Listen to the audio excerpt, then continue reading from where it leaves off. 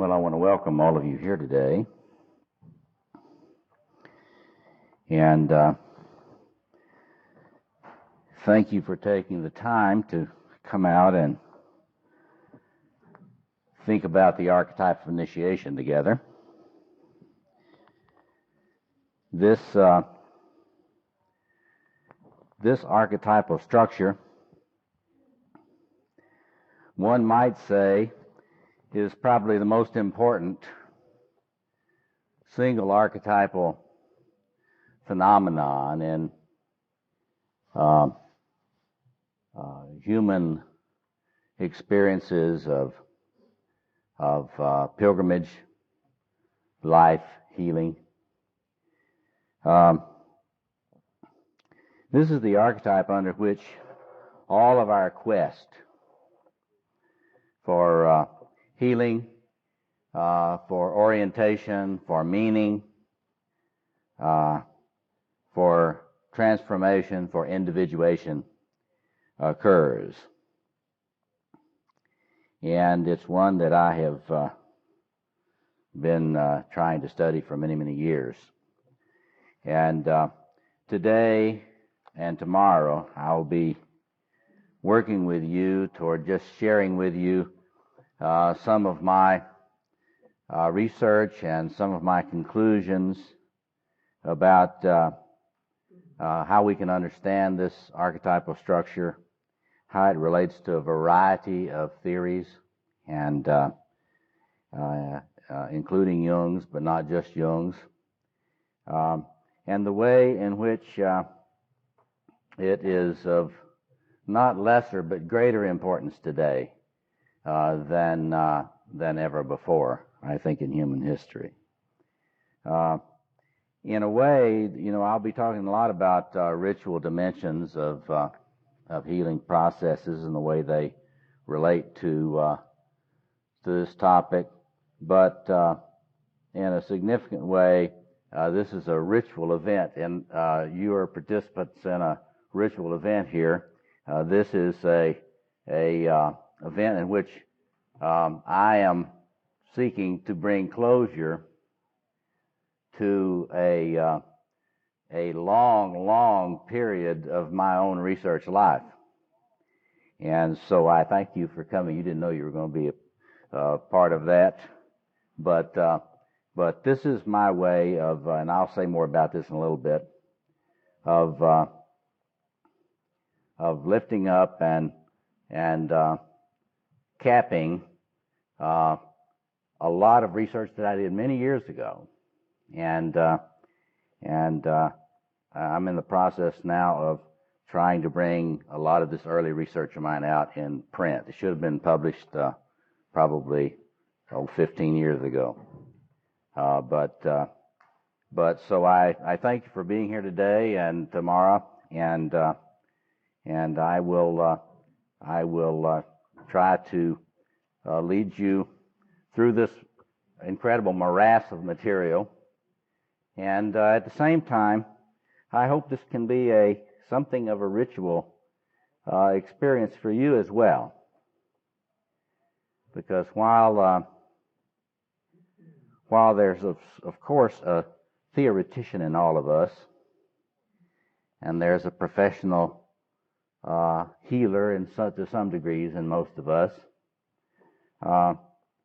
as Tillich, the great philosopher, would say, there's an existential engagement with this in all of us as well. And so I hope that during the course of this weekend, you will be doing some of your own spiritual individuation work, thinking about how this incredible engine of the objective psyche, this incredible engine of the collective unconscious, is operating in you now. Because I will guarantee you it is operating in you now. And it is one of the things Jungians are very, I think, at the forefront in, is trying to help people understand how subtle this voice can be, and how difficult it can be to penetrate into the actuality of what it's doing in us. Before the weekend is over, I hope to be able to give you some tools for discernment so that you can reflect on the difference between initiation in any authentic sense of the word and pseudo-initiation, by which I mean those states in which an individual may be, in my view, compulsively possessed by initiatory imagery or initiatory behaviors, but which are being sort of acted out as an automatism and are not really being truly transformative because they are not really being contained in any helpful way. Those kinds of experiences range from psychotic episodes to a person who gets compulsively possessed by the magician archetype, whether they are an occultist or a spiritual person, quote unquote, or a psychotherapist or an analyst. So anyway, we have a lot of ground to cover, and the first thing I'd like to do, though, is just to find out who we have here. Well, let me just say just a little bit about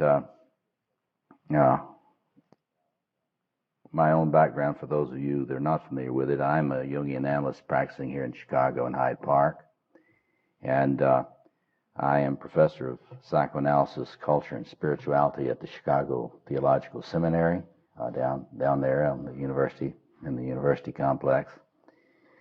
And I've had a long pilgrimage to these studies, which I'll be talking a little bit about this morning.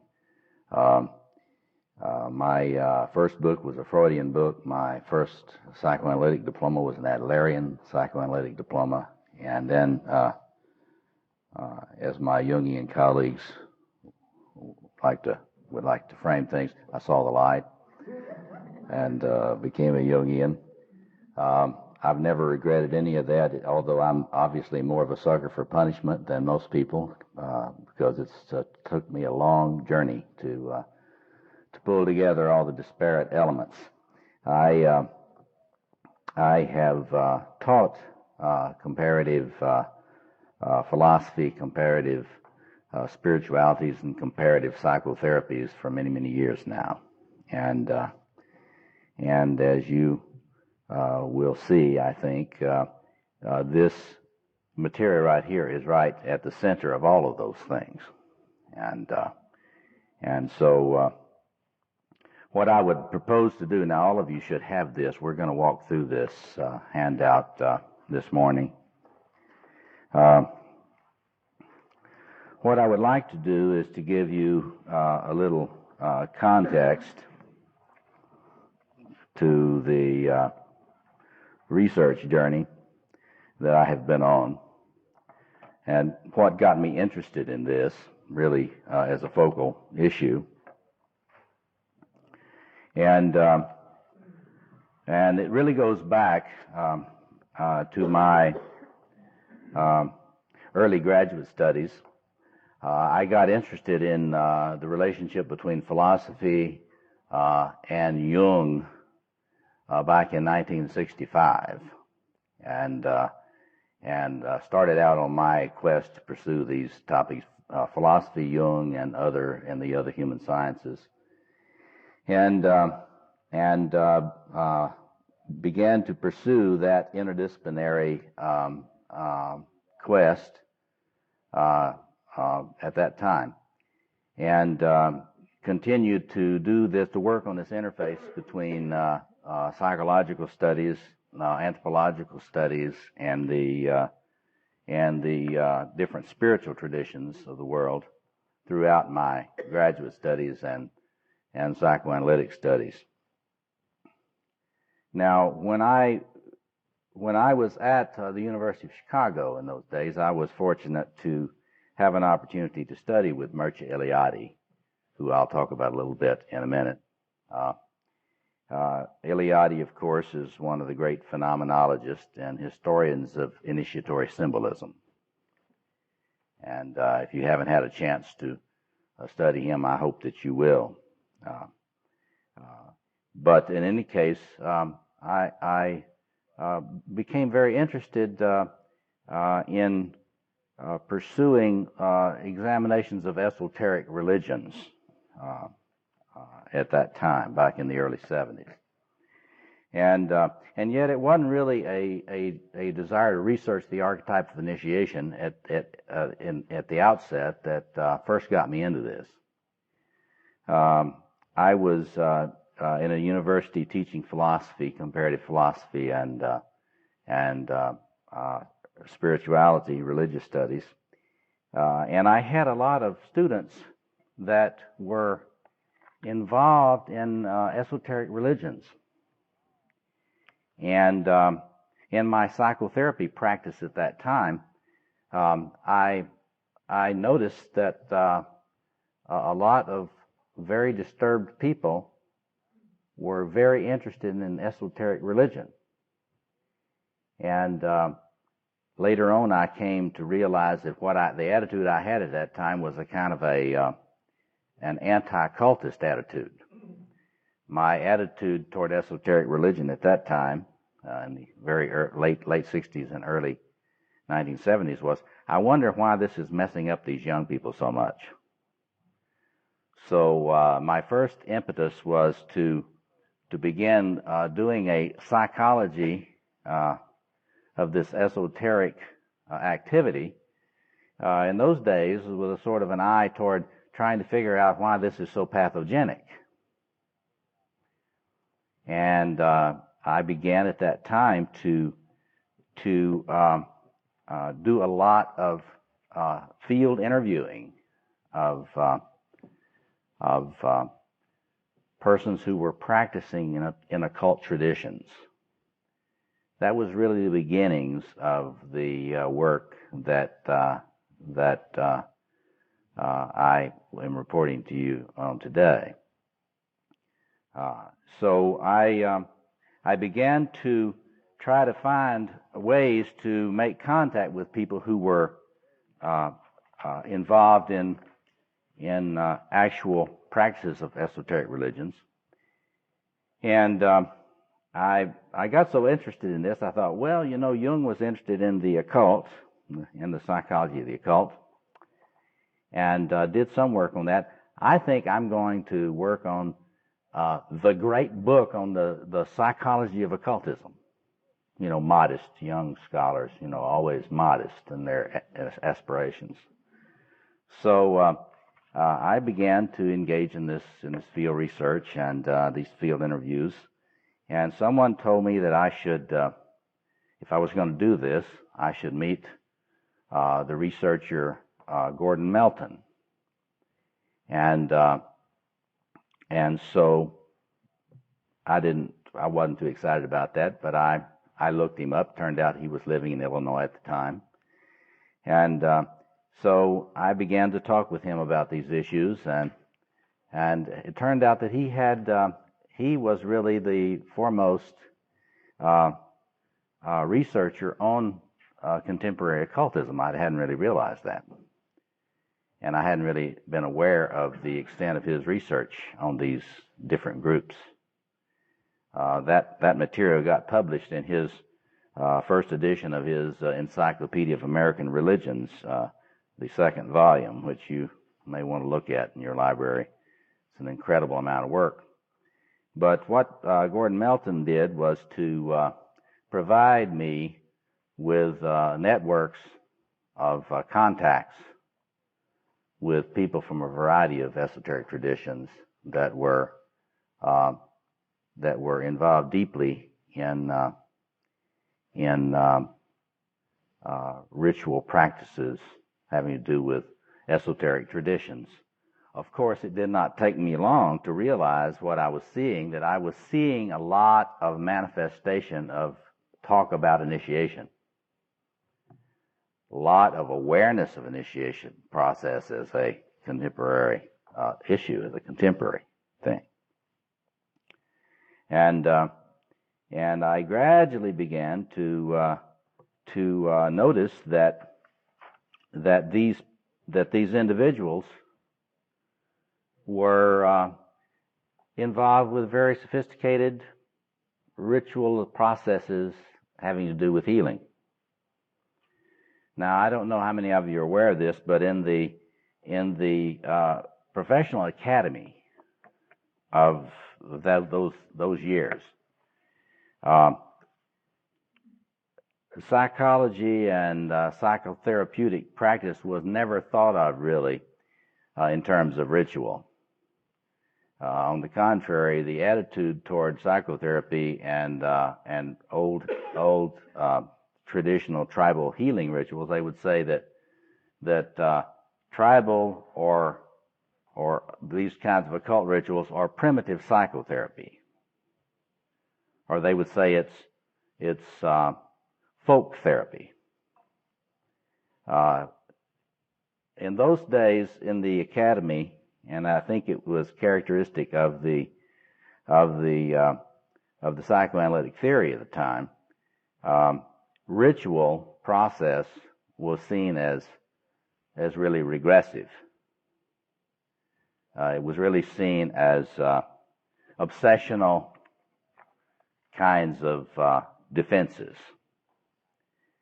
And so people, when they looked at ritual processes, they were looking at them much like I, as a young scholar, were looking at them with sort of a pathological eye to try to determine what was pathological. As I continued to do my field interviewing, though, I began to realize that there was a lot of things going on, a lot of authentically healing practices going on among these people. As we would say today, among people that could not afford to see a Jungian analyst. They were involved in many very deep healing processes. And so I began to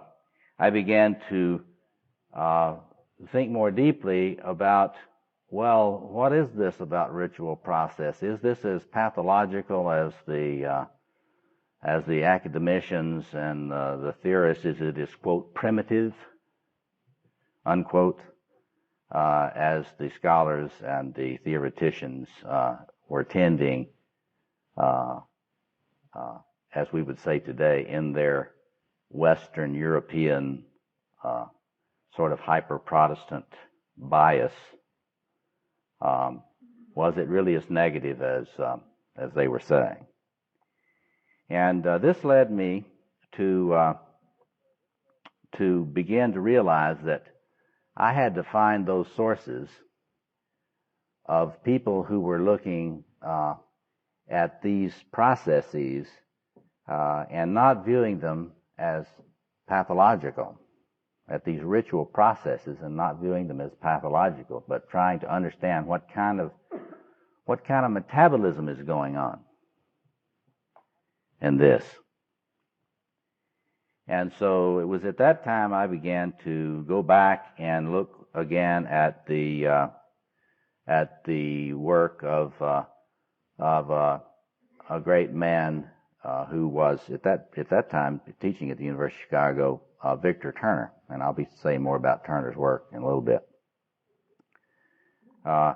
Turner was a person that was studying human ritualization in a variety of cultures, and who did not really view it as pathological or regressive or primitive in a sense.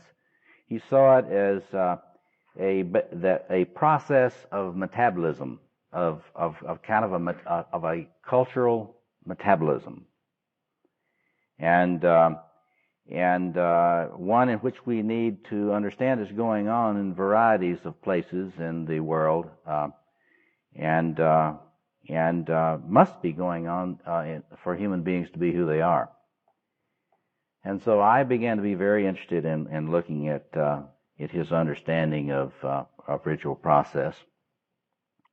And I got interested as well at that time in the work of a Jungian analyst and psychiatrist in California by the name of John Perry. I don't know how many of you know John Perry's work. I know a few of you do. Yes. And John Perry was doing work in a place called Diabasis, and he was working with young schizophrenics.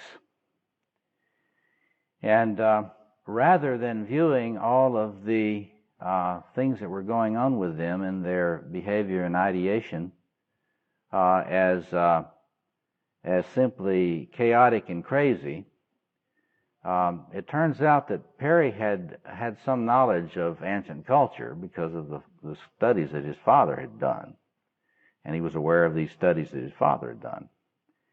And he began to notice in the behavior and ideation of these young people who were in flagrant psychotic states, he began to notice that there were recognizable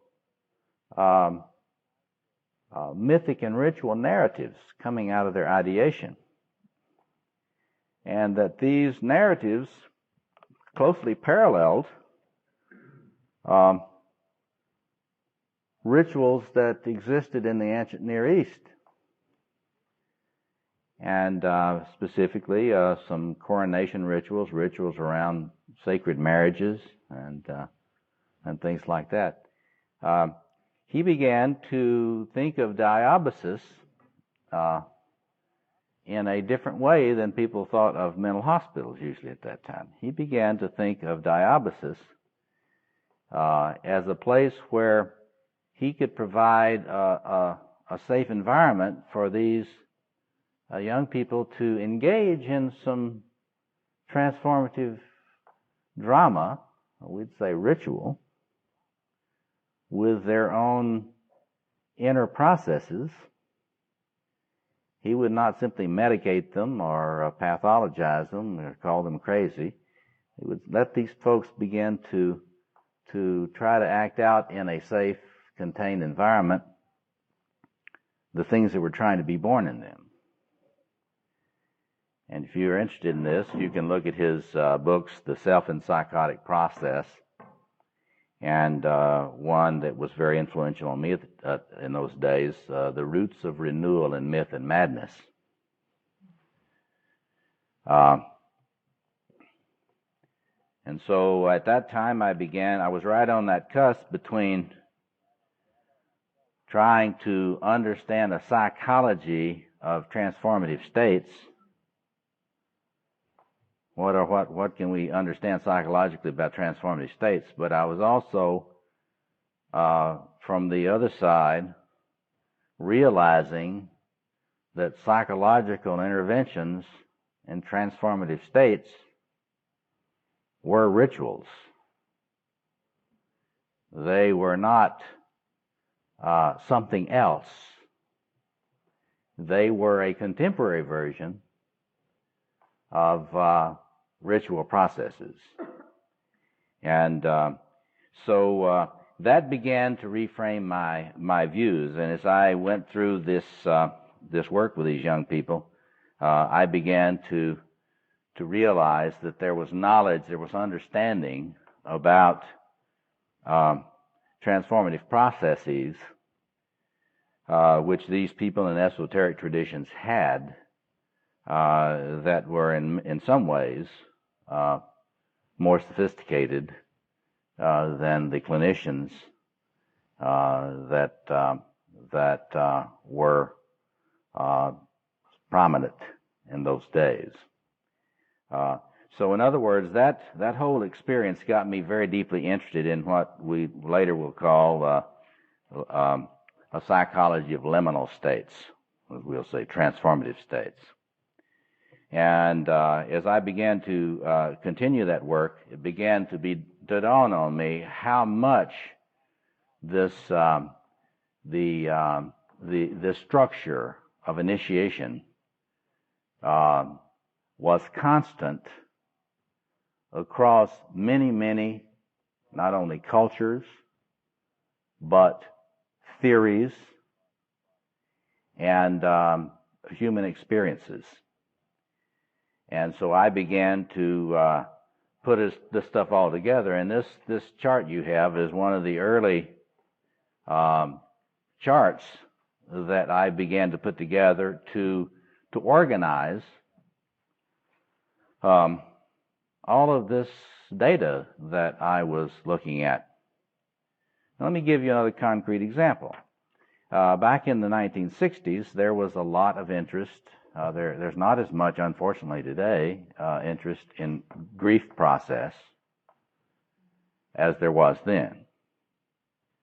At that time, the social scientists and psychological scientists had become very aware of the dynamics of grief and how important grief is in human life, how ubiquitous it is, how powerful it is, and how destructive it is if you are not aware of what kind of mourning you're going through,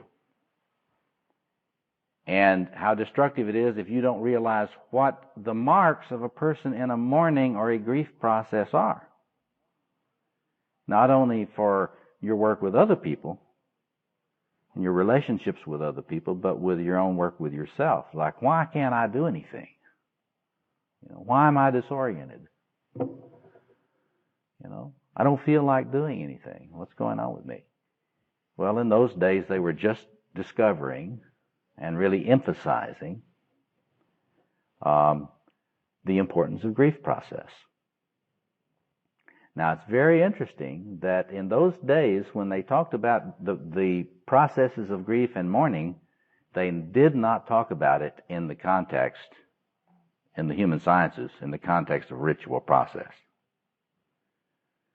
Ritual process, I sat in 100, at least, different seminars in different settings on grief process. And they never talked about ritual process at all. Never had any sense of it having anything to do with rites of passage. They didn't have a concept of midlife crisis in those days. What really had not hit the scene like it did later.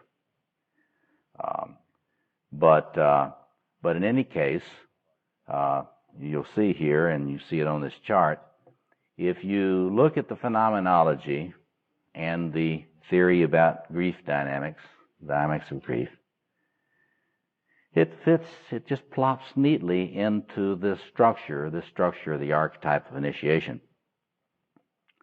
So I began to realize that this archetype of initiation had a much more far-ranging significance in terms of ordering theories and data and areas of concern in human life than anybody had really talked to me about. So I began to work intensively on that sort of thing, and began to in my early years I reached out for a connection to Victor Turner, and Victor Turner and I began to collaborate on trying to bring together interdisciplinary resources around this question of the role of ritual in human adaptation. And you can look at some proceedings of that conference in the October 1983 issue of the journal Zygon. That is the proceedings of the conference that Victor Turner and I planned and led in Hyde Park. Zygon. It's the Journal of Religion and Science. And what we tried to do with that is of course, I had an ulterior motive then because I was very deeply interested in Jungian psychology at that time. And so I wanted to bring together Jungian psychology first, other psychoanalytic schools of thought second, neurobiology third, and Victor Turner's work on ritual. And I did not really expect it, but in an address that he gave at the Oriental Institute during that conference, Turner came out publicly saying that he believed that Jungian thought was the almost the once and future psychoanalytic theory, and that it enables a bridging between the natural sciences and the human or cultural sciences in a way that never existed before. And he in his essay that's published in that journal article, Body, Brain, and Culture, I believe was the title, laid out his reasons for that. This was, I think, an epochal moment in which we saw the possibilities of bringing together in a coherent meta-theoretical framework materials which had been long divided by disciplinary boundaries. And so that work got cut short with Turner. We were planning a second conference, and he died suddenly of a heart attack. And that second conference with him never came to be. But that's how I got more deeply involved in looking at this sort of thing and seeing the way in which ritual process, cultural anthropology, neurophysiology, and Jungian analysis, if brought together, could make for a major move forward on the theoretical level in understanding transformative processes. This would be talked about today. You could use the words of E.O. Wilson, consilience.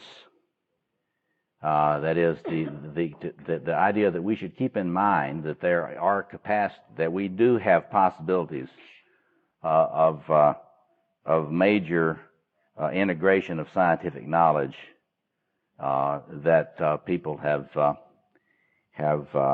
not thought possible for a long time. So this very topic of initiatory process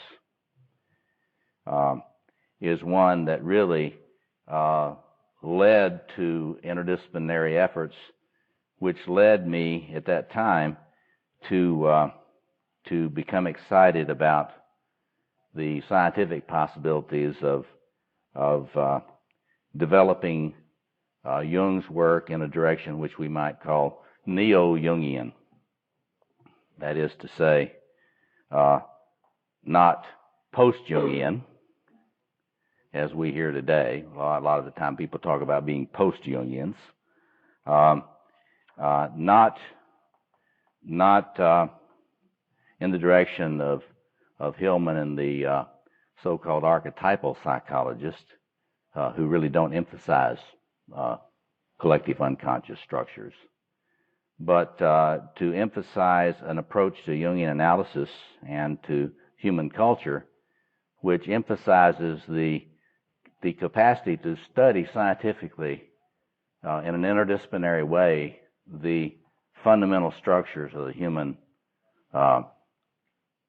what we call the objective psyche or the collective unconscious. And so that got me into all this. In the course of this, I had done a great deal of work on this, and realizing that it was that it was structured by an archetypal structure that was not just intrapsychic. In other words, there has been a tendency in Jung and classical Jungians to see a great deal of this as really operating, in a sense, intrapsychically, and not looking at the social expression of the archetype of initiation. We can talk about this more today, later today, but Jung came out of a Protestant tradition. Not just of a Protestant tradition, but of a Reformed Protestant tradition. And I'm a Protestant in my background, so I can talk about my Protestant tribe. They tend to be ritually tone deaf. Protestants have some, they're sort of ritually handicapped. They don't really get the importance. They think that talking is a substitute for ritualization. And there's a whole history of religion you could do on that, about why the pulpit is at the center and so forth in Protestantism. But Jung, I think we have to always put somebody in their context, a thinker in their context. You have to look at the social location of the thinker. And Jung's social location was really Protestant. And although he appreciated Roman Catholic symbolism, there was a sense in which he really had an extremely negative take on what he called the collective. That is, group phenomena. So there has been, among the Jungian tribe for a long, long time now, a suspicion of extroversion, a suspicion of group involvements, and a tendency to privilege the detached, introverted, intrapsychic process. Now, of course, there are times and places, as we'll see, where that's necessary. But if you're trying to understand the metabolism of bio-psychocultural processes, it's extremely important to get out of that Enlightenment, modern, Protestant mindset about the relationship of mind and social process. And so what I began to realize is that we were in a position where we needed to really do a very, very substantial rethinking about the relationship between archetypes of the collective unconscious and social processes, including grief processes, rites of passage, and so on. And so at that time, I began to, because of those studies, become aware of other archetypal figures in the unconscious that were major factors in this process. I'll outline those tomorrow for you. But I began to work more and more on what I viewed to be a decoding of some fundamental structural aspects of the unconscious. And I moved beyond this early work. And I sort of orphaned it. And so what I'm trying to do this weekend is to lift that up again to you and to celebrate it, some of it with you, and then after it gets published, put it to rest for a while. So now let me just take one moment and lay out briefly the set of assumptions that out of that work, I came to affirm in my own stance as a theoretician and a psychoanalytic thinker. And let me just summarize those things to you because they are assumed in everything I'm talking about today, and I want to put my cards on the table because I think very differently about these issues than folks with say archetypal psychology assumptions or people who think they're post-Jungians like Andrew Samuels or people like that. So let me just put out my meta-theoretical assumptions here that grew out of all that early work. And then we'll get into the phenomenology of this after we have a little discussion and take a short break. So as I said, this early work, was the early stepping stones to my understanding that these collective unconscious structures were not merely intrapsychic, but were organizing an enormous amount of material in human culture and in modern human culture, not just in so-called primitive human cultures. So I came to call this a neo-Jungian structural psychoanalysis, to put an emphasis on unconscious structures, the structures of the collective unconscious. For those of you that are not interested in theory, bear with me a moment, because it's really important to locate anybody theoretically so you know why they say what they say. So I am a structuralist thinker, not a post-structuralist.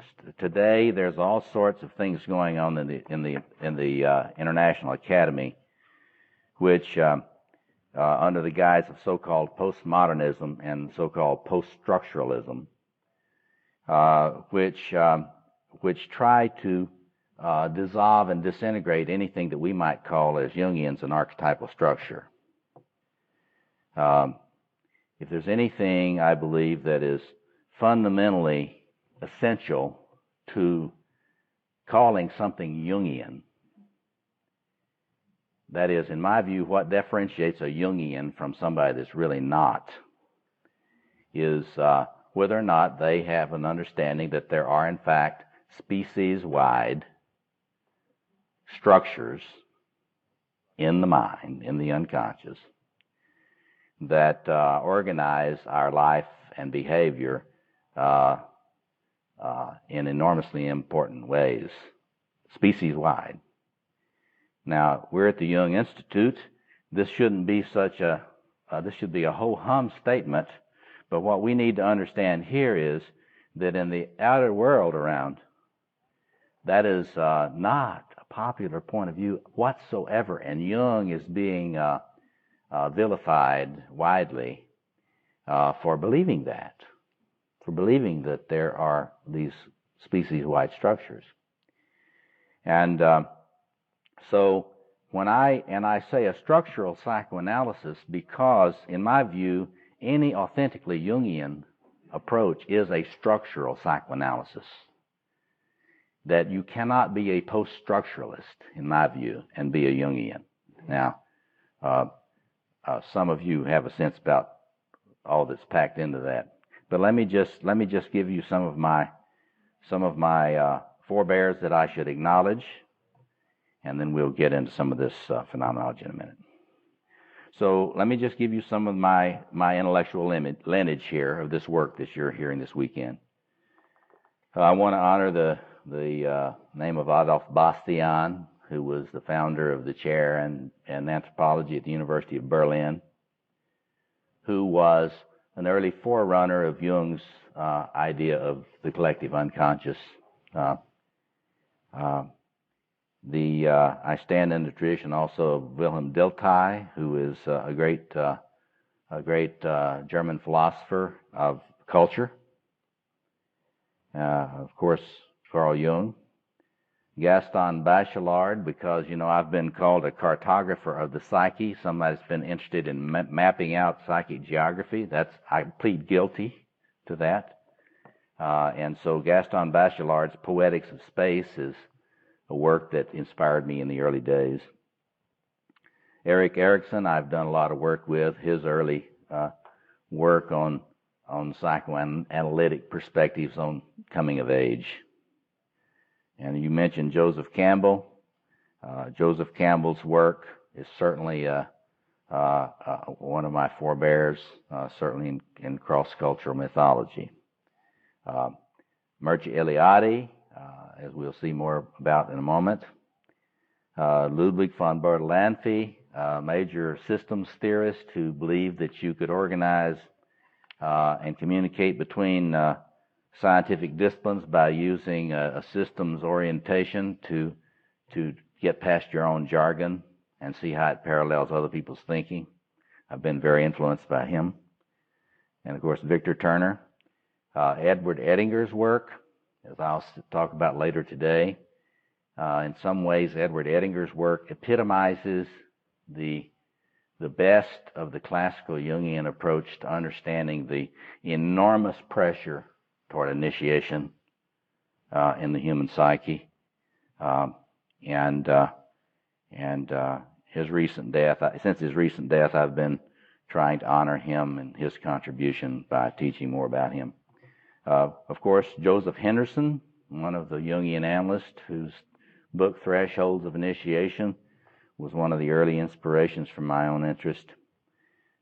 Tony Wolff, Jung's colleague, who was one of the persons that was a forerunner of my structural decoding of some of the deep structures of the self, and Ed Whitmott, who built on her work. Anthony Stevens, a contemporary of mine in England, whose attempt to bridge Jungian psychoanalytic theory with the other hard sciences, evidence from the other hard sciences. I share an interest with him on that, and against those who are not at all interested in science in relationship to psychoanalysis anymore. Theodore Millon, the Millon, the great theoretician and researcher in human psychopathology that has had an increasing interest over the years in Jung's thought because he's discovered a lot of structure in human psychopathology. And these theorists represent an intellectual tradition that I claim that recognizes the unity and diversity of the human species on a psychic level. And again, you can ask me questions about it, but the current intellectual climate we're in discourages scientific study on mythology, ritualization, including the ritual of the initiatory ritual, and the structure of the human psyche. This is on ideological grounds. Many academic critics today make ad hominem attacks on any theorist willing to argue for the possibility of a fundamental unity in human psychology and biology. It sounds amazing, but it's true. It is so true that anybody that publicly affirms Jung's assertions about the collective unconscious runs the risk of being called a Nazi, an implicit Nazi. Nevertheless, these theorists and the tradition that they represent, they seek to direct scholarly attention to the innate psychological and spiritual unity of the human species. And it is my belief that the widespread academic reluctance today to accept the reality of the structures of the collective unconscious across the species is probably that this reluctance is probably the most important contemporary bastion of human grandiosity. We will study all other species and say they are coded, but we don't want to deal with the codes the archetypal, objective, inherited codes we have as a species. In my view, Erik Erikson called the contemporary trends with regard to this pseudo-speciation. That is, trying to forget that we are one species. And this is the way we get our grandiosity displaced on a lot of different tribal forms, whether they're intellectual tribes or cultural tribes, or onto gender difference, or racial difference, or religious difference, and so on. So in my view, humanity is one species, a primate species, the most dangerous species on Earth, and one that seems to be committed to a suicidal ignorance of its unconscious agendas, and even its academics today seem to be pressing back against any attempt for us to understand what makes this species tick and what makes it so destructive. So what I believe is happening is an uncritical academic support, and this is getting support in some so-called Jungian circles that I don't really think are Jungian.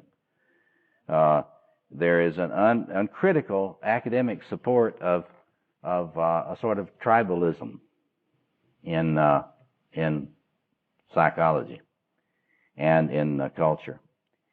And this, in my view, is morally flawed. It unwittingly aids hate mongers who promote psychological splitting on ideological grounds. So anyway, that's. Let me just finish with these assumptions. 1, the human psyche is structured. 2, most of the basic structure is species-wide, including this one. That is, a collective unconscious underlies both the personal and cultural unconscious. 3, this structure influences basic behavior patterns, including those of ritual processes and the mythic imagination. 4, the morphogenic potential of this structure requires, and this is packed with implications for what we're talking about today, the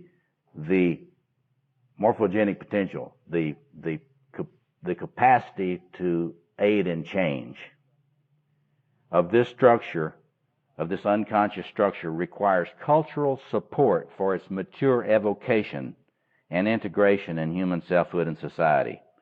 Now that is loaded. It means that for all practical purposes, you're not going to get initiated intrapsychically alone.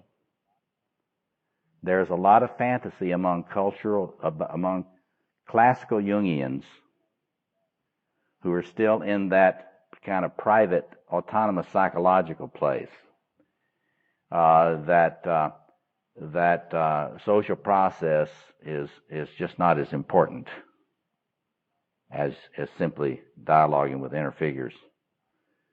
And when I say this, that the psyche, these potentials in the collective unconscious require cultural support, and in the form of ritualization and ritual leadership for mature evocation and integration.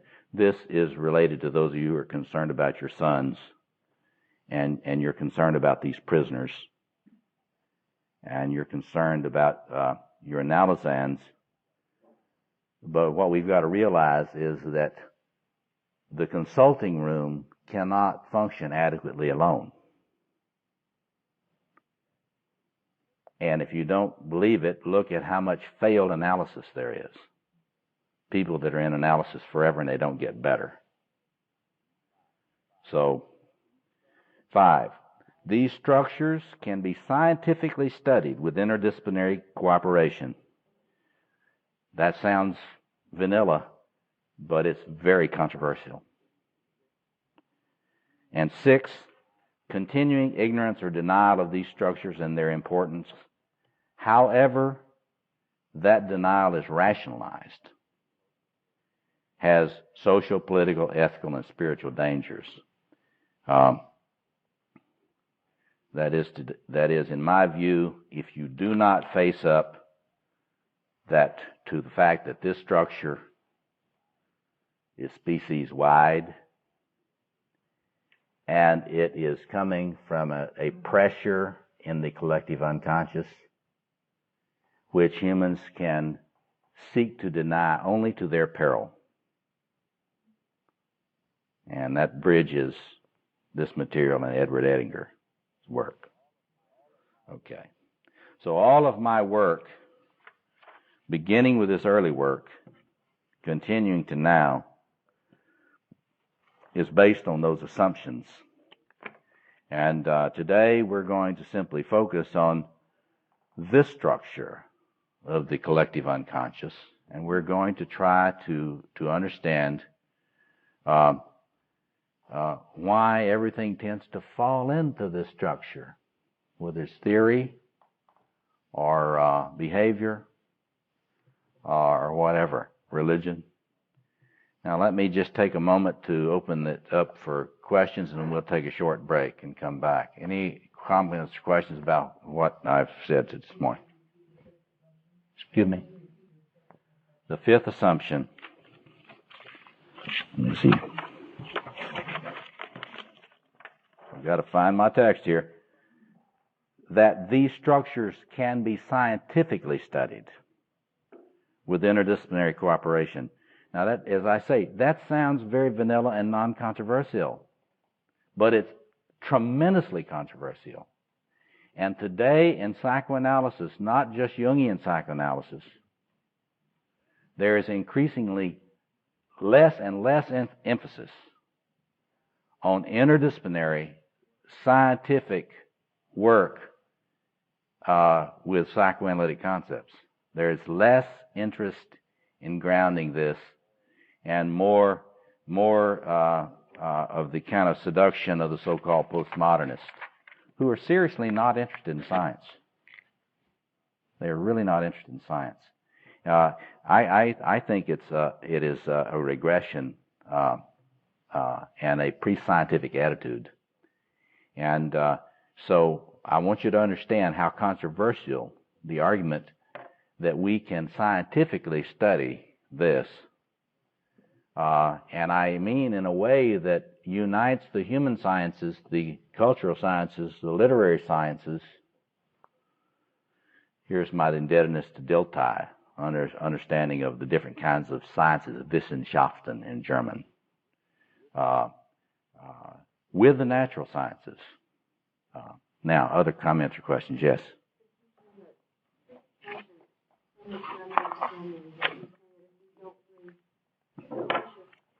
Yeah. Yes. Yes.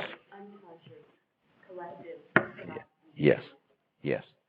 What I'm saying there is that if you do not understand the pressures on human beings, on our species, that are not personal, that are species-wide, and as we'll see later today, pressured by numinous energy in the psyche. These structures in the unconscious are not neutral. They are imperialistic. They want you, like the army, we want you. And they are impersonal. That's why Jungians have said this is the objective psyche. It's not personal. They want you. If you really want to get a clinical read for you clinicians on this, listen to my lectures that I gave recently here that are available on audio tape called Archetype, Compulsion, and Healing. Because what I do in those lectures is a more elaborate version of what we'll talk about tomorrow in terms of the archetypal pressures in us, pressing us toward a larger self, whether you like it or not. And they are I call it archetype compulsion and healing because once you understand this stuff, you understand that these structures, the archetypal structure in your unconscious, again, it's not neutral. It is not without energy. It is loaded with numinous energy. It has charisma. It glows. And the structure itself is impersonal. It does not care whether you like it or not. It is seeking to embody in you. And let me just give you the one in which you may be familiar with, my 5-volume series on masculinity that I did with the mythologist Douglas Gillette. I published those 5 volumes as a moral and political act. If I had done what was really an expression of my fundamental meta-theoretical program, my project with capital P, those would not have come until later. And I've had a problem in my public, the way I'm thought about publicly. People think I'm a psychologist of masculinity. I never set out to be a psychologist of masculinity. What happened was, as a result of this work, I fell into some decoding of some fundamental structures that I believe carries Jung's early work forward on this, and his understanding, his intuition that there's a geometrical structure to the archetypal self. And when I realized that there is a structural asymmetry between masculine personalities and female personalities that is grounded on the structures in the collective unconscious, and that this structural difference explains enormous amounts of scientific data we have about the divergence between violence in males and violence in females. And so when I realized that the incredible epidemic and growing, I might add, planetarily speaking, growing epidemic of masculine violence, when I realized that was an expression of structures in the collective unconscious, and not merely cultural, not merely socially constructed, as contemporary theorists say, but when I realized that is fueled by structures in the collective unconscious, I decided I had to publish that work on the psychology of masculine life as a moral and political act, because of the way in which my gender is destroying the world in a rapid way. And so now I'm trying to return back to my original research agenda. But that's an example of what I mean. What is the moral problem? Well, we have all these people that express concern about rape and violence and pillage and growing participation of males in destroying the world, and yet they don't ask the question, is this grounded in something that's 2 million years old? And I don't think they should be allowed to continue ignoring these, what I believe to be these collective unconscious structures, without having to face the moral implications of their denial. So that's what I'm talking about. Other questions? Yes. You mentioned that the Greek process and the archetype of initiation and both. Yes. Well, the grief process is an expression, one particular expression that we all face of initiatory processes in our life. And as we'll see in a moment, whenever you have a loss, there is an automatic archetypal system. If you don't like the word archetypal, some people don't, I'll say biopsychological. There's an innate biopsychological schema, which that trauma pushes a button. And then this thing that we're talking about this weekend starts. It starts whether you like it or not. It's not asking for volunteers. This thing starts off, and it is not personal. And so if you are having if you have had a major loss of any kind, it will create an incredible pressure in your psyche to move into this womb of the tomb, this tomb of the womb. If you are lucky, if you're really fortunate, there will be some culturally provided vessel for you to get into. It can be a counseling relationship. It can be an intensive community. It can be any number of culturally constructed environments, including analysis. But my point in all this is, analysis is not something else.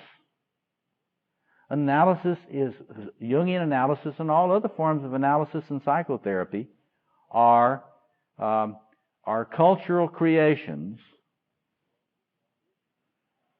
that issue from the fact that our species is the species that creates culture in order to develop itself in terms of its biological potentials. And so if you're lucky, your culture will provide you with some inner temple, something that will help you build an inner temple when you don't have one. And you will be able to do your grief work in a relatively conscious way. And you will be able to take your time to do your mourning. Now, this is where the study of traditional cultures, indigenous cultures, is so helpful, because they are so much more advanced than we are on this. We think of ourselves as progress. In fact, we're an incredible devolution. Modern culture, particularly modern Western culture, in my personal view, is an incredible devolution in terms of human adaptation. There's no way to understand the epidemics of dysfunction of all kinds that we are facing on our planet today if you do not understand that this thing is in the unconscious. When crises occur, it starts. And it starts in that human animal, whether the culture is aware of it or not. If the culture is aware of it and has done its work, it will create grief rituals. And your neighbors will get together with you, and they'll wear black or depending on the culture, bright colors, whatever, and they will act this out with you. And let you do it. Not pathologize you or drug you. And then when the time is allotted, they will make sure you come back. They will say, now it's time for you to get over it. And they'll bring you back in. You will no longer be taboo. You're taboo when you're in grief. But when you come out of grief, you're supposed to end. That's not supposed to be taboo anymore. And do you follow that? So what is happening, though, increasingly, is people are undergoing massive losses, traumas, and the culture is ritually tone deaf, increasingly, worldwide. And you cannot understand the enormous holocaust of Vietnam War veterans in America and war veterans in other places in the world where these veterans have not been able to heal.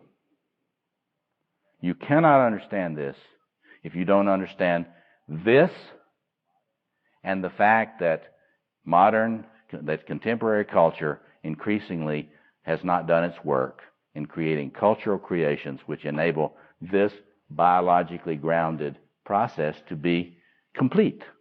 Well, there's also denial in the fact that people that have done the work then are re-victimized because people who haven't done the work constantly scapegoat their shadows and they don't want to deal with their loss. Sure. We want to believe everything's perfect and no one will ever die. And there's no loss in the universe, and therefore they dump shit on other people constantly. That's right. And those that are doing the work keep being the victims, the carrier of the shit. Right. Well, let's just make that a little more general.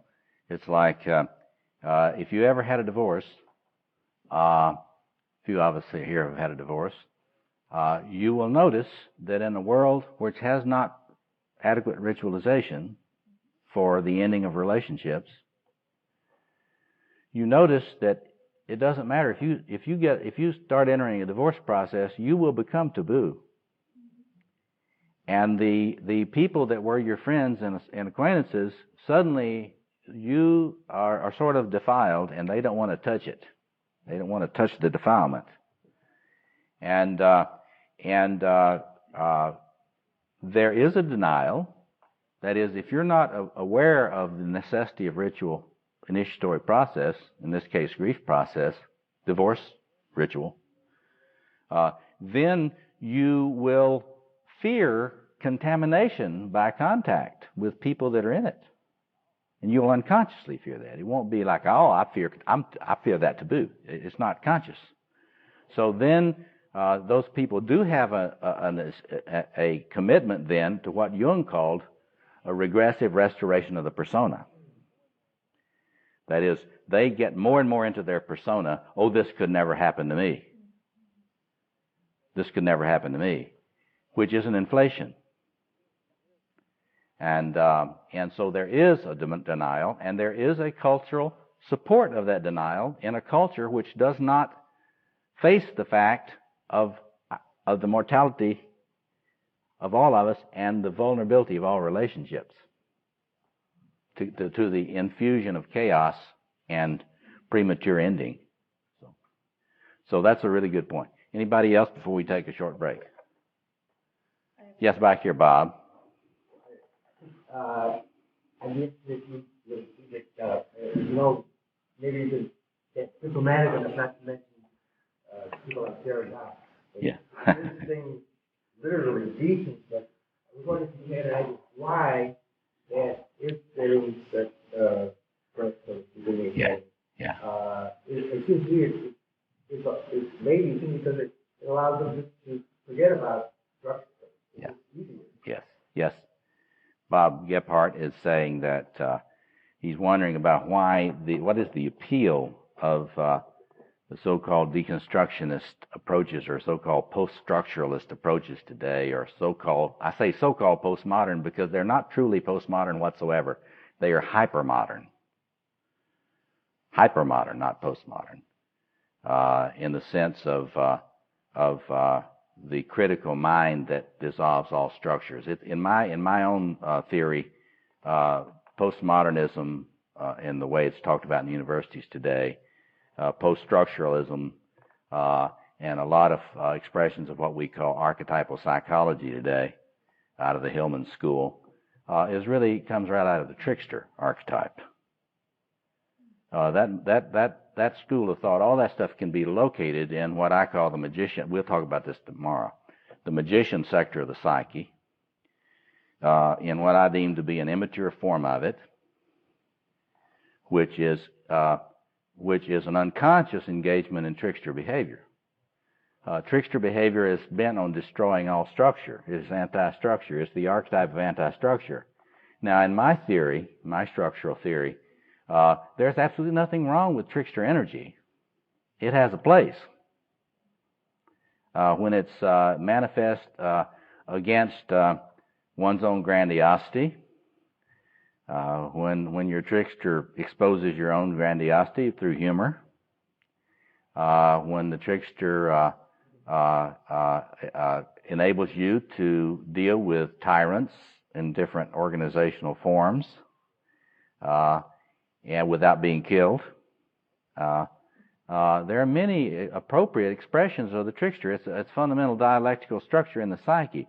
But when that is elevated and privileged to be ostensibly a theory, it is really mischief.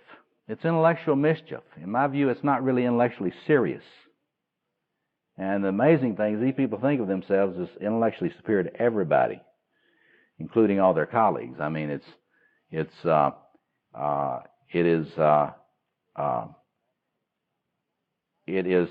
fascinating phenomenon. It is a tribal phenomenon because they're not really that interested in talking to people that don't agree with them.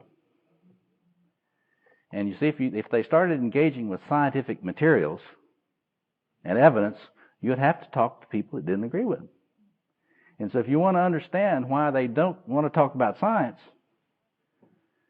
there's enormous scientific evidence. For example, there's enormous and growing interdisciplinary scientific evidence that the males of the human species are destroying everything. And the post-structurists they have nothing to say to that. And so it's extremely popular, and Bob said, and I guess you don't have to deal with finding out what the structures are then. It's a lot less work. It's a lot less work.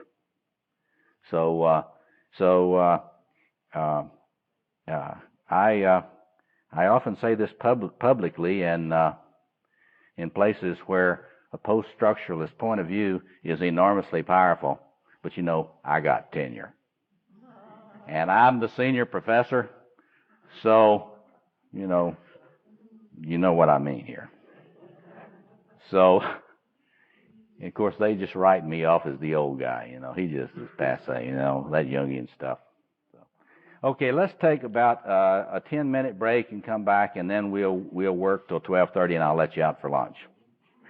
Come back in about 10 minutes, and we'll go through this material here. Now what I'd like to do for this brief time before lunch is just to begin going through this, the way in which this archetypal structure organizes so many things that we're concerned about. And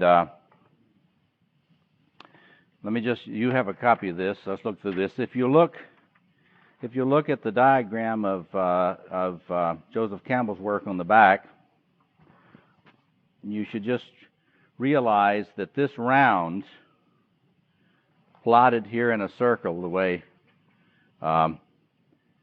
way Campbell plots it, across the thresholds here, the threshold of adventure, called. You read these thresholds where you go in and you come out as being these thresholds here, coming this way. So what you see here in a circle, and in fact, if you look at Edward Edinger's work, and particularly the book we'll talk about a little bit this afternoon, the Ego and Archetype book, his circle about the circle of the interaction between the ego and the archetypal self also should be thought about in this context. But in any case, you have this is a life world morbidity. This is in the sense of phenomenology as a discipline, the idea that we live as human beings in constructed phenomenal worlds. We create life worlds.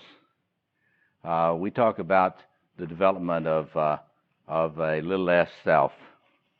We talk about the development of a human ego, but the development of the personality creates at different moments in its journey a fabric of consciousness.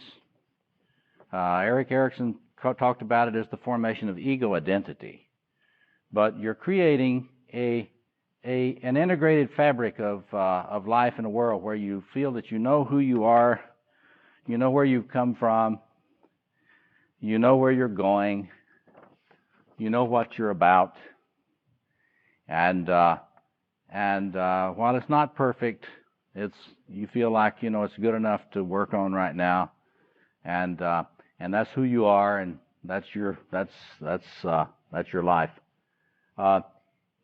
We could think about in terms of this archetypal structure, your life is a series of these things, a series of creative constructions of a life world, or I like to say an island. You create these little islands throughout. And each island is got its own characteristics, right? And then then there's a little earthquake. It comes along, and that one sinks. That's right here. The first threshold is the threshold that leads to submission to a process. And this is talked about in many, many ways, this first threshold. Campbell, of course, I didn't put on here, but Campbell talks about the call, the hero's call. And the hero's call comes to you when you're in this ordinary life world. And that call is to leave this ordinary life world and go exploring. And sometimes the call simply comes by virtue of a life cycle clock. You're a child, and adolescence hits, and suddenly you're off to adventure. You're going over a threshold, and there's initiatory suffering. There are all kinds of experienced humiliations that go with moving out of a status of an old life world, moving off of an old island. And so, but sometimes it's not life cycle related. See, when we talked about Van Gennep's early work, these phenomena were associated with rites of passage. They were focused on adolescence. And they really didn't think about them as going through the complete life cycle. Some of us in this room are in a mid-50s transition. It's not just adolescence. It's not just midlife. There's a mid-50s transition. And then there's the mid-60s transition. And so on. And so as the theory on this stuff is developed, we have an understanding that this is serial islands throughout the entire life cycle. And if you're an esoteric, mystic, Gnostic type thinker, then you even think that those initiations go on and on and on and on beyond this life cycle. But the point is that the call, or the rip, I like to say the rip in the fabric, either happens by life cycle or it happens by trauma. Catastrophic event, either personal or social. A war hits, an earthquake hits, but it destroys this old consciousness. Now, when Jung talks about the regressive restoration of the persona, he's talking about someone who has taken a hit in their ordinary life world organization, and the fabric of that world has been torn. But they don't want to go. They like to just hold on and not go over this threshold. So they put a lot of energy into trying to pretend that the old island or the old life world is not morbid. That is, that it's not dying. And as we'll see later today, this is where, if you try to do that, this is where you are resisting very, very powerful transformative processes, and the chances are good that you're going to lose. You're going to, because the unconscious process will continue upping the ante against the pushing back of your ego against change. And then all sorts of unpleasant things begin to happen. I first studied this initiatory business with Eliade, and Eliade pointed out in his work, and I brought one that you should look at. You should read a lot of Eliade's works, in spite of attitudes toward him today. You should disregard those and read a lot of his works. This book, The Quest, History and Meaning in Religion, and particularly an essay in here, Chapter 7, Initiation and the Modern World. And in that little summary essay, where he just does in quick shorthand some of the stuff he does in his book, Rites and Symbols of Initiation, he talks about three kinds of expressions of initiatory process. One, life cycle rites of transition, and that would include Van Gennep and all sorts of other studies of rituals, changes in status in culture. He says, two is the initiatory forms related to secret societies. In the history of human culture, these have often been male secret societies. There have been more male secret societies than there have been female secret societies. And if you know my work, you know that I believe the reason for that is different from what a lot of people think. In my view, the male self is less structurally capable of maintaining a kind of integrated state than female psyche without massive cultural supports. And one of the chief reasons for that is that aggression is when aggression energies, instinctually determined aggressive energies, start flowing extremely powerfully in the male life cycle. They start flowing extremely powerfully at a time when the young male has had very little time to learn about mature affiliation and therefore have the regulation of mature relationships. And it's before the young male has had much time to learn about a complex interpretation of human life. And so the young male has a tremendous difficulty, and I might add, as time goes on, males of all ages have more difficulty, although it really peaks out at midlife, in regulating aggression. And aggression in personality systems or in organizational systems, once aggression, and you can think about some of the institutions you know about, if aggressive energies get to rattling around in an organization, whether it's a personality organization or a institutional organization, such as a Jung Institute or a graduate school or a business, after a certain point, when those aggressive energies get to a certain level, fragmentation of that system is going to occur. And so what I say to these reports of Eliade and others, that they've had a lot of male secret brotherhoods compared to females, the explanations that have been given, I think, are very inadequate. I think that human beings cross-culturally realize that if they didn't do that, males would be extremely destructive to their communities and to their families if they did not find ways to provide what we would call in psychoanalysis today more adequate self-object supports, a more adequate self-object milieu for the cohesion of the self. So, but anyway, Eliade pointed out the second form of major initiatory phenomena, secret societies, often gender-based, but not always. And then third, he said that initiation practices and symbolisms are very prominent in organizations having to do with mystical vocations and expressions of mystical vocations that many of us know as shamanistic vocations.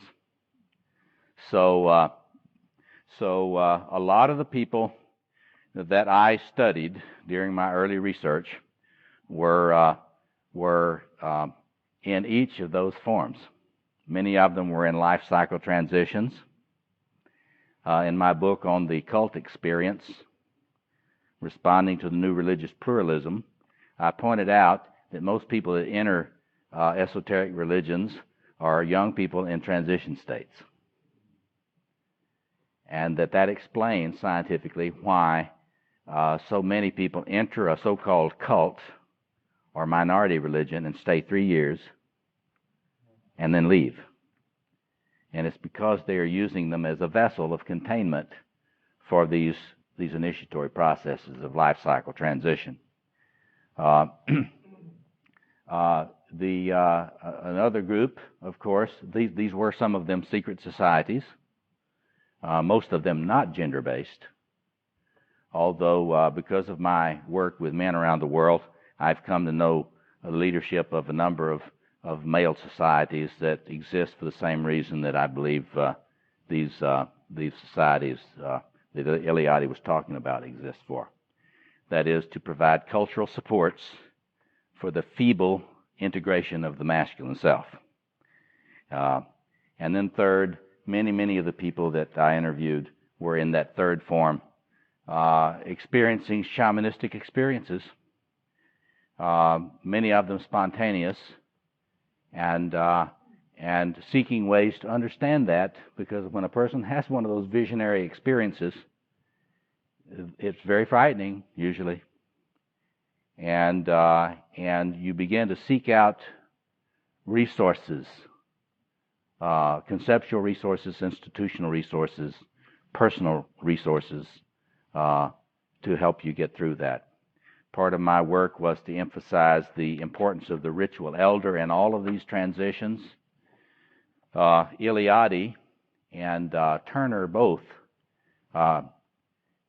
neglected to put adequate emphasis on the role of the ritual elder in this process. They tended to see this process as sort of going on at the macro level, not really looking at the role of leadership, of ritual leadership adequately. It's not that they didn't notice it, not that they didn't write some essays about it, but at the theoretical level, they never really integrated the role of the ritual elder into the package that you see here. The threefold structure of initiation, the always present sacred space in initiation, and the third element that I believe is included in an archetype of initiation is the presence of the magus, the presence of the person that is supposed to have ritual genius to help you get through this. Jungians, while Jung was a pioneer at understanding the ritual role of the analyst in calling the transference an alchemical vessel, neither he nor other Jungians have ever adequately discussed the alchemical adept, who was an occult adept that you see here on the diagram, an occultist. The role of the occult adept in stewarding the alchemical process. It's been always in the background, in my view, in this archetypal configuration. You always have those three things. The tripartite structure of this process, wherever you find it. The concept that Eliade called the heterogeneity of space. Fancy way to say, not all human experience of space and time is the same. And that transformative space and time is the middle phase of this initiatory process. That transformative space and time is radically different from the kind of experience of time and space before you receive the call to adventure, and it's different from the kind of experience of time and space after you leave the vessel, the womb of the tomb, the crucible, after you leave the crucible, after you leave the alchemical alembic, after you leave the vessel of analysis or psychotherapy or whatever. And so the whole concept, Eliade, it was from Eliade that I got very clear about the radical importance of the heterogeneity of space. Now, psychoanalysis has sort of stumbled into a reappropriation of conceptions of the heterogeneity of space, but in my view has never really made an adequate conceptual integration of this into its theory. That is to say, when analysis in general, not just Jungian, began to follow Jung's lead without knowing it, and began to stop viewing transference phenomena as simply reenacting old parental patterns with parents, and they started viewing transference relationships and the analytical healing relationship in the context following Winnicott of transitional space.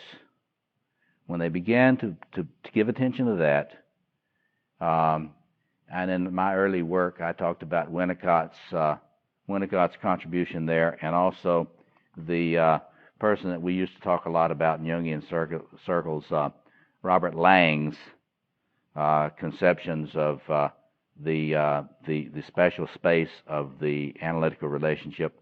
When we've been emphasizing that both in Jungian and other schools of thought, in my view, that is not new. It's not a new scientific insight, although it could be integrated into much more clear scientific understanding.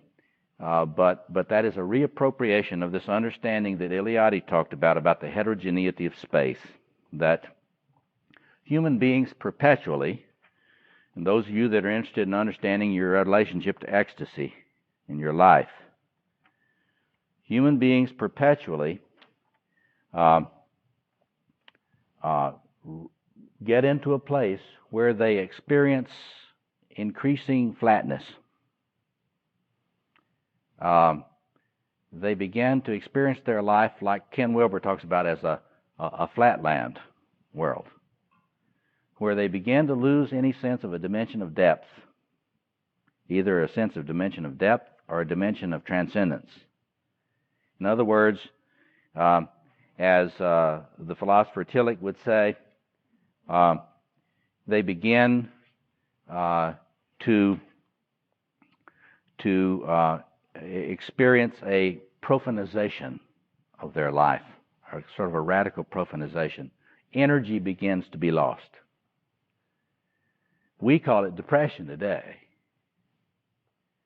And when we talk about chronic depressions, we're talking about a human experience that comes when this life world has begun to come to the end of its usefulness, and that the thing we call depression, we speak of in literary theory as sedimentation, and a number of different ways to talk about it. But it is increasing lack of connection. And Eliade says that for human beings, homo religiosus, that is, the human beings before the onset of secularization and modernization, that they knew that this was going to happen. They weren't like moderns. We kind of think we shouldn't be depressed. You know? It shouldn't happen to me. And that's why our mental health systems are going increasingly into trying to prevent you from experiencing a depression. See? But according to Eliade, human beings always knew that this world that you're in now is going to run down. That's what he talked about as the terror of history. The terror of history is that your life world is going to run down. And it's very important for you to realize that once that experience of the world begins to be uninhabitable for you, this world is uninhabitable for me, then according to Eliade, pre-modern humans who still were in connection with this metabolism cross-culturally, they began to seek for the center with a capital C. And that center was not a center that we would talk about as ceremonial for the inauguration of the president.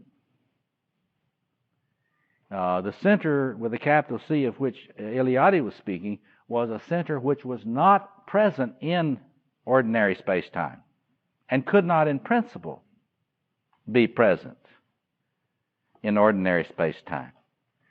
When that call to transformation comes, you have to go out and you have to find the center.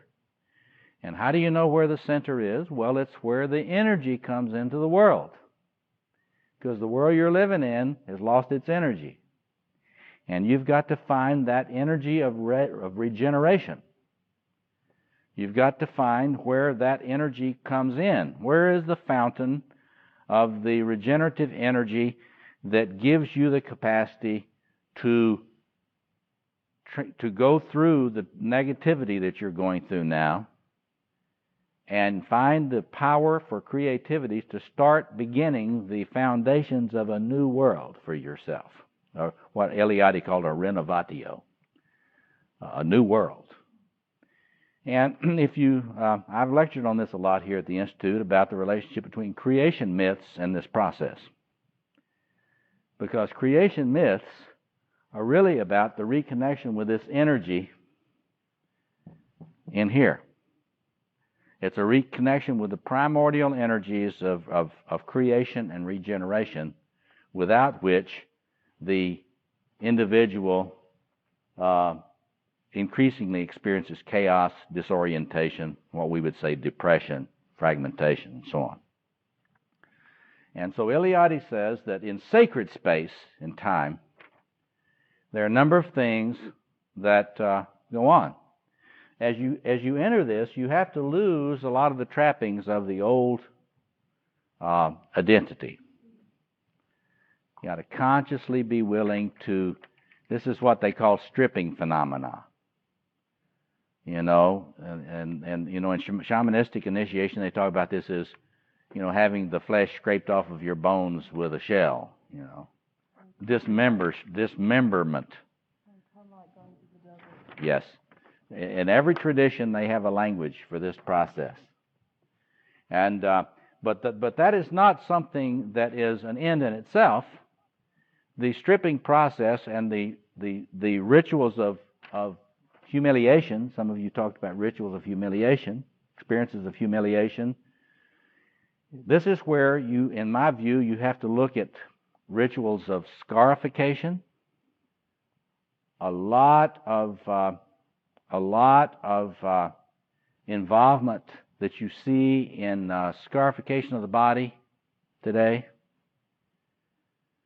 in my view, is a unconscious acting out of some of these elements in initiatory process. Because one of the things that once you begin to understand this, you realize that an individual does not have to know anything about initiatory processes to start manifesting initiatory symbolism. And those of you that work with people will notice when somebody begins to approach a transition, they'll usually cut their hair or grow their hair long. Or if it's a male, they'll grow a beard or shave it off or grow a mustache.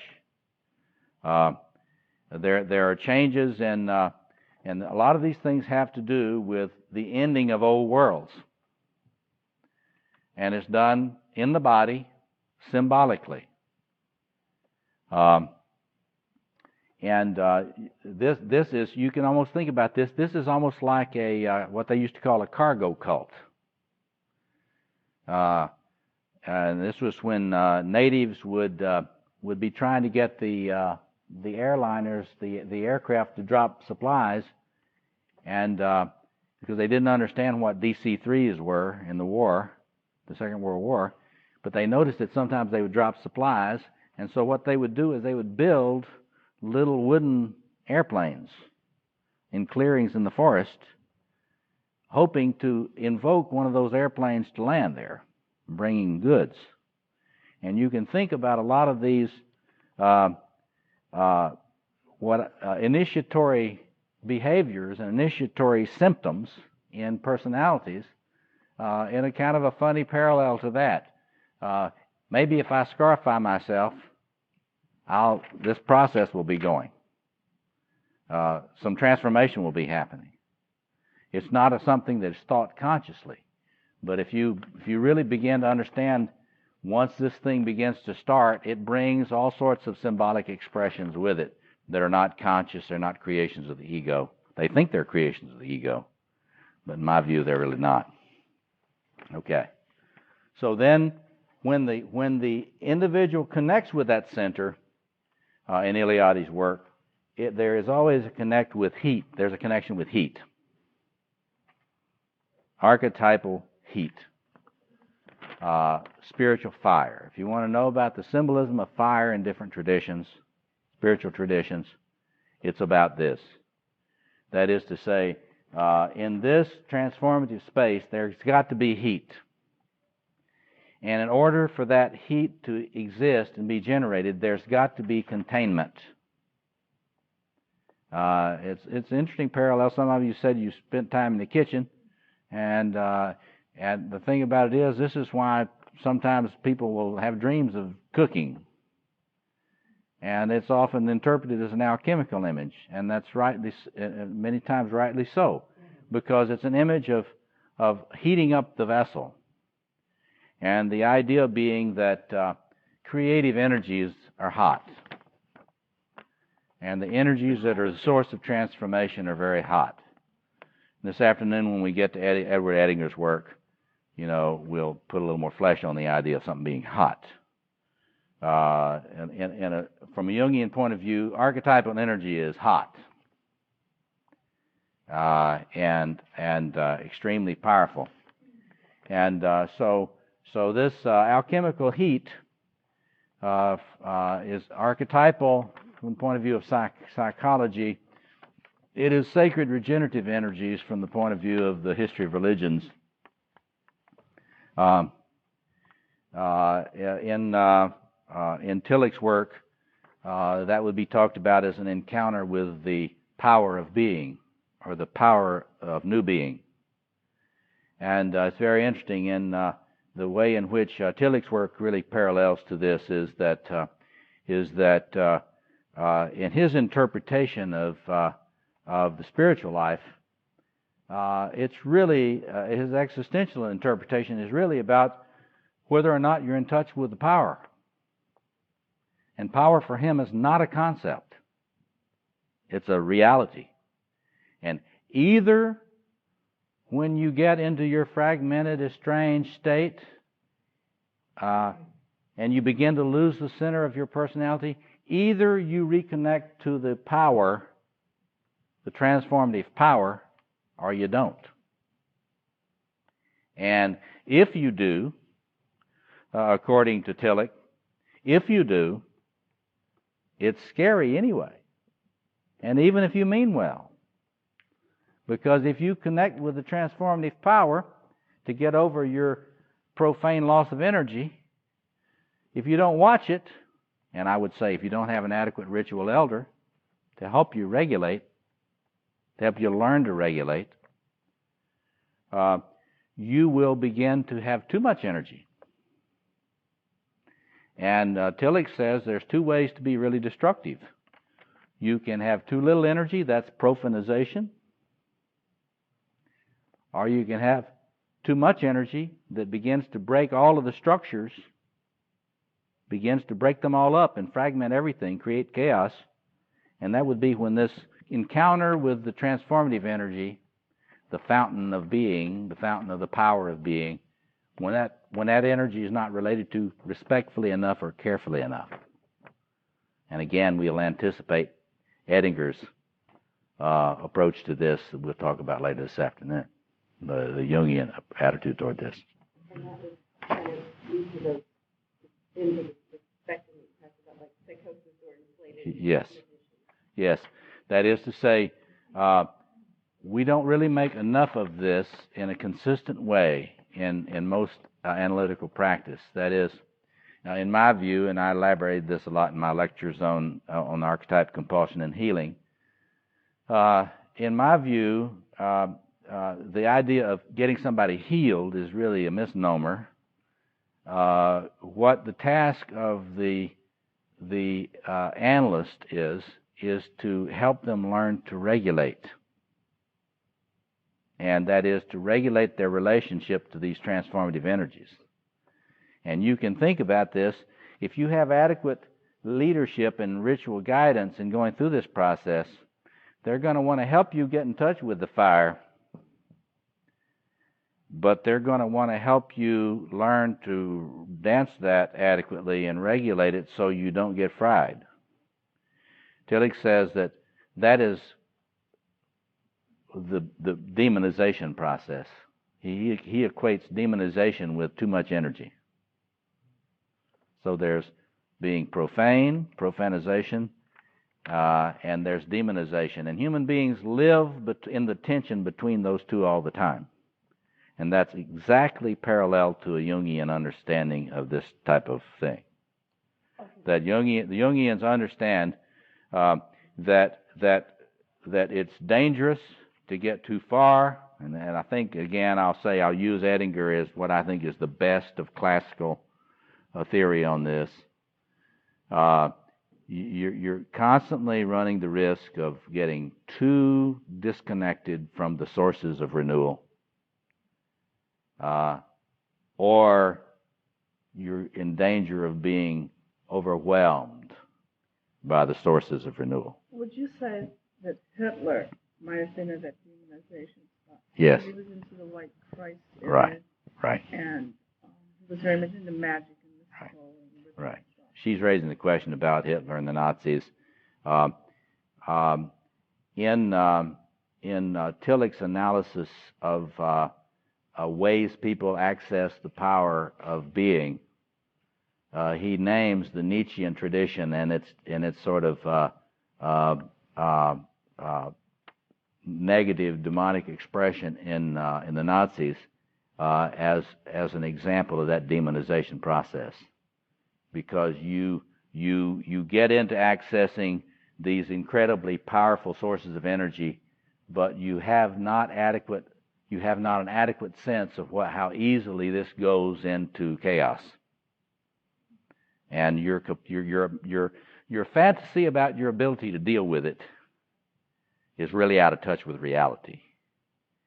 And this is if you tie this to Jung, this is when Jung is talking about what happens when you get in touch with the forces of the archetypal self. You often, when you first really make a good contact, you will move into a monopersonality phase. You'll have a rush of adequacy. And then, of course, that pushes you into a kind of an Icarus mode, and then you're going to crash soon, come back to Earth, and hopefully you crash before you get too high, and kill yourself somewhere. Okay, so Eliade put this emphasis on the heterogeneity of space and time. The weakness of Eliade's work was that he really believed that this was not something that could be accessed in contemporary life. He really believed this was this had been totally lost in contemporary human culture, and that the only expressions of it were mere vestiges or fragments of it. And this is where Victor Turner's work comes in. Victor Turner, in his work, that's been very influential on a number of us, he picks up on Van Gennep's work, and he understood that there was a form of sacred space that existed in contemporary human life. He said that truly transformative spaces, though truly liminal spaces, were not present in modern industrial society. He said what was known as liminoid, Liminoid, liminoid experiences were possible. That would be when you have to go to the mountains or the seashore. You think about how many people, when they get tired out, they want to go to the mountains, or they want to go to the seashore. They want to go to Taos, or they want to go to someplace on the coast.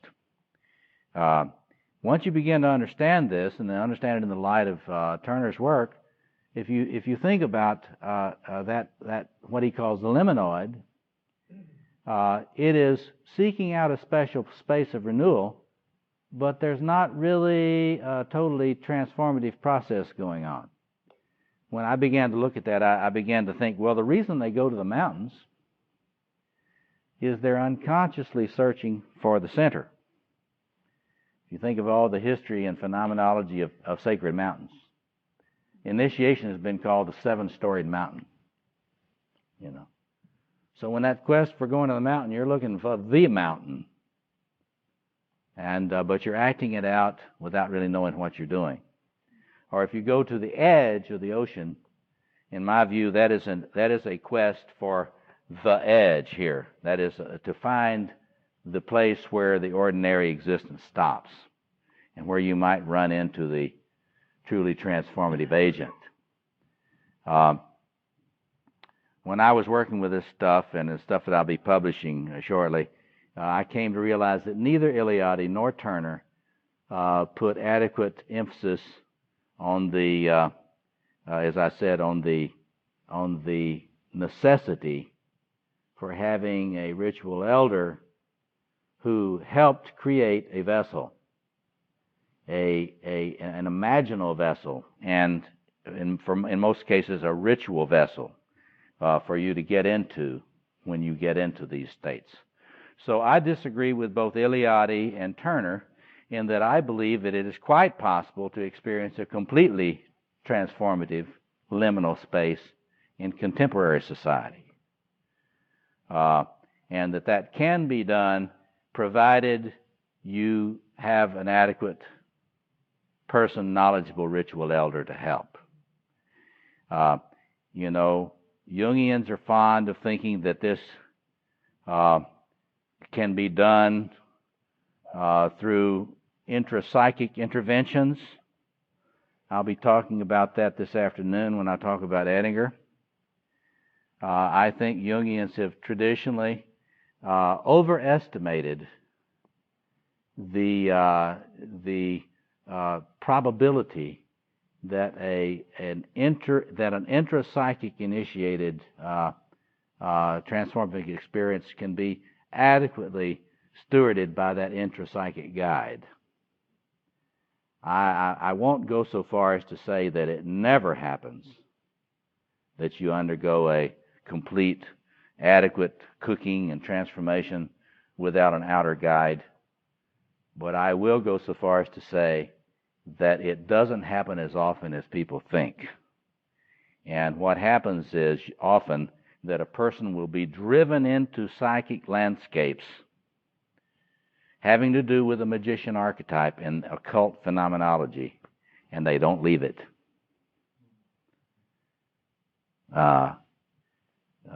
There are those who would say about Jungians that that's what happens to us. I don't think that's altogether fair, but I'll talk some about getting lost in chronic liminality this afternoon. And that is what happens when you connect with these energies, but you don't have anyone to tell you when it's time to help you get out of this space. You will notice that there are people that have the trauma and they enter a period of archetypal imagery and dreams and symbolism and experiences, but they don't get out of it. And so that is something for us to be concerned about understanding. Yes? I'd like to ask a question about getting into it. Yes. And I've experienced this, and I see it in the faces of my students. Yeah.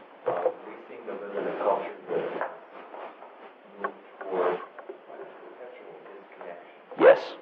And it seems as when we do approach this middle stage, and it's necessary to connect with the source of energy, Yeah. Yeah. that even a taste of that feels overwhelming. Yes. We may not really be heading toward a breakdown, but sure as hell feels like that. Yes. Because we're not in a culture that prepares us for what that is. That's right. Or interprets it for you. It doesn't provide you adequate interpretation, and it doesn't really teach you how to be respectful about that. And so one will either be terrified and then maybe try to rush back into a regressive restoration of the persona. Maybe I'll just drink more, or maybe I'll just be saved, and resolve my problems by getting more rigid in my religious thinking, which often happens. But on the other hand, the cultural situation that we're in now, we have to be clear about how different this is as time goes on. Rapidly, we are undergoing on the planet a deculturalization. That is to say, the vessels, the cultural vessels that used to hold these processes around the world are rapidly collapsing. And there are a lot of people that never touched Jung at all that are aware of this, and they don't know what to make of it. But if you put it in the context of the necessity of having knowledgeable ritual leaders in society who are aware of this metabolism and who are aware that managing change is one of the most important things in everything, whether it's business management, organizational leadership, or analytical process. People are too romantic about change. Change is radically dangerous and radically destabilizing. And you have to do it, but if you're not helped by knowledgeable ritual elders, and by whatever name, if you're not helped by them, you jump into this thing and you don't really realize what incredible forces of dissolution are in there. And a lot of them, as we'll see this afternoon with Edinger, a lot of these things are what we would call, they're the archetypal energies of the self. They are sacred energies if you use theological language or spiritual language. They're sacred energies. And what we have got to do a better job of is helping people understand it's necessary to connect with those things, but it's important to be sure that we have some sense about responsible ritual eldership in terms of management of change process. And so here again, we've got a lot of people practicing psychotherapy around from different schools that haven't really thought in a very sophisticated way about theory of change, different theories of change in relationship to evidence that we know about things. And there are a lot of therapists that will, they're on different ends of the spectrum. Some of them are so fearful of these transformative energies that they really medicate you out of them if you start encountering them. On the other end of the spectrum are people that influenced by Gestalt and derivatives of Gestalt therapy and so forth, who just love nothing better than pushing you right into that furnace and watching you thrash around, and don't really have a sense about once opened up Pandora's box is hard to handle. So this afternoon we'll come back and we'll look at this more in terms of Jungian psychology and its classical forms, and we'll have a chance to discuss this more with each other. And as I say, tomorrow I will add some of my more recent ways of thinking about repressed individuation and how you'd recognize some of the unmet challenges that you have in an initiation way. Let's try to be back. We've got to stop now. Yeah. With even the ritual, in terms of the elders, I think there's a breakdown with that. Oh, yes. Simply because of the whole thing of everything coming together, Hinduism together, oneness thing. Yeah. But they can also be looked at in terms of the breakdown towards a oneness of self, possibly, which can be either demonic or angelic. We'll come back to that some this afternoon. I think that's right. In other words, in times of great change, like the Hellenistic period in history, and in our time, where you get all this flooding of pluralisms, that is a cultural lemanoid at least, probably lemanoid in our case, could be liminal, but we'll see let's take an hour, come back in an hour, and we will go to 4 o'clock this afternoon. Thank you very much. Now, I'd like to get started so we can fit in a lot of what we're going to do this afternoon. Now, this is a workshop, so I want us to have an experiential, personal experiential component in this,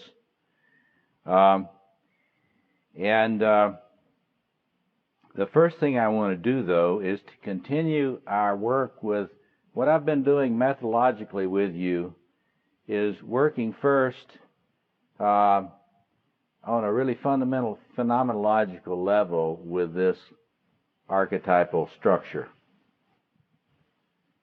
I want to make very clear when I was saying that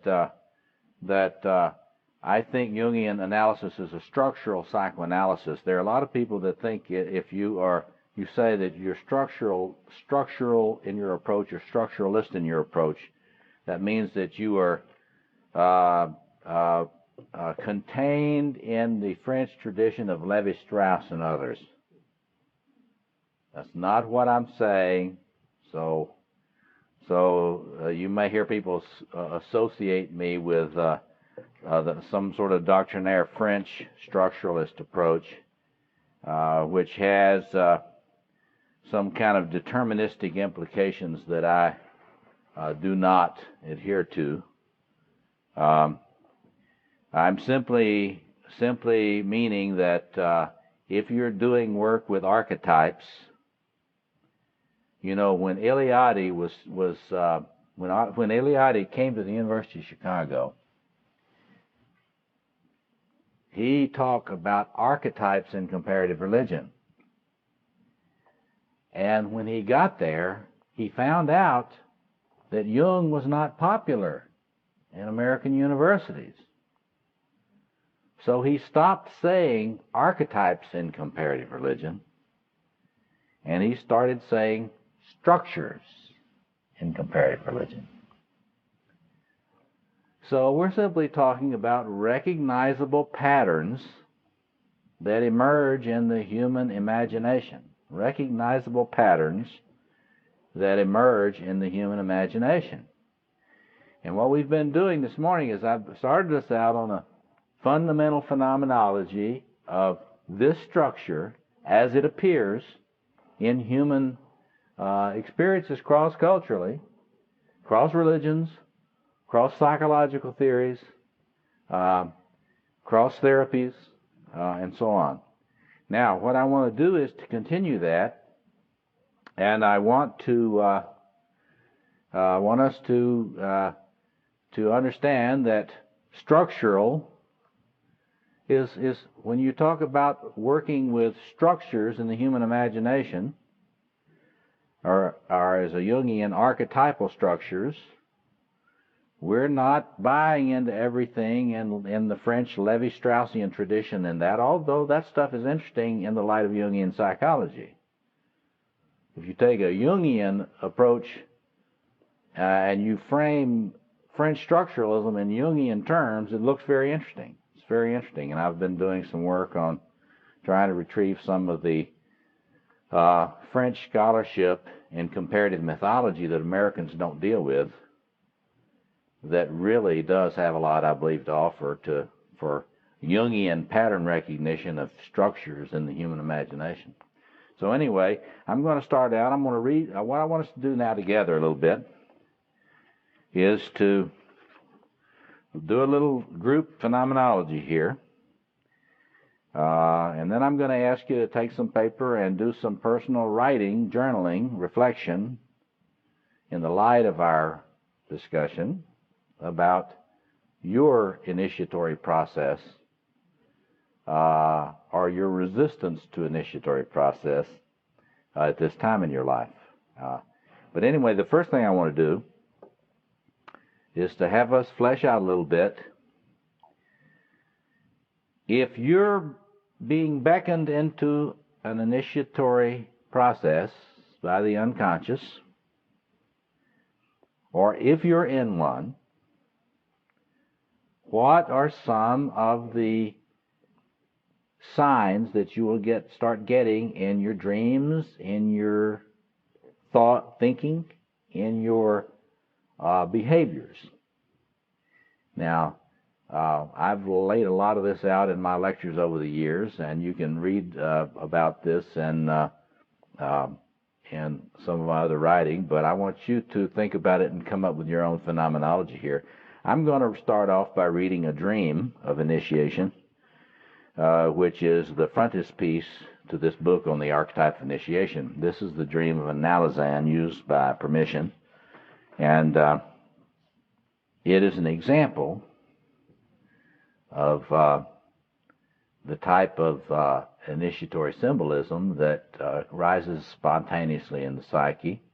And I want you then to do a little popcorn here and pop up with other kinds of images or things that that you think might surface in someone's thought or behavior if they're either beginning an initiatory process or in one, that might be that we might recognize. So let me just read this dream. I'm in an African village. A ceremony is about to begin. I am standing near a square pond. The people are surrounding the pond on 3 sides. On the 4th side, there is a line of Westerners, mostly priests and nuns and missionaries. In the middle of the line, there is a priest. He is the speaker. I realize I am witnessing an ancient rite of these people, and the missionaries have studied their customs a long time, especially the priest, in order to perform this rite. The priest raises his hands and begins to speak in the native tongue, which I do not understand. As he speaks in a rhythmical way, he also performs a ceremonial dance that is required by this ancient rite. All of the missionaries hold up their hands and dance with him in unison, sometimes responding to what he is saying. The people also respond. The rite continues for a few minutes in this manner. When the priest is finished speaking, he tells a ceremonial joke, and the group laughs in a ceremonial way, but they laugh genuinely. It is now time for the ceremonial drowning. The whole line of missionaries walk forward to the pond and down a ramp that takes them beneath the pond. There is an illusion that they are underwater. The people go off to decide about what the priest has requested. The scene changes. I am entering a church. There is a sign out front indicating that the service will be about recruiting for the Church of Gnosis. I think it is very odd that this church would allow another church to come in to evangelize, especially one that's not of the Christian mainstream. The priest is at a central altar. The people are on 3 sides. The only open spot is in the choir behind the priest. I sit there and others come and join me. I wake up knowing that this is an important dream and that it will take some time to fully understand it. And that's the way it ends. Now, this is not the dream of someone that thinks of themselves as a Jungian. It's a dream of a business executive in a major American corporation. And so it is interesting to me the places that powerful initiatory symbols, ritual immersion, and so images of ritual immersion and so on come up, images of quadration, and that sort of thing. Now, this is a Caucasian person, and as you often see in Caucasians, figures that are deeper in touch with the unconscious often come in the form of persons of other races. See, but not always.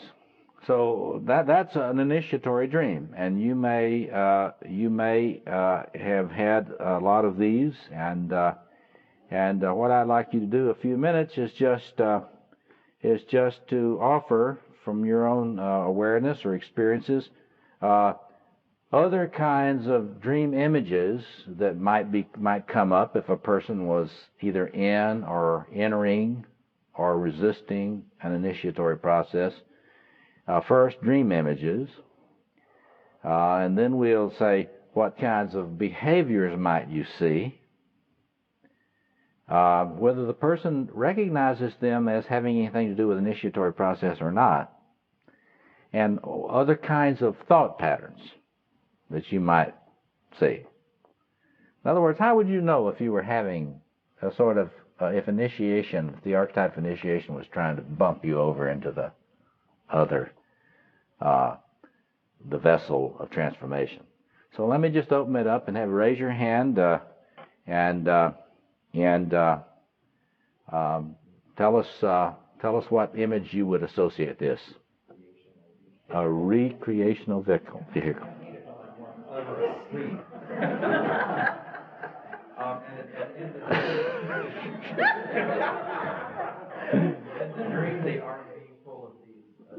Now, this is a professor who is familiar with a lot of literature, and in his unconscious, it uses that bridge image. Well, now that bridge image is one of the most powerful initiatory symbols of our species. And it's fascinating, you know, I was just down in Santa Fe. Margaret and I were at a wonderful exhibition at one of the galleries there, Georgia O'Keeffe's gallery. It's lovely if you haven't been in their new museum. And in there they had all sorts of photography that was done of bridges in New York City. And bridges, the Brooklyn Bridge has just been this enormous literary image in a lot of writing, and as I saw in photography. And so that bridge image is very, very powerful image of initiation. And the creaky bridge, see, and that's really wonderful because you don't really know whether you're going to make it across that or not, see, because if it's really initiation, you really don't know when you start out whether you're going to make it. It's like in Christian story, in the Christian narrative and mythology, before the resurrection, you don't know whether there's going to be one, really. And people kind of trivialize that, and they don't realize that the resurrection bridge is creaky. You don't really know whether that's going to be there. And this wonderful thing about Asian orphans. You see, we'll think more about this, but that divine child, when these renewing processes start out in there, when the old aeon in the world or in life is beginning to terminate, there's a manger, and the divine child, the golden child, manifests in that and immediately comes under attack by all the forces of the old order. And so orphan children are often images of the divine child, because in much folklore and mythology, the divine child, the royal child, the prince or princess, Princess Leia and her brother, are in danger from the forces of the old order. And so it's often orphan twins who are secreted away for protection until that they can be protected and grow strong enough to bring in the new order. So you see the power of these images. Because they're orphans don't mean they're not the source of the new world. See? So he's got to get those old people out. And I'll get these intellectuals out. You know, the ego mind. You've heard of ego psychology. Well, there is ego psychology, which is highly overrated, ego philosophy, ego theology, ego hermeneutics, ego interpretation. And so the relativization of the ego is made very clear there. That's beautiful. Absolutely. Thank you for sharing that with us. Other dream images. Let's stay with that. Yes. That's fascinating. All those labyrinth images, as somebody said, the spiral, all those labyrinth images are initiatory symbolisms. Other dream symbols, other dream images that you would associate with this. She says doors, thresholds, perhaps even porches.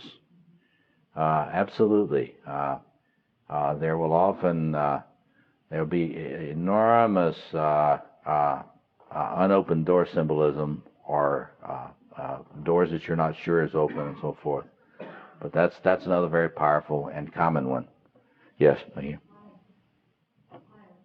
fire. Interesting. Consumed by fire. And you know, the interesting thing about that one is that if you don't have some sense and some real awareness of phenomenology of spirituality, spiritual traditions, you might not know that. I mean, the door is, you know, I'm going to have to go through the door, or the bridge, I'm going to have to cross the bridge. But fire, unless you realized about this yogic, mystical heat. You know, it's interesting. Eliade started out studying yoga and being fascinated by the yogi's quest for spiritual heat. But he never systematically integrated that study of the ritual, the spiritual master yogi, with sacred space. He never systematically integrated that, which is what I have felt has needed to be done. But heat's very important.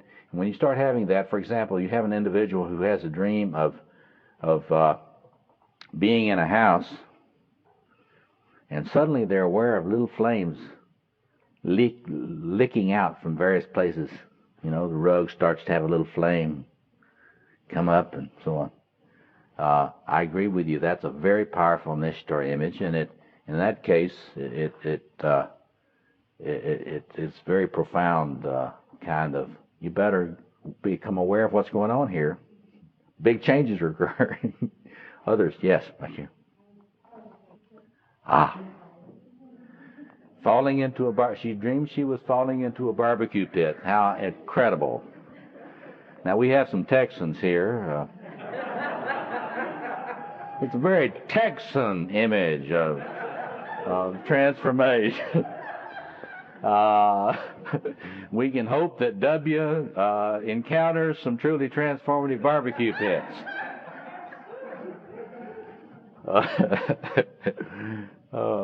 So that's wonderful. And you know that this really picks up on the cooking image. Eliade, you know, you really got to go back and look at his his treatments of the forge and the crucible, all that stuff about the blacksmith and initiatory process, and the idea that getting in there and heating that metal up and learning how to make do metallurgy in the heat all that is fundamental initiatory process.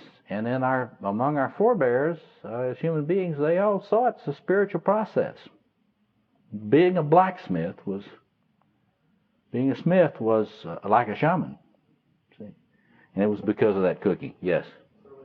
Well, you could do. I'm always forever trying to get these biblical scholars to take symbolism seriously. Sometimes I think it is a hopeless effort. But if you bring Jungian attitudes on the imagination, the creative imagination, the transformative imagination to biblical symbolism, it opens up, and you can think, following your cook place image, you think of the fiery furnace images of Shadrach, Meshach, Abednego, so forth, in the fiery furnace, and there's a million other transfiguration images and so forth. And I should say a little bit about that. So some of these, the farther reaches of spiritual practice tomorrow afternoon, maybe. Yes. And of course, it's a classic Jungian awareness that serpents are powerful initiatory images, and for a number of reasons, of course, they traverse between worlds. They're often present when you don't know they are present. One of the most powerful things, they shed their skins, and that's really what we do to our life worlds. We shed our life worlds and hopefully grow new ones. And there's an even more primordial thing about snakes and their kinship to dragons. And I've been recently in the work I'm doing now, which has been I'm trying to do a lot to carry forward a lot of the work from Freud, Adler, Jung, Kohut, and others on understanding grandiose energies in the psyche. These great what we call archetypal energies. But what I've been trying to do is to help us understand that when you say archetypal energy, you're talking about extremely grandiose energies. They are not concepts that are not energetically loaded. They are archetypal energies are grandiose energies, and so. The tie of that serpent to the great serpents, as I'll talk about a little bit later with Edinger, the archetypal self, in my view, functions as a great dragon, and you can understand so much dragon, so much imagery in Western and Asian cultures around dragons by understanding the struggle that humans have with initiatory process, because they do fear the power of this reality, this enormously loaded reality in the psyche, and sort of the bridge image there between the serpent, as it might appear as just a snake in the dream, and the dragon is the yogic image of Kundalini. Because in the Asian, the Hindu understandings of Kundalini, it isn't a whole initiation scenario, it's the Kundalini climbing in your being, but the important thing is the acknowledgement of the radical, dangerous power of that snake as it crawls up your spine and comes up into your head.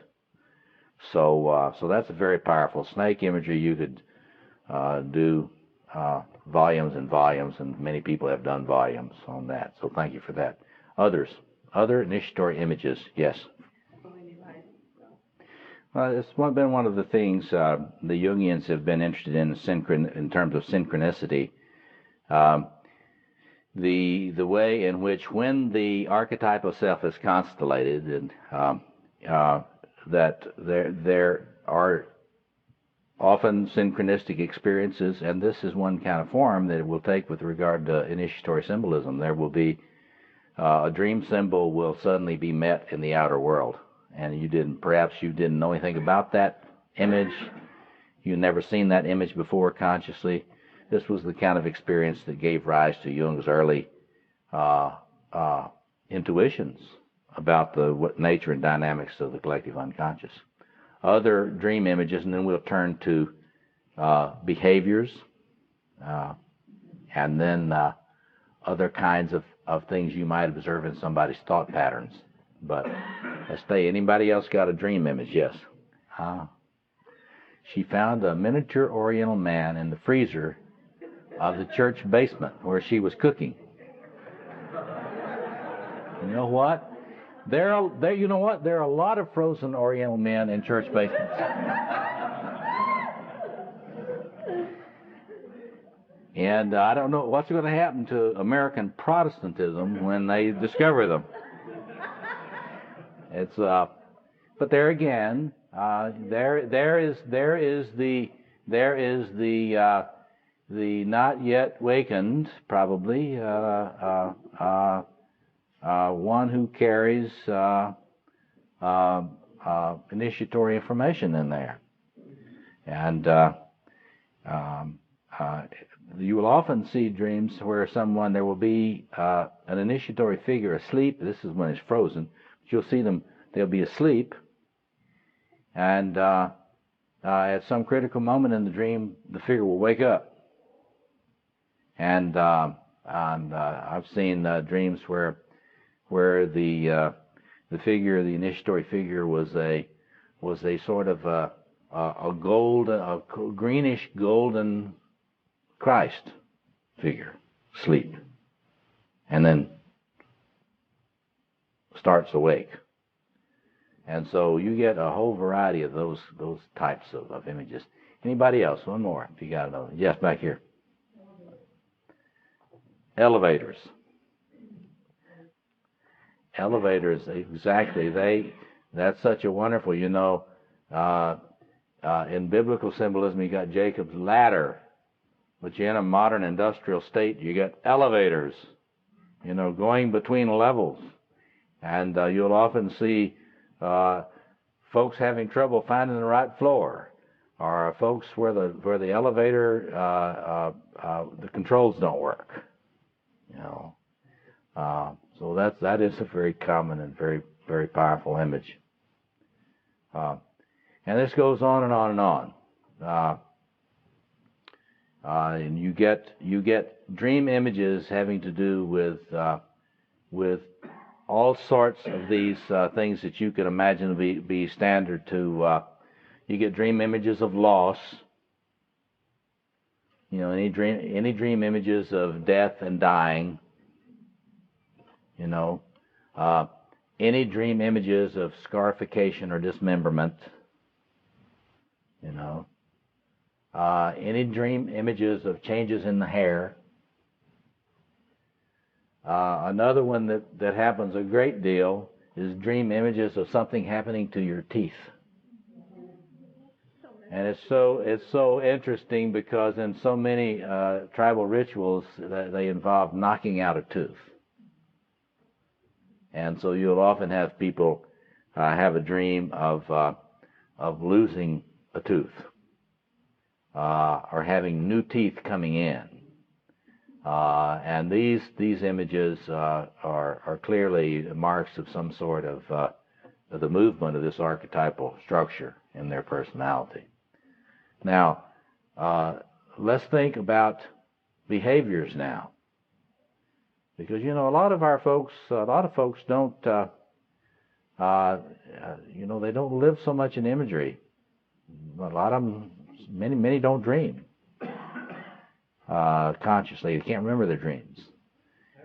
What? Okay.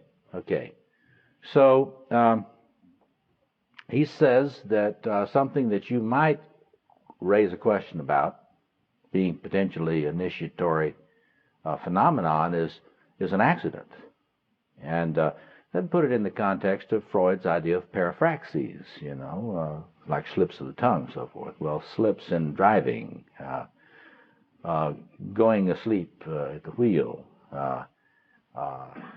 You don't want to just assume that that's the case. People have car wrecks, but But if you're coming at these things with an archetypal interrogation, an archetypal hermeneutics, so particularly if you've got somebody that tends to have frequent accidents, somebody that considers himself sort of accident prone, then you would begin to really wonder about whether or not the unconscious is seeking to undermine this ego structure, undermine the vehicle, trying to smash this old vehicle that they're driving. So that's a very interesting one. Yes. Oh, she says losing things like identity papers, or a wallet, or a purse, or keys. Now think about that one. I mean, that's a garden variety. We think, oh, I lost my keys, but we like to think, well, you lose your keys, lock yourself out of the car, the trickster got you. Well, yeah, the trickster got you, but if you're thinking about it in a larger archetypal context, what's the trickster getting you about? Well, the trickster usually shoots you down when you're grandiose. Well, how am I grandiose? Well, my ego is grandiose because it thinks it's going to go on like this. And the ego often is, I don't want to know. So so when that trickster comes in, anytime you start experiencing trickster phenomena, any losing things like that, what are some other trickster experiences that you might have that might make you wonder? Getting lost. Oh my goodness. Saying that I'm disoriented, right? I'm not as oriented as I thought. Anybody else? Other trickster experiences that might indicate the unconscious trying to crush an arrogant ego state. Yes.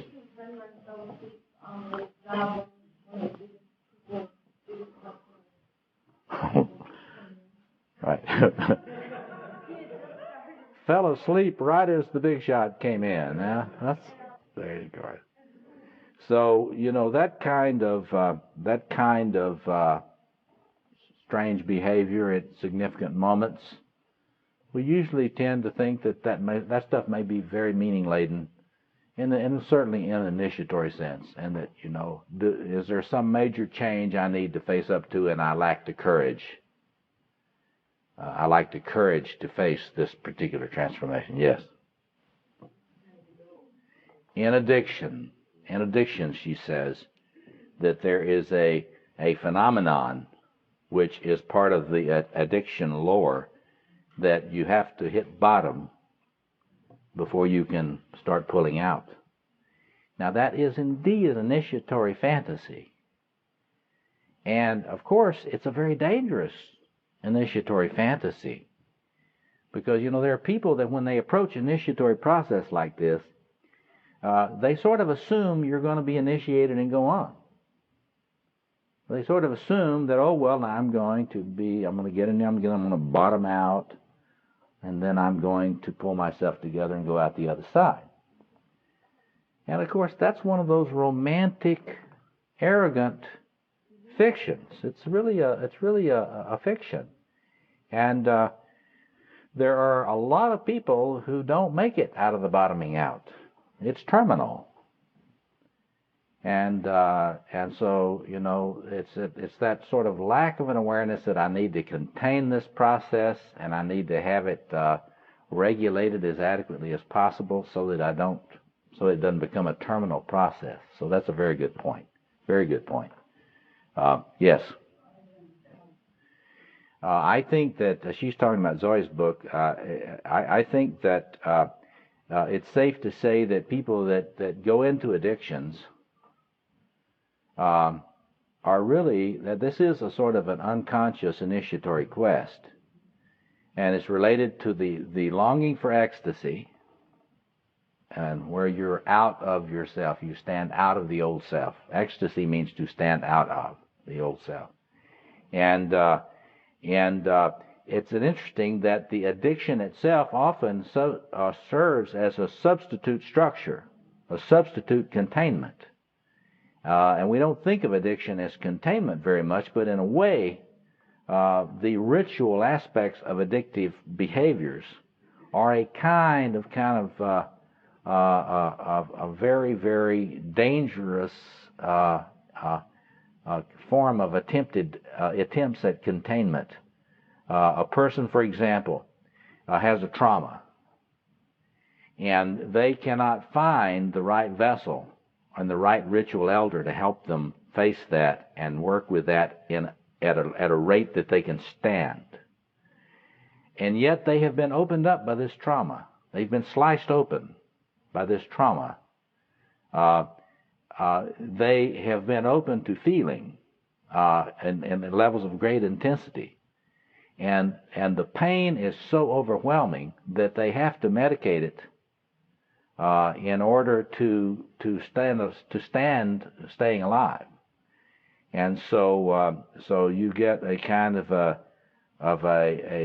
pseudo initiatory cycle going on. So I think that's really a very helpful way to look at the process. And you could spend a lot of time on that. Okay. Any other behaviors you would flag? And you think about your own life now, because I'm gonna have you thinking about your own life in just a moment. But other behaviors that you might note might indicate something having to do with some onset of an initiatory process. Yes. The big vacation. The big vacation, and our fantasies around it. Particularly the fantasies around it, because it's often not what we thought when we go. But and the fantasies around a geographical change.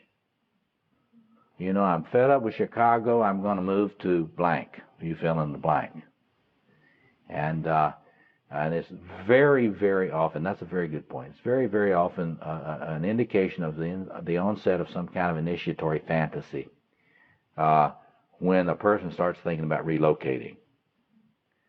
And not that at this time of year we don't all kind of want to think about relocating from Chicago to someplace warmer, but and so it's not always that, but you got to remember when you're being teased by the unconscious before it starts kicking you, but when you're being teased by the unconscious to press you towards some transformation that you need to face.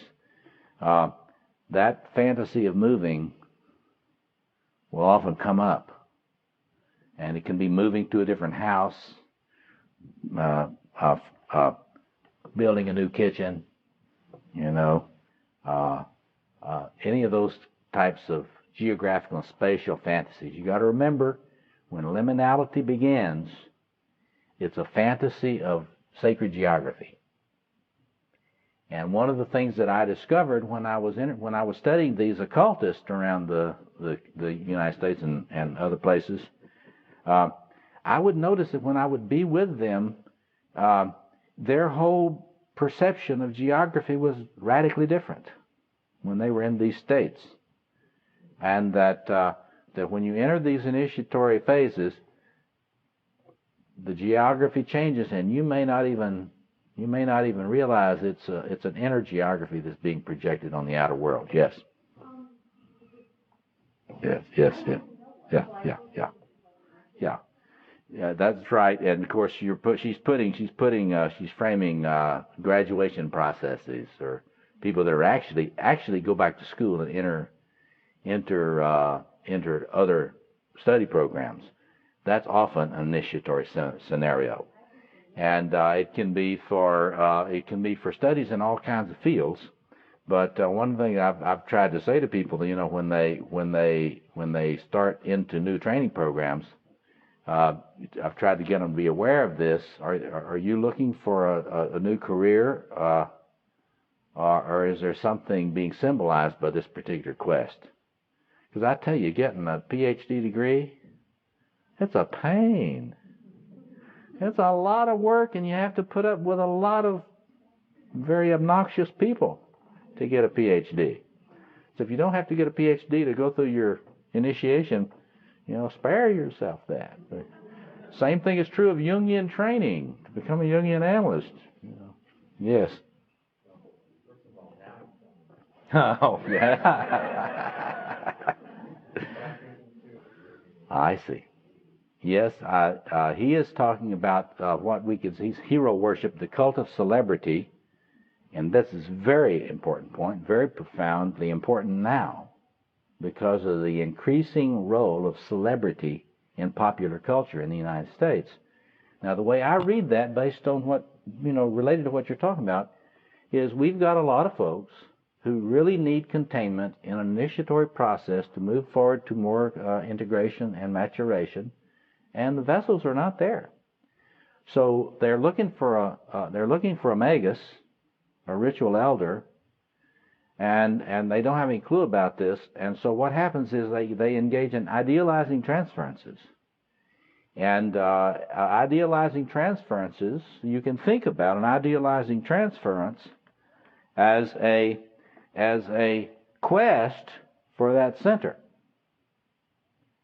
That is a center out there, out of your ego. And it will often go to someone that will carry the archetypal self in projected form for you. And as we'll see tomorrow, it will often carry the archetypal self in a certain manifestation that is particularly lacking in your individuation. So in other words, the projections of the archetypal self in the way I view things are not all the same. They come out of different aspects of the quadrant of the archetypal self, and they will seek to image figures that complete me in some way, in my own inner imbalance. And so if you look at the increasing role of celebrity without much concern about the qualities of these individuals except their power, it's very interesting and can be disturbing to think about what that means for us. So that's a very good point. Yes? I think we've experienced what at least to me feels somewhat of an epidemic of public, colorful people having a crash. Yes. Is that a part of That's related to this. Yes. He's saying we're seeing a lot of powerful public figures crashing. And is it related to this initiatory process? It's very much related to it, and it's related to the issue of adequate containment and regulation of connection with these great energies. When you're in an initiatory process, and I'll just speak in using classical Jungian language here, the archetypal self is constellating. In fact, later on this afternoon, I'll just be pressing the point. The source of initiation, the initiator of initiation in human experience is the archetypal self. It is what is going to pressure the construction of the ego or the little s self into, it's going to pressure it into a larger, more inclusive experience. And it's going to do that ruthlessly. That is to say, it's a mistake, as some have done, to equate the archetypal self with the image of Christ in the way popular culture thinks of Christ. Maybe the way Albert Schweitzer thought of Christ, this apocalyptic confronter of untruth, but the gentle Jesus, meek and mild image is not an image of the archetypal self, because the archetypal self is ruthlessly pressing an agenda for a larger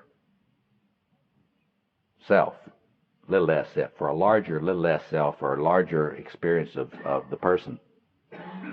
And what will happen and this is a danger that you'll be in. You think about this. If you have something very bad happen to you, it's going to kick you into an initiatory process. But I got some bad news, too, to go with that. If you have something very good happen to you, it's going to kick you into an initiatory process. And that is going to be because it is very likely to connect you with the grandiose energies directly. Bam!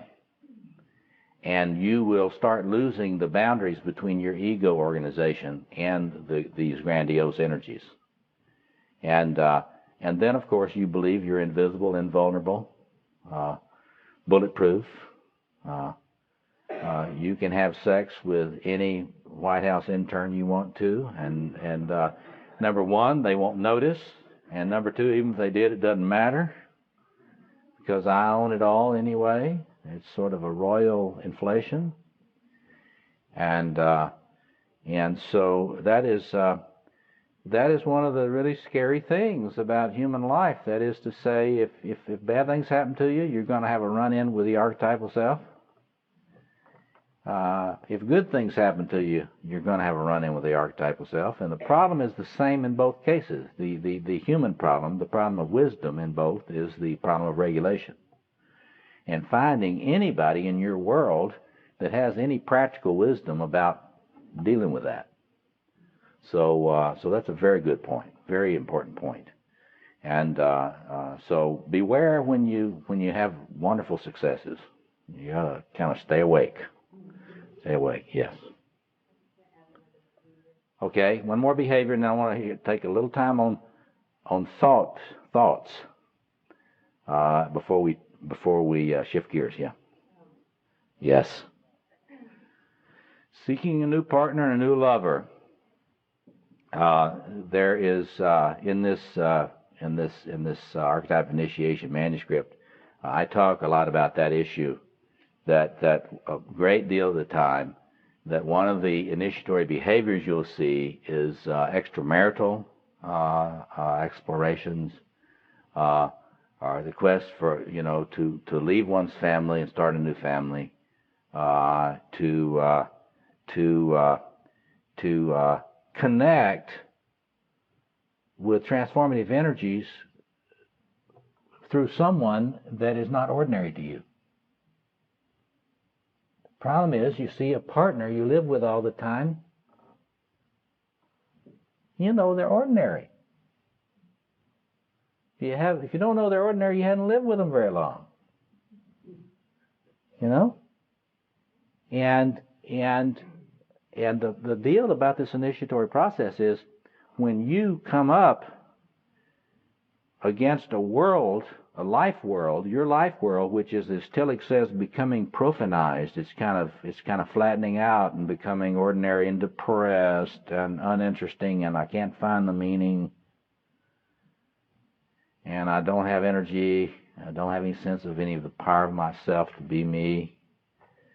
I'm going to be looking for an extraordinary person, not an ordinary person, and I'll be looking for someone to contain my projection of this archetypal center. And while there's no doubt, as one of my colleagues that's here today has spoken very wisely of marriage as a crucible of transformation of persons in relationship, there's certainly that truth about marriage, but you don't want to look to a husband or a wife or a partner, like in that sense, as a magus, someone who's going to steward your transformation. Because if you do, it's going to become extremely traumatic and very bad for the relationship. Because there is a kind of idealization that inevitably occurs when you put your trust in a ritual elder and submit to them, as you must. This is one of those things. I also talk about that in this manuscript, that there are some people that have a very hard time doing deep analytical or psychotherapeutic work. They're problems of trust. They've had such wounding experiences with self-object relationships that they have very, very deep trouble trusting. And if you have enough trouble trusting that you cannot submit to the vessel created by a ritual elder of whatever name, you can't get in the vessel. You can't get in the vessel. See, people think that you can get in the vessel and hold one foot on the outside or one hand on the outside. But the truth is, deep process requires a kind of submission. And in modern contemporary Western culture, autonomy is so privileged that the idea of a creative, transformative submission is so suspect ideologically that that in itself keeps some people from being willing to try to experience a deep transformation. And of course, you can see right there that that anyone trying to hold the role of a ritual elder of transformation for another person has a very sacred trust, and it's very frightening, and it's very a dangerous process. I like to point out to people that this whole business is extremely dangerous. There's no such thing as a transformative process that's truly transformative that's not dangerous, because the process you submit to, you got to hope that they have some integrity, and that's not always, as you know, not always the case. Okay, let's turn to thought forms, and then I'm going to have you do a little journaling. Thoughts, kinds of thoughts that come up. Not so much behaviors, but recurrent patterns of thought you might see in an individual that was either in or incipiently on the edge of an initiatory process. Yes. Someone who's worried about having a car wreck, but he hadn't had one. He's a safe driver. That's a very beautiful example, because the unconscious there is generating a thought about a crash of the vehicle, and it's intruding. Now, some people, not knowing anything, a therapist not knowing anything about the phenomenology of initiatory process, will just think to themselves, this person is obsessional. We've got to get them some of that new medication for obsessional symptoms. And so we'll medicate them. And they do that, and increasingly do it. And so, whereas this individual needs someone who can say, well, you're looking to have a crash, but it's symbolic. We've got to think about in what way you need to crash. What is it in your life that needs to crash? What is it in your life that needs to be smashed so you can get some new life going? But it's very often the case that the helper will not be able to read that as an initiatory symptom. This is classic Jung. Jung always looked at symptoms as having important meaning that had with potential transformative significance for the person, not just a breakdown. It's not just a breakdown of anything. Yes, thoughts about a lot of these things happening. Fantasies, thoughts about divorce, thoughts about illness, hypochondriacal thoughts often. Person that has no evidence that he has heart disease, but he begins to be really paranoid about having a heart attack. And of course, you'll go to a cardiologist and he'll maybe get a cardiogram or maybe get a stress test or one of the electron beam CTs, CT scans and so forth, and maybe no heart disease. But the psyche is saying, you know what? You need to have a heart attack. You know, you're turning to stone. You need to have a heart attack. You need to get to where you can feel something again. You know, we need to be sure you can pump blood, but it can't be pumping into these old structures. You know, I mean, the psyche speaks through all sorts of these seemingly obsessional fantasies. Anything else? Yes. Okay. Fear of losing a child or a loved one. Interesting. And that's a fairly frequent fantasy, and there are varieties of the way in which that expresses itself. But I have often seen that with persons who are disowning their selfhood through their relationships, and they will often have fantasies of something happening to these relationships, and one of the things that's going on is that person is externalizing their locus of control to spouse or children. And so the unconscious comes up with the image of killing them as a liberative act, having the spouse or the child die as a means of the maturing self of the person regaining sovereignty as a mature adult. It's not the only form that takes, but that's one I have seen often in people who have not really managed to mature into their own capacity for retaining, internalizing their sovereignty. Okay, excellent. You got one more, and then I'm going to ask you to take a few moments to write a little bit to yourself about any initiatory symbols coming up in your dreams, behaviors you've noticed in yourself, or thoughts that you've been noticing in yourself recently. Yes, what were you going to say?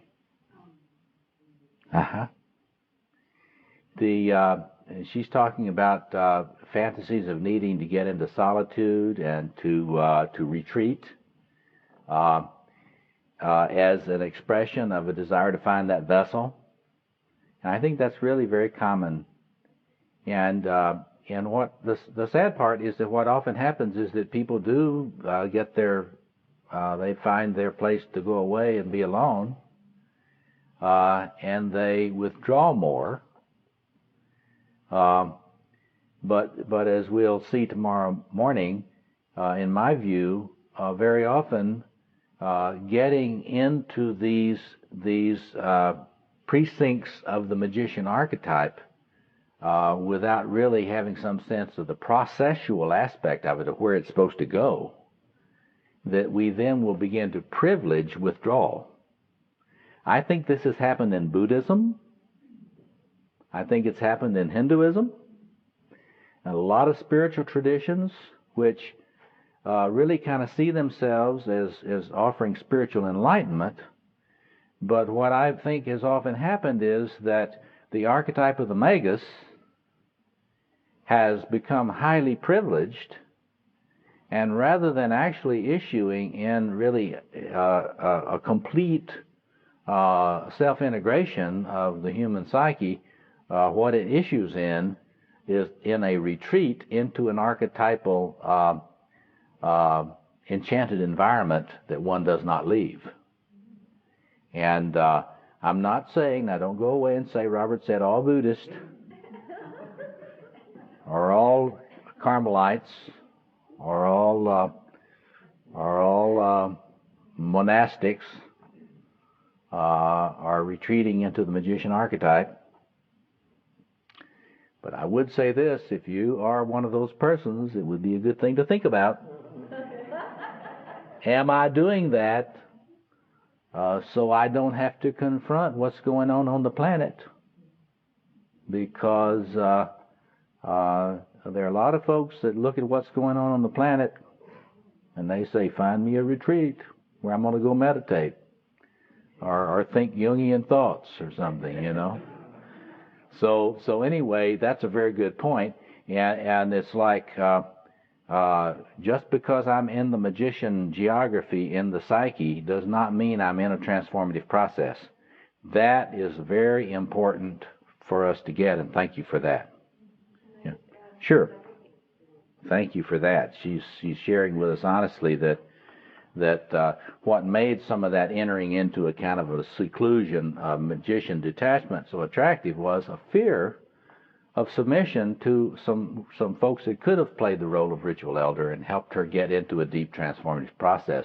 This is we do this a lot. This is extremely common.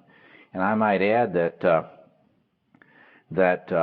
there are a lot of therapists who've chosen therapy as a profession as a substitute for entering in a deep transformative process. Contrary to what a lot of people think, you don't have to become analyzed to become a therapist. Psychoanalysts are really the only therapist that must go through a transformative vessel process in order to become a therapist. So there are many ways that the seduction of the magician archetype can lead you to take the magician role as a substitute for entering the vessel. And the way to be fair about that is to say that probably all of us therapists have a little bit of that. Go ahead, and then I'm going to have you journal. Yes. Mm-hmm. Some of us may have gotten into that, right? Yeah. The whole idea of psychotropic substances, you know, if you really think about the human longing for ecstasy and something more, and how that's built into what Tillich calls the ontology of human existence. That is to say, that's built into you. You're never going to lose that. There is a longing in you for ecstasy. And you will relate to it one way or the other. One way of relating to that longing for ecstasy is to just deny you've got it and be depressed chronically. And let other people act it out for you. Spouses, children, celebrities, whatever. The other way is to try to go for it as quickly as possible, as simply as possible, and often by pharmaceutical means. And you know what? Psychotropic entrees through the doorway into ecstatic experience, it puts you in there. But the problem with that is it puts you in there without any awareness of the necessity for capacity to regulate that energy. And so if you get into cocaine and you have no idea about what we're talking about here this weekend, you're going to get your ecstasy, but your capacity as a human being to relate to that without having it fry you is going down rapidly. And so I like to say to people that quest for drug highs is as human as it can be, and that we all are looking for that ecstasy, because human existence on a day-by-day basis is very painful. And you know what? I don't care how much therapy you get. It's going to be painful after all the best therapy you got. I've had some of the best analysts in the universe. Life is still painful.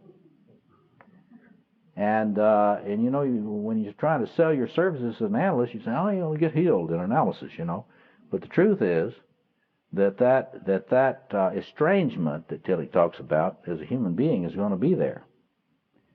And it helps if you have some knowledge about the plumbing of all this, the plumbing of ecstasy, and the means of connecting with it, and the fact that it's there present in your psyche, and that you can touch it, and you can even participate in it from time to time, but you're not going to become its master.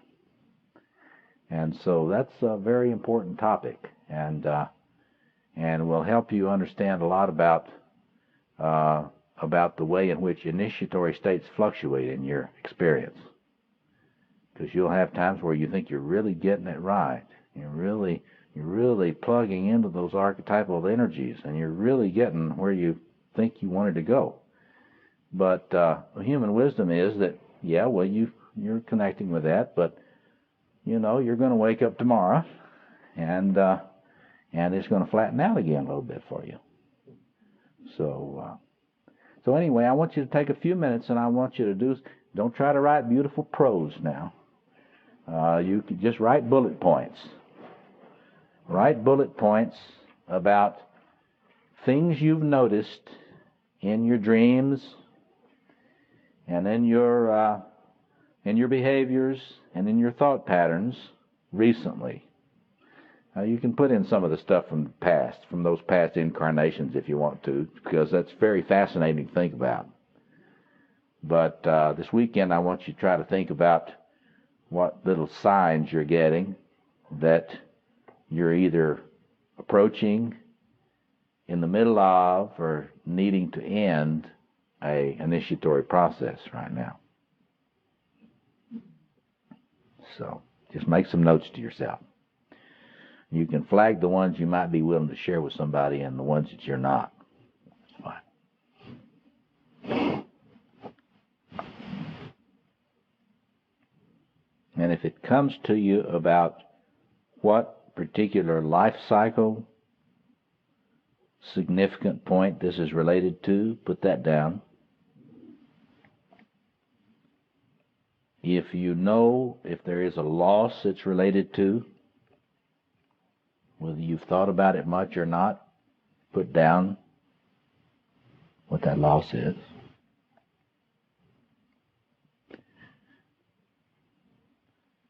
Or if it's a loss you need to have, put that down. Or you think you need to have.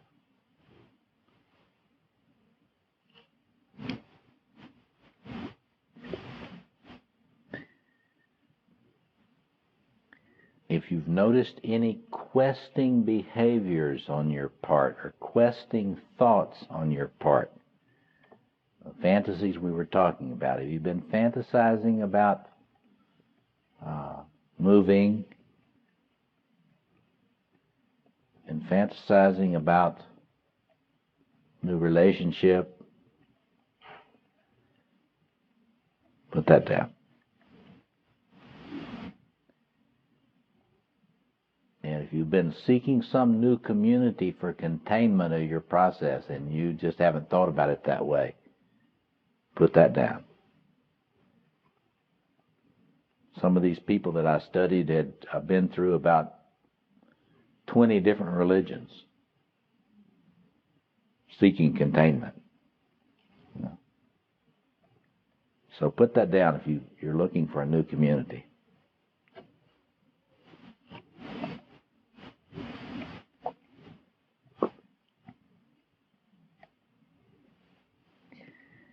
And if you have found a new power source in your life, a new source of power, even if you didn't think about it as being that, try to get conscious about it. If I found a new source of energy, a new source of renewal, a new source of the power to live, what is that?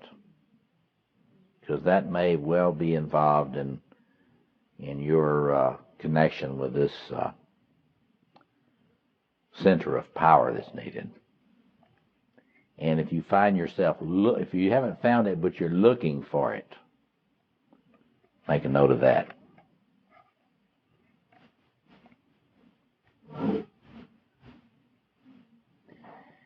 Ask yourself, what kind of suffering have I been doing? Most of us, if you'll think about it, you've been doing some suffering.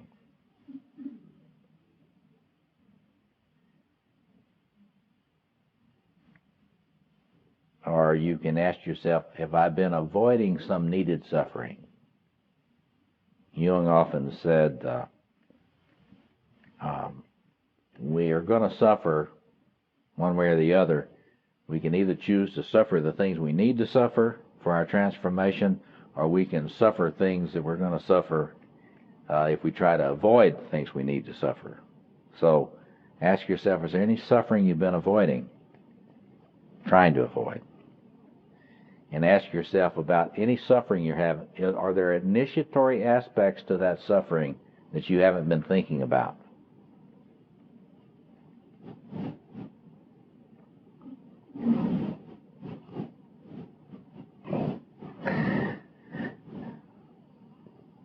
I'm going to give you a couple more minutes, and then we're going to take a short break.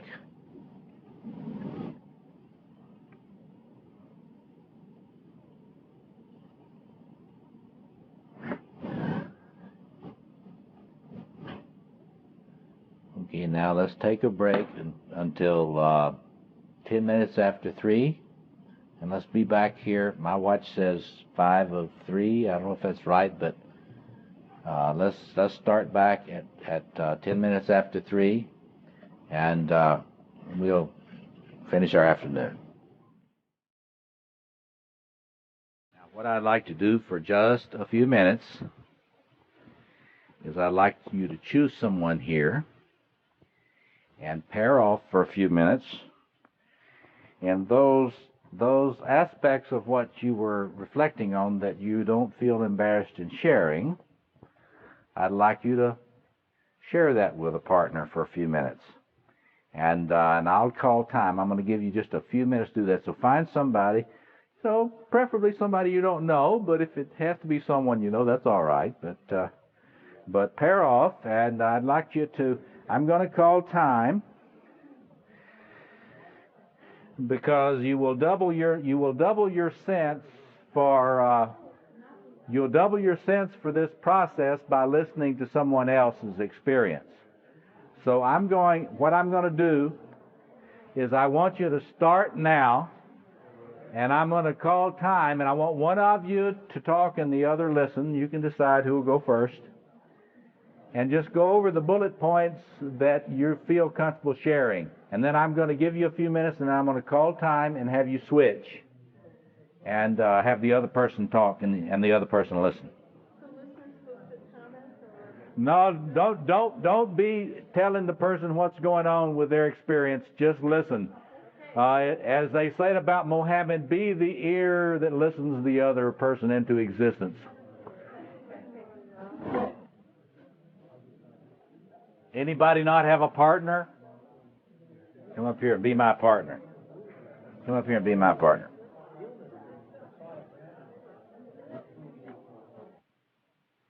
And then let's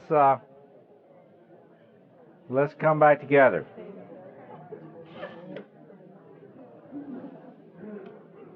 Take a couple more minutes if you need it.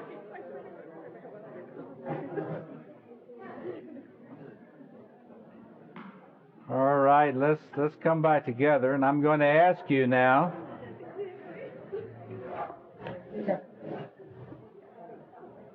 I'm going to ask you to take just a few minutes, and if there's something that really strikes you that you feel is appropriate to share, what surprised you in this conversation with this other person?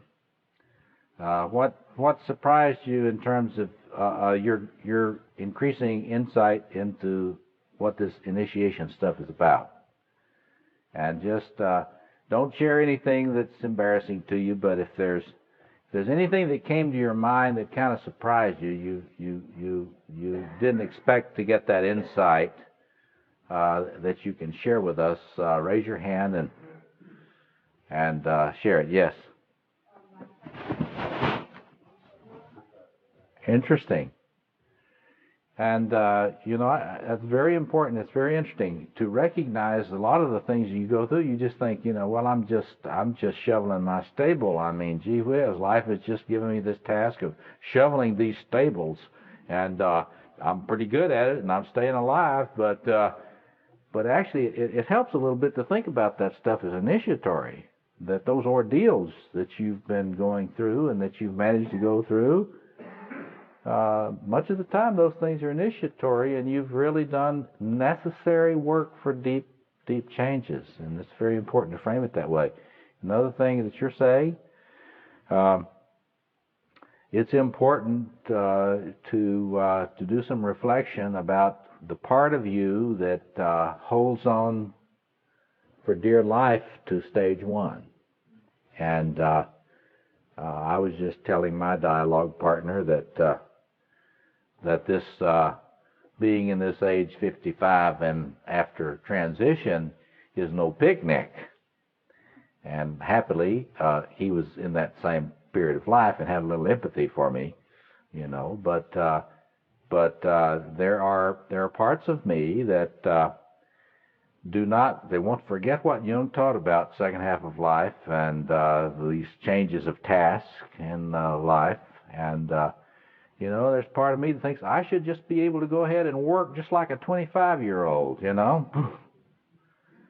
And I have noticed my energy is declining somewhat. It's a little scary.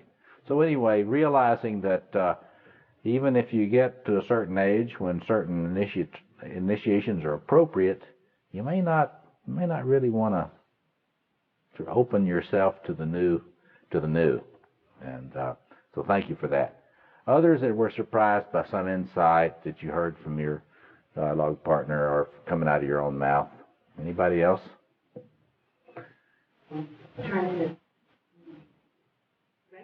Trying to regulate. Yes. Thank you for that. Yes. Thank you for that. But you know, see, she's realizing she's doing some things right. She's doing some things right. She's plugged into some new energy sources, and she's reached out and found some ways to contain and regulate it. And she's not experiencing depression a lot. She's got some energy going. So that's wonderful. Thank you for sharing that. Anybody else surprised by an insight or something you heard yourself saying? Feel free to be imperfect. Have the courage to be imperfect. Anybody else? It's okay. That's okay. You don't have to share it. Anyway, now what I'd like to do in this last these last brief shining moments is to have us turn to thinking a little bit about a classical Jungian formulation, a little bit more up front. And I have what I'd like to refer you to is, again, I'd like to mention the pioneering work of Edward Edinger. And probably many of you have studied his work a great deal. Let's see the hands of those of you that have. Well, good. I mean, I have been a person that has spent a great deal of time with Edward Edinger in his work, not in person but through his books.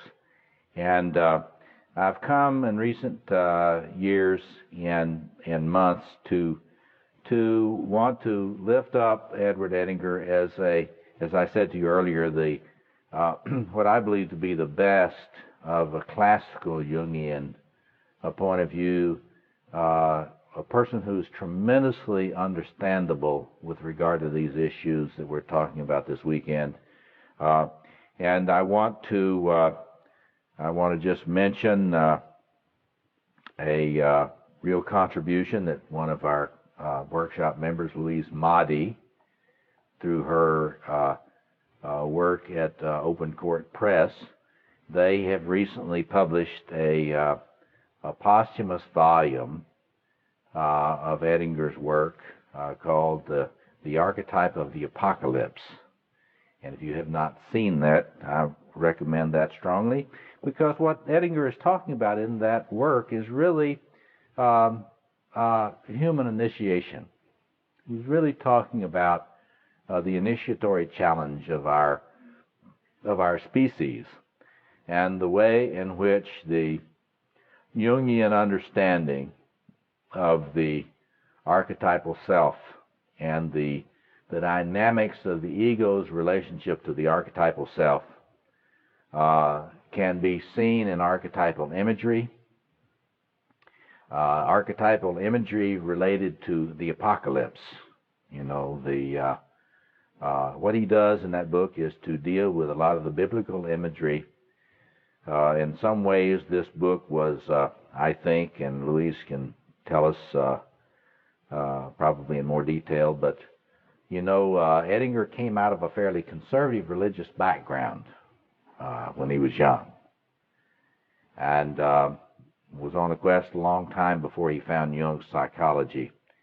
And I find it very interesting that in his last publication, he returns to looking at biblical imagery that he must have been fed on a lot as a young person. And what he does is to put the apocalypse, the imagery of the apocalypse, the mythology of the apocalypse, in the context of human initiation. And so take a look at that. It is a fitting volume capping his work. But the volume that I want to recommend to you today is the one that I worked on. There's a recent workshop I gave here. I believe it's become available in tapes, called The Genius of Ego and Archetype, The Genius of Edward Edinger.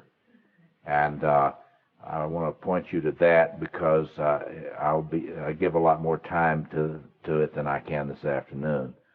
But I wanted to say that in the classical Jungian point of view, as I said before, and Edinger reflects this clearly, all initiatory process is really instigated by the archetypal self.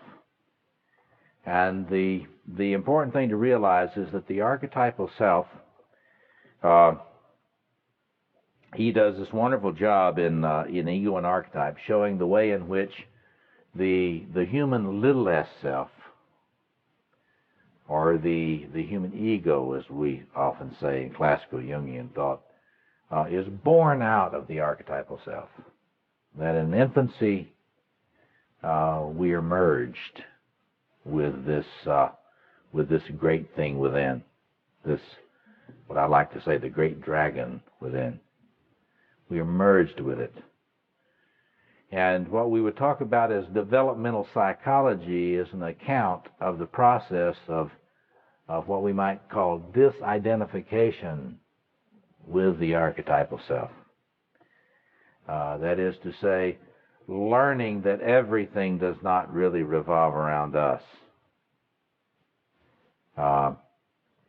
And Edinger does a good job. Other Jungians have elaborated on this, but Edinger does a good job of mapping the emergence of the human ego in what we might call normal development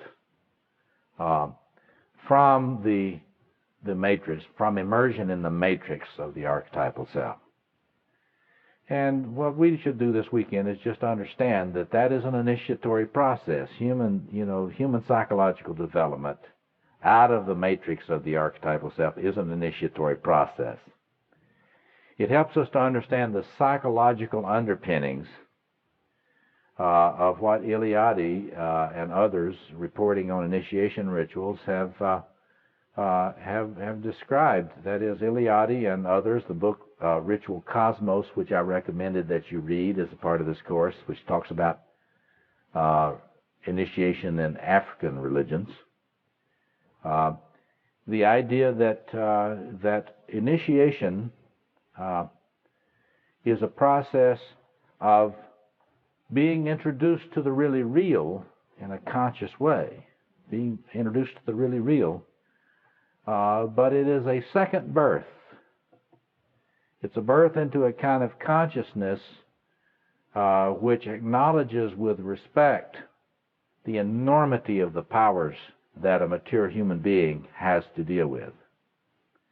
To a conscious acknowledgement of the enormity of the powers that every human being has to, if they are mature as an adult, Now, we're not talking about the higher reaches of spiritual initiation. I'll respond a little bit to that tomorrow. But just into the initiation into adulthood, which we kind of take, we think that's easy. But the truth is, as Edinger's work maps in a very succinct, simple way, it's not at all easy to come out of this this unconscious identification with the archetypal self and its grandiosity. So this whole idea of emergence and emergence from an identification with the great self to a point where we experience the great self out there in parents, and then in other places, but we begin to try to break up, if we're developing, we begin to try to break up the simplistic projections of the great self on parents, race, tribe, religion, so on, lover, and so on. So this emergence is an extremely complicated process. And one of the things that Edinger points out in Ego and Archetype is this constant ongoing metabolism, we can say again, of seeking to break out of the identification with the archetypal self without losing a dynamic connection with it. And what he does in that book so well is to point out the sort of oscillation that we get into when we are connected with the great self. We are flooded with grandiose energies. He doesn't use that language, but that's the way we would talk about it today in psychoanalysis. We're flooded with grandiose energies. We feel really real. When we're in touch with the archetypal self, we are in touch with that power. And it's not a concept. It's not a concept. It is a palpable reality, that power. You know, if you're really connected with it, you will tend to feel a little bit manicky. That is, you will, you know, in terms of bipolar disorders, manic depression, when you're feeling an internal connection with the archetypal self, whether you know it or not, you will have a surplus of energy. And you will not be having a problem with meaning. If you're connecting with that archetypal self, you will have a surplus of meaning. You'll have a surplus of energy, and you'll have a surplus of meaning. And if you're having problem regulating, it's very interesting. That energy that's flowing into you from the connection with the archetypal self will flow onto thought forms that you're having, and it will light them up like a Christmas tree. And it may be that the thought form that you're associating it with is worthy of such admiration, and it may be that it's not. I think of the year that I was at the American Academy of Religion, and a gentleman knew the Academy of Religion was meeting, where all the religious scholars of the world gather and share papers. And he sent a semi-truck loaded with books to the meeting of the American Academy of Religion. And they unloaded these, and they had a copy of this book that this guy had written, which was his divine revelation. I had a copy for every member of the American Academy of Religion, and the name of the book was I Found an Elephant in the Bible. And this book was the account of the way in which he had a revelation of the way in which the shape of the elephant was the key to understanding the content of all the stories in the Bible. And it was extremely elaborate, had all these diagrams, amazingly complex discussion. And in my mind, that would be an example of what that guy was plugged into the archetypal self. And the archetypal energy had gotten on the image of the elephant. And archetypal energy operates like radiation. It's like plutonium.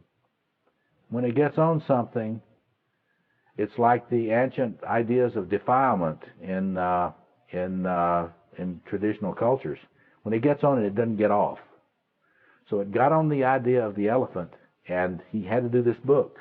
And he had to spend all this money to get all these books printed. It must have cost him maybe at least $100,000 to do this. So anyway, that would be an example. But when you're in connection with the archetypal self, it will create very numinous associations to thoughts, behaviors, persons, all sorts of things, tribes, religions, symbolic forms, schools of psychoanalysis, whatever. But so that's when you're in touch with it, and you will have various expressions of this. And tomorrow I will go into some of the expressions it takes when the archetypal self is really intruding into the precincts of the ego in that way.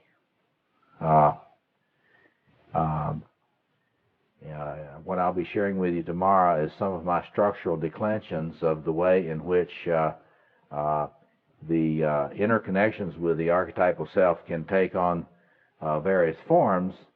They look very different, but they're all an example of one flying too close to the flame. And Edinger is wonderful about his understanding about the flame, the power of the flames in the archetypal self. He's also pointed, though, that when you're in that kind of connection with the archetypal self, on that spectrum of inflation, Jungians would say, that you're going to run into some reality. You're going to hit the bridge abutment of reality at some point. It can be a parent that doesn't respond adequately to your narcissistic displays. Rather responds hostily to your narcissistic displays. Or it can be if you're a new pilot and you just decided you had flying lessons. This is somebody I know who took flying lessons and learned how to pilot a small plane, decided to fly around the world. And didn't think anything really about it until taking off in an area in Africa. He hadn't done enough study of flying to realize that if you're taking off from an airfield that's high up, the airplane doesn't climb as fast as it does when you take off from an airport that is lower. So he had an encounter with reality on the side of a hill near an African airport. And this is a metaphor for what happens when the internal connection with the archetypal self. Remember, this archetypal self is pressing an initiatory agenda. And what is that agenda? It is pressing you toward a larger life. Larger, deeper, more significant, more creative. And the thing that Edinger makes so clear that so many people don't is the way in which we Jungians always talk about the way the archetypal self has a kind of internal regulating function. And I think there's truth in that. There's a certain kind of regulation. For example, if you become too one-sided in your life, the archetypal self, through what Jung called the process of enantiodromia, will bring in the opposite some way. What we've got to face, and what Edinger was very good at, is emphasizing that the way the archetypal self brings in that opposite may not be very nice. It may be very crushing, the way it brings it in. So in other words, the archetypal self will try to regulate one-sidedness in the personality, But one of the things that we've got to be very conscious about, and Edinger was conscious about this, is that the archetypal self is not going to regulate its pressure on the ego. Jung was clear about this. Edinger was clear about this. Some Jungians are not very clear about this. And that is to say, one of the things Edinger pointed out, and I'm going to be talking about this more tomorrow, is that there is a sense in which we can say the archetypal self is it's sort of a colonializer. It's a colonizer. And if for some reason in your individuation process, in your initiatory process, you have left out some important aspects of a mature human self, the archetypal self will start filling in the blanks in your personality with archetypal energies. The important thing that Edinger makes very clear is that it will press its agenda without reference to how much it makes you squirm or the fact that it may create chaos in your life. And so the upshot of that book on the archetype of the apocalypse is that human beings better get into their initiatory process, because the archetypal self is trying to incarnate. There's kind of what I like to call now an incarnational imperative going on in your psyche. And this great thing is trying to incarnate in you, in your body. And you can either have that happening unconsciously, in which case you're going to have a lot of symptoms and a lot of acting out, a lot of compulsive acting out. And if you really take a consistent look at psychopathology from Edinger's point of view, he just takes Jung's assumptions and just lifts them up right in front of you. These things, the things that are going on in your psyche, are going on because the archetypal self is pressing its agenda. And if you're unconscious, if you turn an uninterested eye to the unconscious, it's going to present initiatory phenomena in your life through symptom and acting out. There's only two choices, according to Edinger. You can work like mad to individuate consciously by trying to ask the question, what is the archetypal self trying to do in my life? What initiatory agendas do I see it pressing me on? In what way is it trying to press me into a more whole life, a larger life, a more luminous life, a more radiant life? I think it's fair to say that, a more radiant life. In what way is it pressing me on that? And in what way is that overheating my circuits? Because if you ground your thinking about this initiatory process in classical system, the best of it, as in Edinger, number one, the archetypal self is pressing you. You're responding to it some way. If you're responding to it with denial and defensiveness, then what's going on is you've got some, what we'll talk about tomorrow, repressed individuation going on in your life. That is, the individuation process has not stopped, but the archetypal self is manifesting its pressure on you to individuate in ways that you're resisting consciousness of or are unconscious of. The other choice, so the choice is between conscious facing of this initiatory process, or as I put it, is that with Edinger, an incarnational agenda, an incarnational imperative that's going on. Consciously face that and realize that your ego does not know all about this. That's why you've got to do a lot of inner work to try to find out what it's trying to do. And then with Jung and Edinger, and I think in some ways more with Jung than with Edinger, you've got to take a stand against this pressure of the archetypal self. And you've got to be a conscious partner with it, because, let's put it this way, the archetypal self will want to go faster in your apotheosis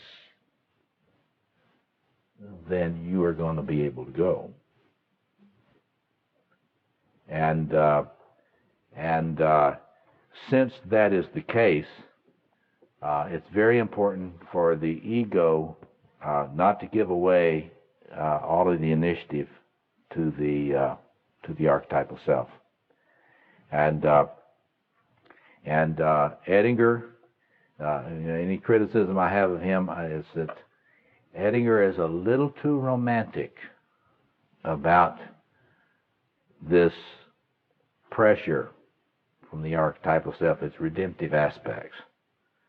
I think if we look around us in the world, and you think Jungian, you see, if you look at a lot of phenomena, you see a lot of evidence of the archetypal self colonizing personalities, leading them to act out or manifest all sorts of symptomatology that they cannot contain. It's compulsive. And in the context of our discussion this weekend, why is that? It's because we're the creature that has to have culture create vessels to help the individual in the process of regulating this energy that's coming from this instinctually grounded, powerful libidinal energy, or numinous energy, we might want to say. So we're seeing a lot of people. See, the archetypal self is not going away. It's operating like it's operated, as Anthony Stevens says in his book, The 2 Million Year Old Self, and his book on the archetypes and natural history of the self. This archetypal energy has been operating since we've been a species. The thing that has changed recently is we are becoming less and less adequate, less and less wise about the necessity of creating cultural, symbolic, and ritual forms as vessels to help people regulate this energy. So that's the upshot of the emphasis I've tried to make to you, that we've got to give a lot more attention to acknowledging the initiatory agenda of the archetypal self is pressing every human being from within. And we have to understand that without adequate vessels, Jungians would say alchemical vessels, without adequate vessels of containment, this fragments the psyche.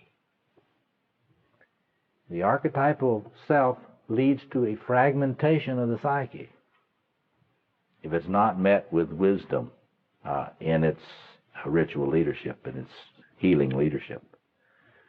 So what is our task? Well, our task, in my view, and we'll close with this, our task is to get very conscious about the power of this great generator in the human psyche.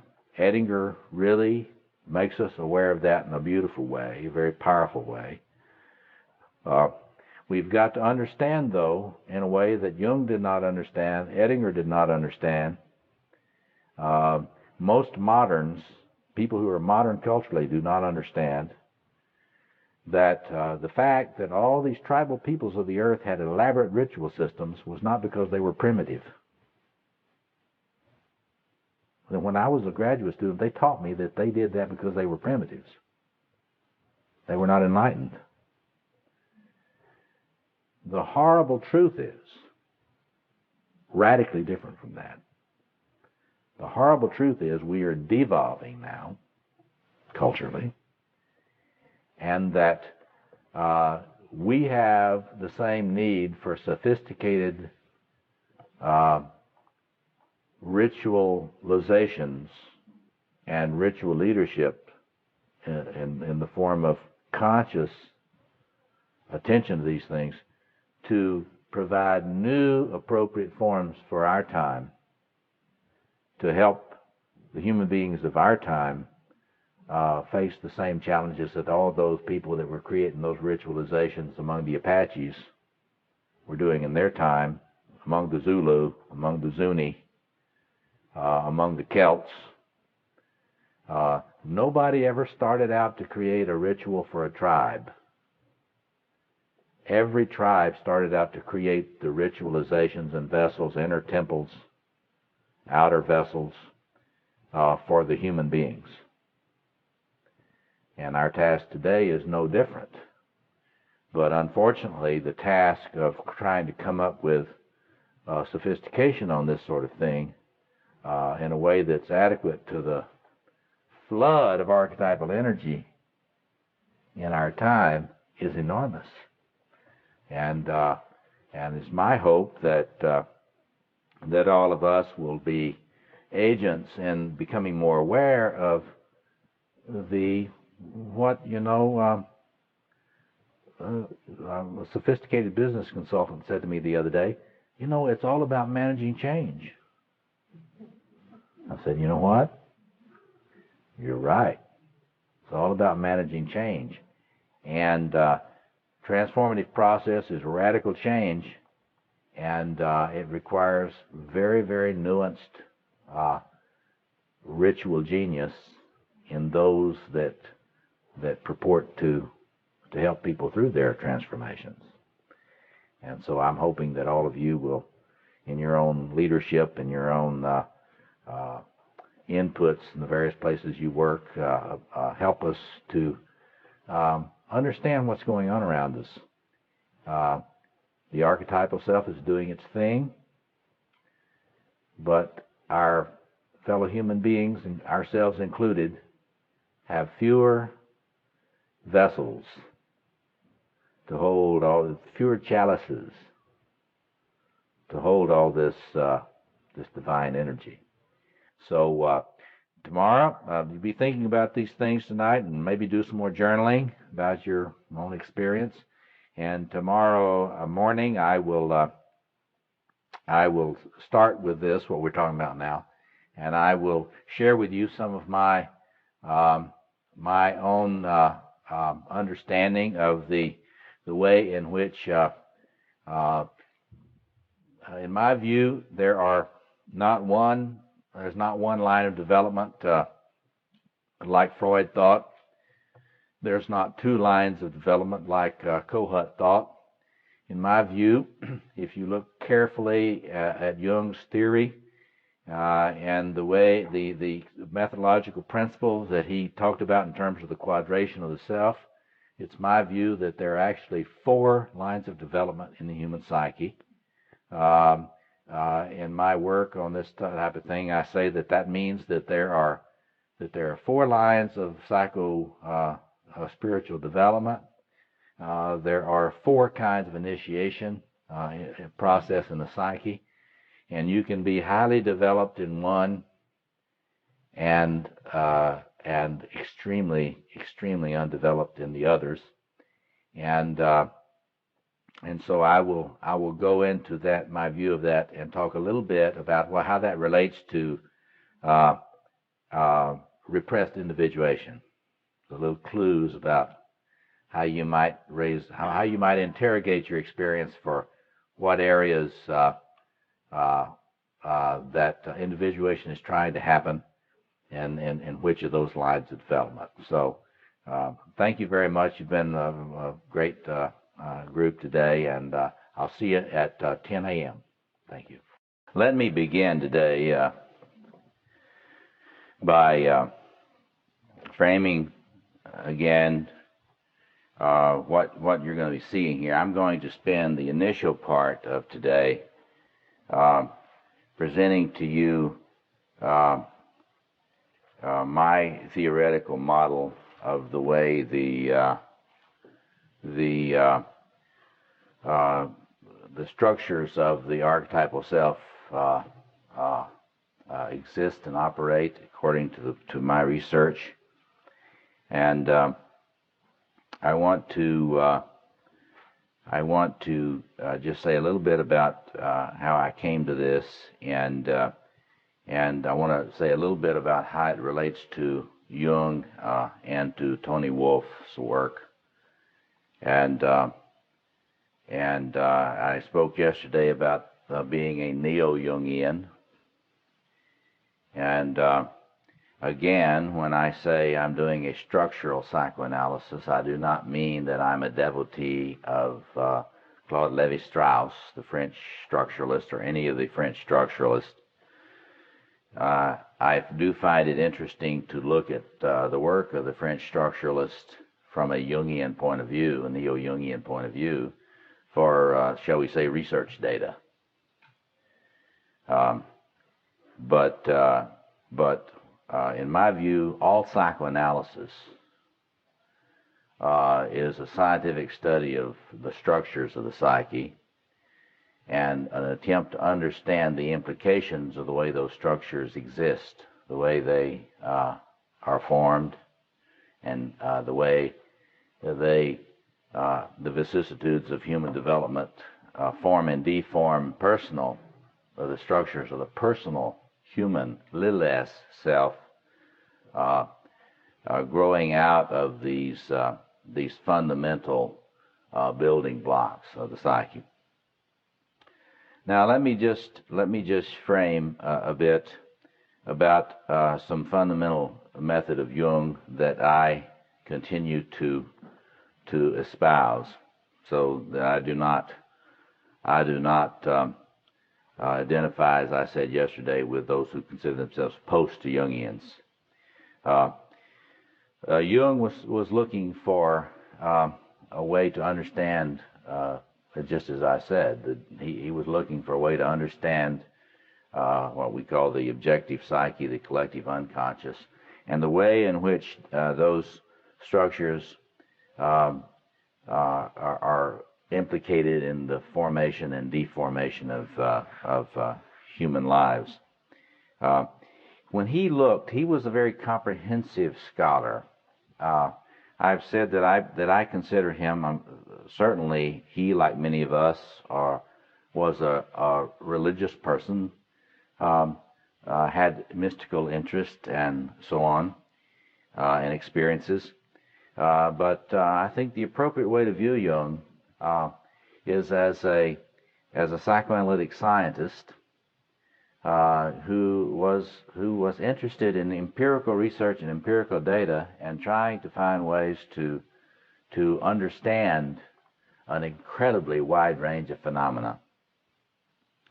I like to say to people that in some ways Jung's psychoanalysis is the hardest to study adequately, because it requires the largest reach into different realms of data, of knowledge. It's fairly, I said to you that I became an Adlerian analyst before I became a Jungian analyst. It's fairly simple. It's a lot of work, but it's fairly simple to become an Adlerian analyst. And in many schools of Freudian thought, the theory really is very narrow and does not require you to draw upon as many interdisciplinary sources as what I consider to be a Jungian approach requires. And in Jung's work, he really saw, a lot of people wonder why he was interested in so many seemingly esoteric, mythic and spiritual phenomena. And they tend not to realize that was all a part of his empirical quest. When Jung was looking at materials from spiritual traditions or from mythic traditions, he was looking at that for evidence that would tell him things about the structure of the objective psyche. And so he once was talking, what is a mythic image? A mythic image is the face an instinct puts to the world. And so when we look at, if you're thinking out of a Jungian tradition of scientific psychoanalysis and you're looking at comparative mythology, you're not just being an antiquarian. You're asking, what are the instinctual forms, instinctual patterns, instinctual dynamics that are represented in that mythic image? And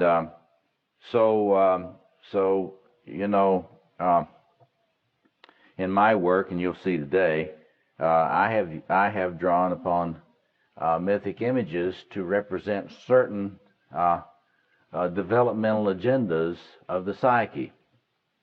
And so when you look at king, warrior, magician, lover, queen, lover, magician, warrior, we're talking about mythic images there that represent what I believe to be archetypal developmental potentials, developmental lines, developmental agendas. And if a person doesn't like mythic images or tends to sort of be concrete in their thinking, they don't have to use that language at all. Anthony Stevens, another person that I consider to be a neo-Jungian, uses the latest technical language from biopsychology to represent archetypal developmental lines. He calls them schemas, or he calls them by other names representing biological codings. So in any case, I just want to make clear, some people that have a very shallow view of my work think that somehow I worship at the shrine of these particular words, king, warrior, magician, lover, or that another misconception of my work is that these are the only archetypal forms I think are important. What we're looking at in this is not all of the archetypal images by any means, but I do believe they are the foundational images representing developmental lines in the human quest for a cohesive human little s self. I'll take a few moments later to talk about how you would locate other archetypal themes in this.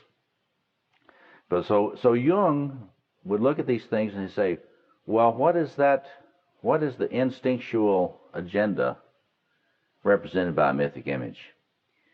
And one of the things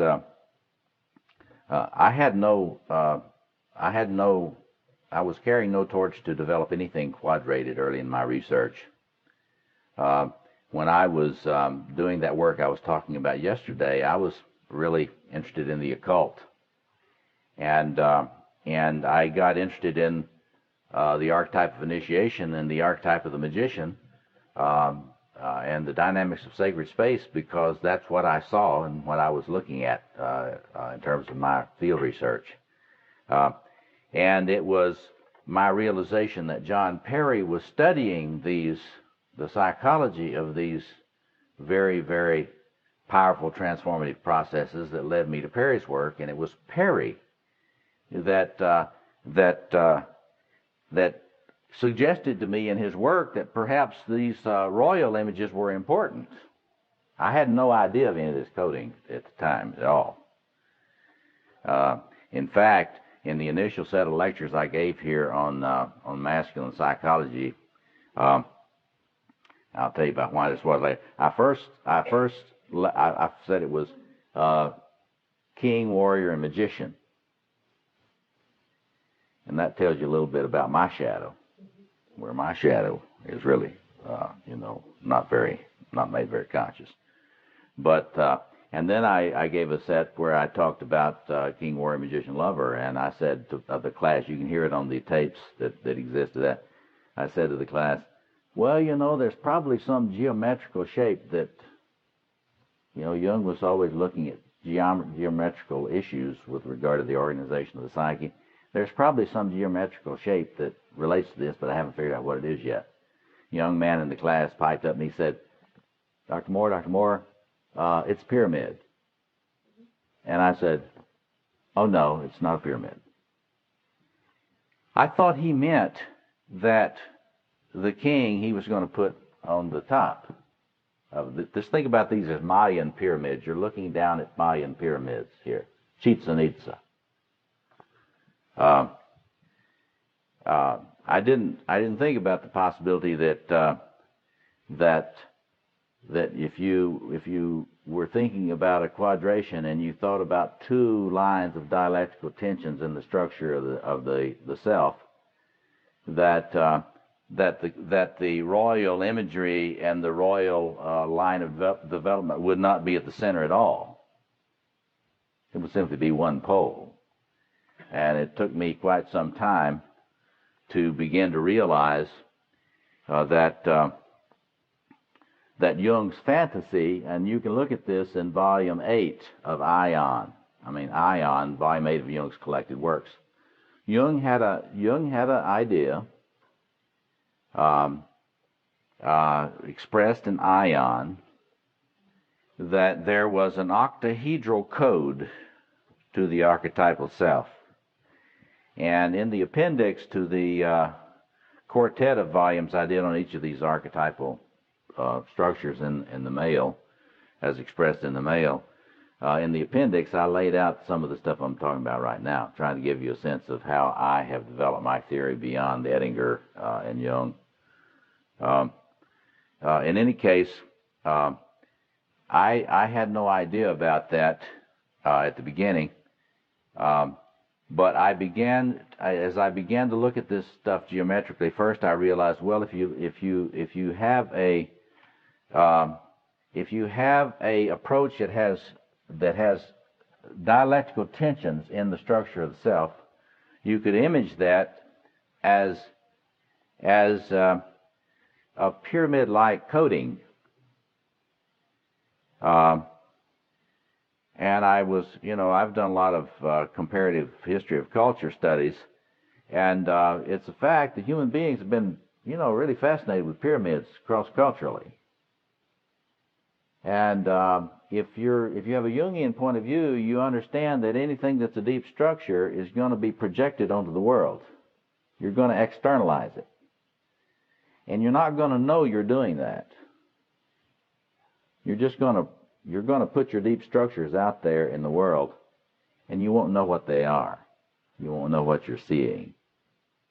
So I began to think, well, perhaps all this fascination with pyramidal structures that you see in so many different traditions, perhaps if you look at that from a Jungian point of view, Jungian hermeneutics of that, that's a projection of a code.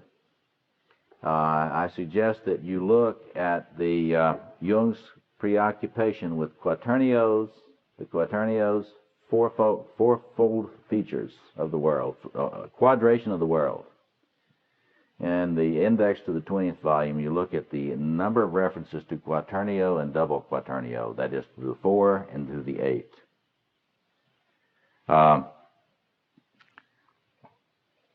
So in any case, peruse those appendices to those volumes, which is the place where you can see some of this early attempt to sort of coagulate my own theoretical reconstruction of Jung's work. So in any case, Jung believed that there was something very fourfold about the psyche.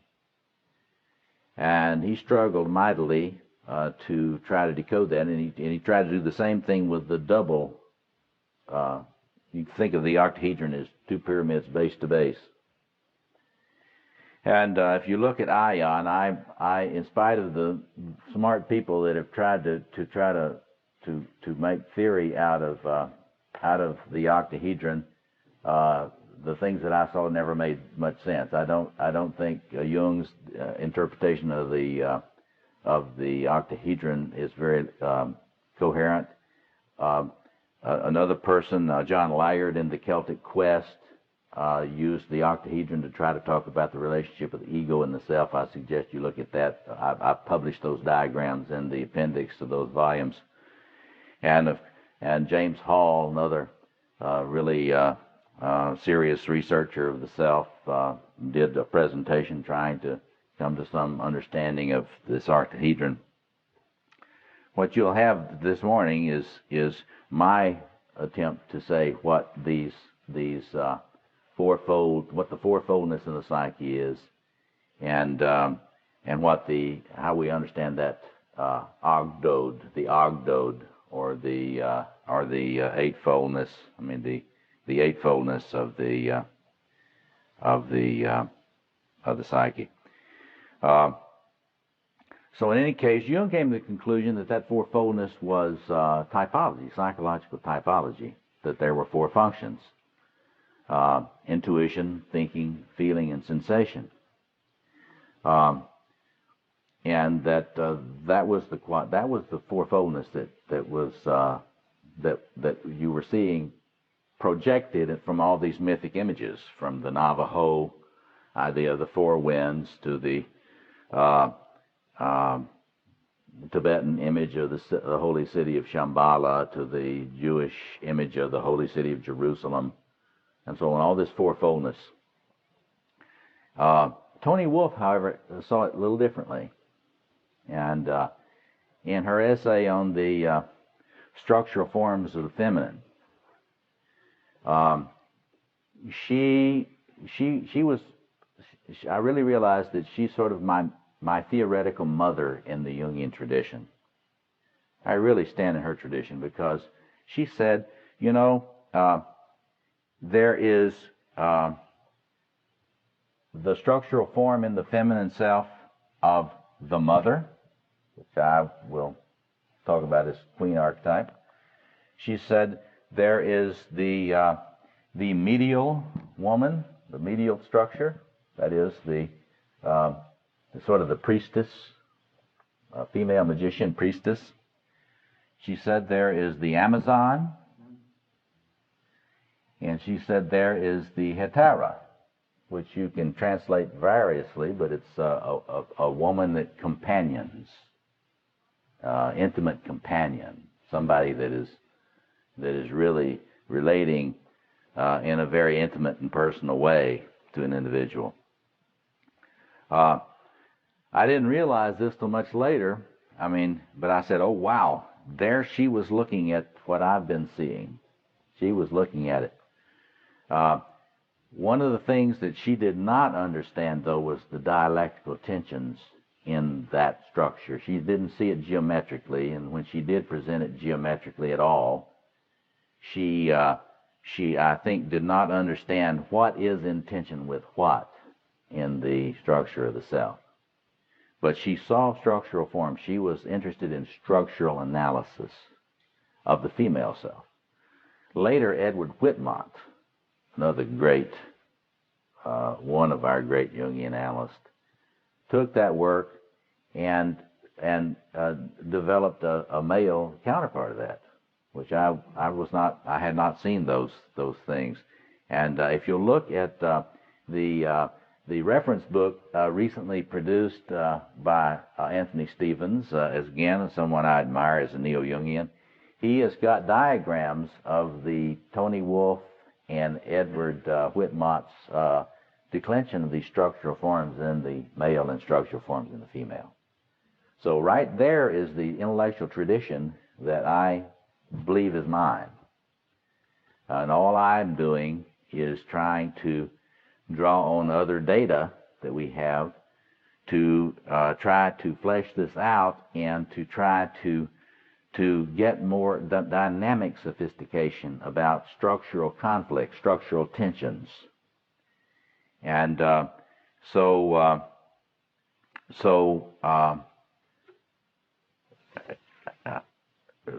Wolff's version of what the fourfoldness did, it differed from Jung. In a sense, she was kind of a neo-Jungian. And so let me just, I have discussed these different quadrants in great detail in my lectures, and And there will be more things coming out as soon as I can get them out. But what I want to do now is I want to go around here and just, rather than trying to give you all the background on how I came to this, I want to tell you what I think the code is. I believe that you look at this, the archetypal self, in my view, operates like a very heavily energy-laden blueprint for the structuralization and formation of a cohesive, little s human self. And what I'm going to be working with you with this morning during our time together today is I want to try to help you understand the way to think about a different kind of theory of change from the way Freud, for example, thought, or Adler, or even Jung, although I'm much closer to Jung. Freud tended to have an archaeological theory of change. That is, if you dig things up and expose them to the light and brush them off with a nice brush, and you become to knowledge that the knowing would be healing in some way. Of course, there's some truth to that, but I don't think it's the most important way of understanding a theory of change. Adler had the idea, a similar kind of idea, that if he could help you understand the cognitive biases that you developed in your first 10 years in your family of origin, if he could help you understand that and help you correct the cognitive errors you were making because of your early deformation of your perceptual habits, that you would change. And of course, there is again truth in that. There is some truth in that. In fact, all of the things we talk about today as cognitive psychology or cognitive psychotherapy are really kind of neo-Adlerian approaches to change. But Jung, and in somewhat clear way, Kohut, had a point of view about the healing process. This has to do with structuralization. That is to say, a structural integration process is needed for healing such as we can achieve as human beings to occur. That is to say, it is not a matter of just digging up things and knowing about your traumas. It's more like, I like to say, it's a construction project. It's like building a house. When you're trying to become a human little s self, not the big self, the task is to look at that blueprint in the big S self and to figure out which parts of the house you've already built and which ones are still just on the blueprints. Like, did you leave off the bathroom? You built the kitchen, but you left off the bathroom, or you built the living room, but you left off the other things. What part of the house of the little s human self have you not done the work to construct yet? So if you think that way, then it's more realistic, because it's extremely hard work to develop one's cohesive little s human self. And what's this got to do with initiation? Initiation, in its deepest sense, would be enabling a person to become human, to find those places where they're trying to pretend that a blueprint is a construction. And what I'll be suggesting to you all morning is that the archetypal self is a hugely energy-laden blueprint where you have managed to create your island. Your island, like that house, may not be developed on all sides. And where your island has not been completed according to the blueprint, there will be a kind of a virtual completion through a enormously energy-laden hologram that the archetypal self will put into the spaces that you've left out. In other words, if you're not really very integrated in the line of development for aggression, which I associate with the warrior mythology, then there's going to be a flooding of archetypal energy into that sector of yourself. And of course, the human ego is going to identify with that. It's going to think it is I. See? But like Freud, I believe it's not I. That flooding is it. What happens when you fight a certain aspect of you? We're going to get to that. We're going to get to that. Let me just take you on this introductory tour of these structural forms and what I think of them as having to do with development. As I said to you late yesterday, Freud believed that there was really one developmental line, and he was a little confused about this whole issue of eros and aggression. Different times in his theoretical life, he would really see eros and aggression as energies in conflict. But in Freudian psychoanalysis, they're still fighting. They're still fighting about whether or not aggression is a separate line of development. If you go to Freudian conferences, there are still arguments, and I've heard some very interesting ones. But the object, let's talk about these. Not one line of development like Freud, that is the object relations line, that is learning to develop capacity for genital contact with others.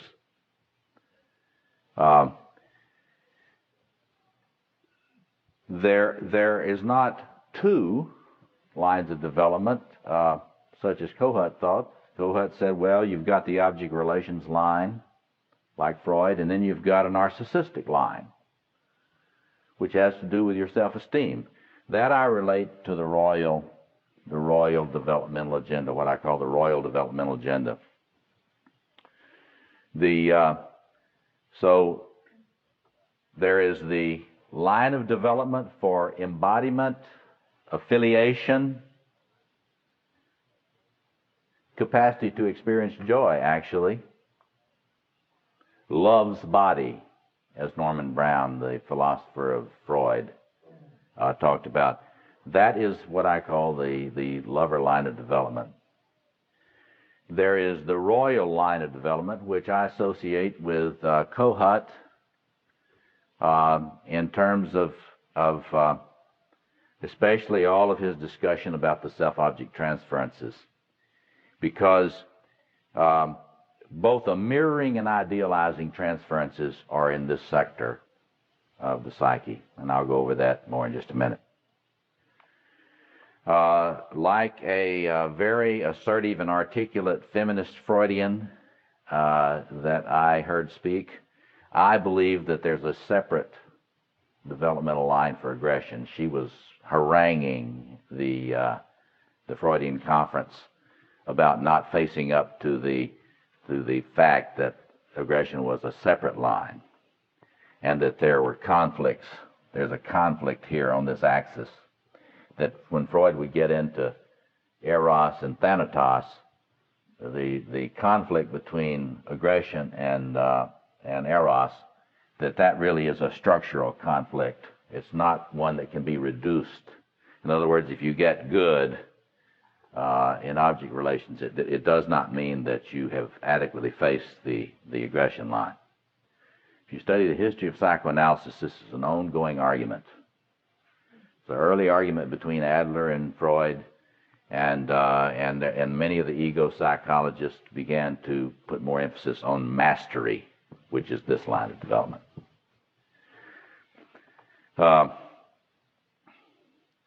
In Adler, so you've got Freud, You can plot Freud's theory on this axis.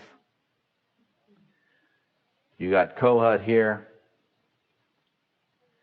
You've got Adler playing the complete side of this axis. What is this magician line? It's a line of cognitive development. And it has to do with the capacity to interpret, to be critical, to contemplate, to get distance, to reflect. If you talk about the observing ego, to develop an observing ego, that is a capacity that develops here. Addicts have a hard time developing an observing ego. It's hard for them to see the patterns in their behavior. And so this would be, you could put Piaget in here, you know. But what Adler saw was that there is a structural tension in the psyche. You know, Jung thought that the conflict between Freud and Adler was a typological conflict. It may well have been, but I think that it was more, they were looking at different dialectical structural tensions in the actual structure of the self. Freud was looking at this tension, and he was right. Adler was looking at this tension, superiority and the capacity to see through it and become less arrogant. Adler talked about the depreciation tendency. The depreciation tendency we would equate with a compulsive trickster magician aspect of the psyche. That is, seeing through everything. You know, cutting through and having all worthy, all worthiness dismissed. Adler said, it's very interesting, he said that if you got somebody that is compulsively depreciating themselves or others, if you look underneath that, he said, you will always find a superiority complex. So inferiority or depreciation of self or others, superiority complex. I think there is the theoretical disagreement between Freud and Adler. So in any case, there are these four developmental lines. One, the capacity to develop your sense of self-esteem. The capacity to set boundaries, accept limits, live in linear time. The warrior line organizes things in linear time. It understands doing. It understands work. That's what you mean by mastery? Yes, mastery. Let me do Ernest Wolf's work on this. Ernest Wolf says there are different self-object functions. He delineates them more extensively than Kohut did. He said there are efficacy self-object functions. That's mastery. That's in the warrior sector. He said there are adversarial self-object functions. That's in the warrior sector. That means if something is toxic and is harming you, you can set up a boundary to protect yourself from it. So, he talked about merger self-object transferences. You can merge in any of these sectors, really. But typically, the merger problems come in this sector. Merger self-object functions. As I said before with Kohut, idealizing and mirroring self-object functions are in this sector. The Kohutians believe that a mirroring transference and an idealizing transference are based on fundamentally different structures. In my view, that is a mistake. It really has to do with how one is relating to a significant self-object on this axis. If your parent blesses you, they're already idealized by you if they've not destroyed their idealization of you by abuse. If they see you, you can form that sense of being precious and special that is necessary for, that's the divine child. The divine child is born in this sector. It enables you to form the fundamentals of self-esteem. If your parent was unable to see you because of their own narcissistic issues, and yet they are not so inadequate or abusive that you cannot idealize them, then you will still seek to make contact with this powerful figure. And you will do it through idealization. You will hold them in high esteem and you'll try to get close to them. You'll try to get close to them. But here's what I like to say. You know, if you don't idealize them, you won't want to be mirrored by them. So in other words, it's really working the same territory, and it has to do more with the adequacy of the self-object in its capacity to see the emerging self. It's not really a different developmental line. It's not really fundamentally a different structure. It has to do with how well the relationship with the one who should bless is going. So the qualities, the virtues, they're on that chart that I gave you. The qualities that, what do you get out of each one of these? And this is what you want to do when you're trying to do a structural diagnosis of where your little s self is not complete. You want to work with the question of just by doing a kind of a phenomenology of your subjective experience, which of these qualities are problematic for you? Where do you get flooded by powerful archetypal energies that make you compulsive in a particular area? So let me go around the qualities. If you are not very calm and centered, you've got a problem connecting with this royal energy. You can be calm by having comfort in your narcissism, a certain kind of calmness, in that you're not looking for the center of the world out there. You know it's in here. See, if you're a narcissist. I'm going to go over some of the psychopathologies in a minute. But if you are in connection with this energy, you're not going to be looking for the center out there. You're not going to be giving away your sovereignty. So one of the questions you need to ask, do I give my power away? Do I give my sovereignty away? And you can even say, well, who do I give it to? Because that's somebody that's carrying projections coming out of this sector for you. There are projections that come out of that sector.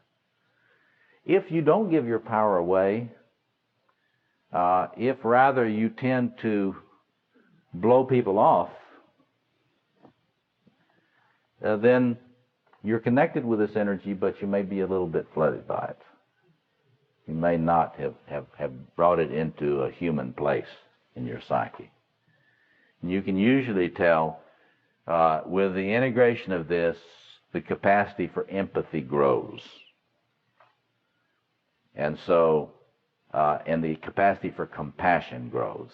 This is the sector where, at the higher levels of integration, a person has much more range of capability for empathy and much more range of capability for compassion.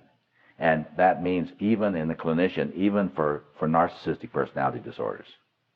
That is, if you are a therapist and you find yourself having trouble treating a narcissist, then you have got some residual pathology here, and that you cannot be compassionate with someone that's struggling with this particular energy.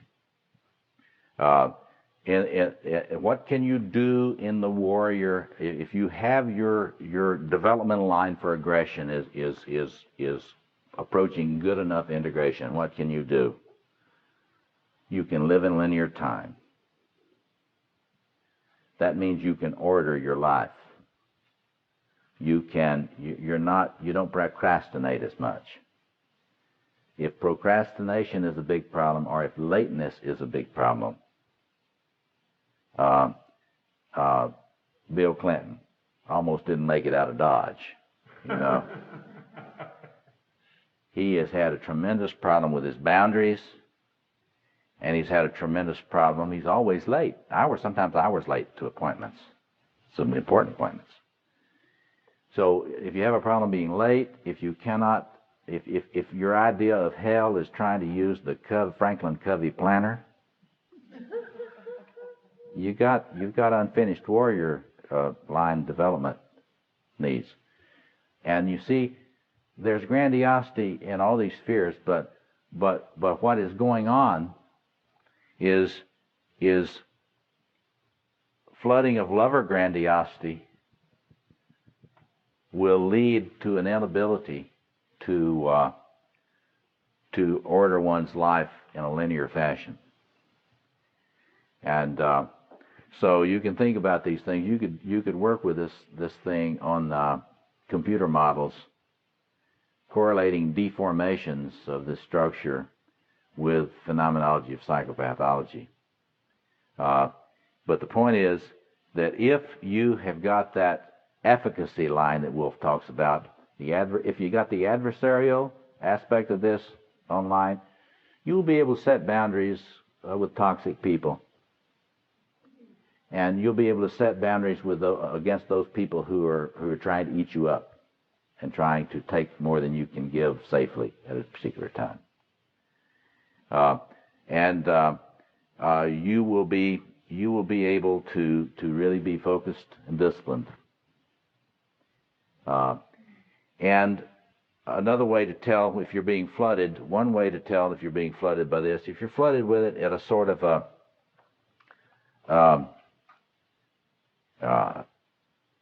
not too disintegrating way, you'll tend to be workaholic. That is, you'll just sort of compulsively work. If you're flooded with it in a more disintegrating way, you will be a rageaholic. And so if you find yourself having road rage, or post office rage, or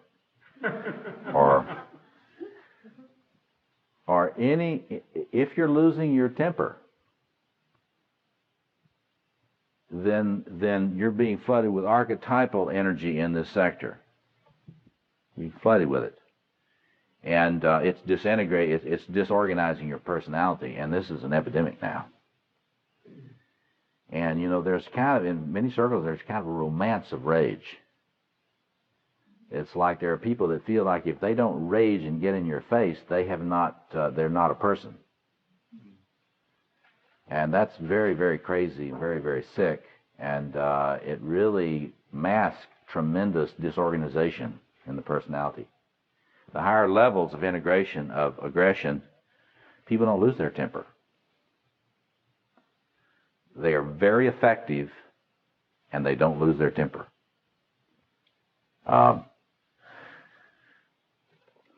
Qualities, positive qualities, and flooding on the magician line, the cognitive line development. Positive qualities, as I said earlier, capacity for pattern recognition. There's an observing ego. You notice it if you've married the same person 3 times. Just different names. You notice that there's a relationship between drinking a fifth of vodka and beating up your family and the fact they're upset with you. You kind of get, there's a pattern there. And it's a capacity to contemplate, to get up over the geography of one's life and to reflect upon it in a somewhat dispassionate way. So the capacity to retreat from the busyness of one's everyday life enough to do what Robert Johnson calls inner work. That is, if you have that capacity to disconnect for purposes of renewal, or if you have the capacity to enter into a transformative process, such as we've been talking about this weekend, then that thing is constellated in you, and you're able to go with it somewhat effectively. If this thing is flooding you, however, you will not be able to submit because you will not be able to trust. That is to say, when this thing is flooding in an archetypal way, you think everyone's phony. All the therapists are just out for my money. They don't have any interest in healing. They are not really. They really have no integrity. So it is a capacity for critical thinking that is sort of on full automatic. It is not working for the person. It's keeping them away from relationships that could be satisfying and healing. In fact, one of the chief ways you can tell if you're being flooded by this energy is how detached are you? Because I'll run through the relationship of my declension here, this decoding to Theodore Milan's research in a moment. But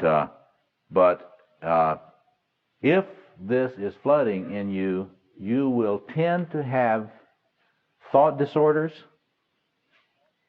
and you will tend to be detached to varying degrees.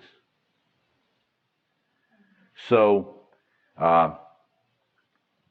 you will tend, people always say, they're in their head too much. Well, I don't ever apologize for being in my head, but when people are onto something, they talk about that. If you're compulsively occupying this room of the mansion, of the house of the self, then you're being flooded by that energy. And your ego, your I, thinks it's choosing that. And in my view, that is an illusion. The ego is not really choosing it. The ego is being bullied into that space by the pressure of the archetypal self in that sector. So what I'm saying to you, building from yesterday, is that when the archetypal self pressures you, depending upon the path dependency of how you've come into the world through culture, gender, family, birth order, trauma, so on, you will have been able to build this and not that island, that shaped island.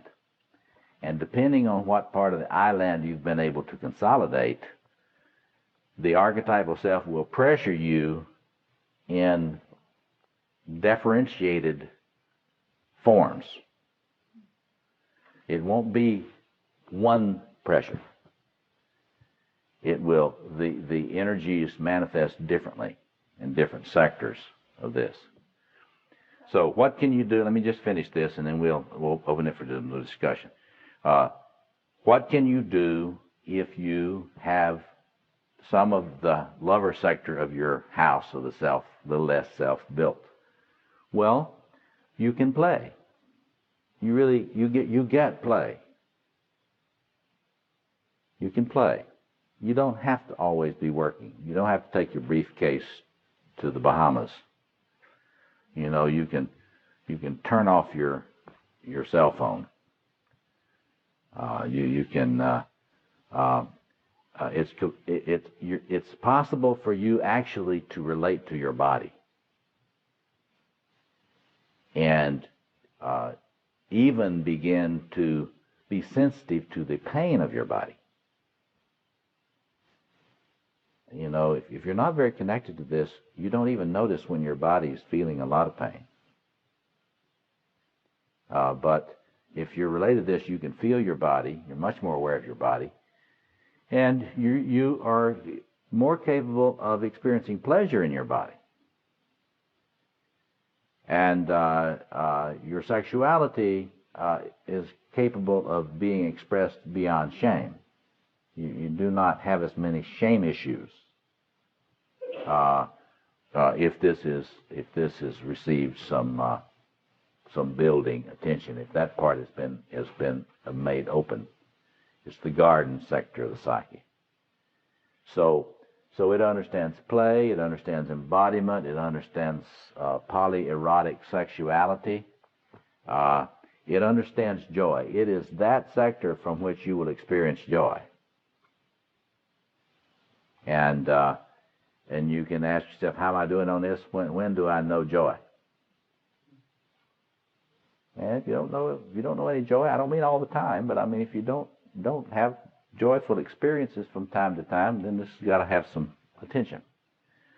So one last thing I want to do structurally before I open it for some discussion here is to refer you to Figure 3.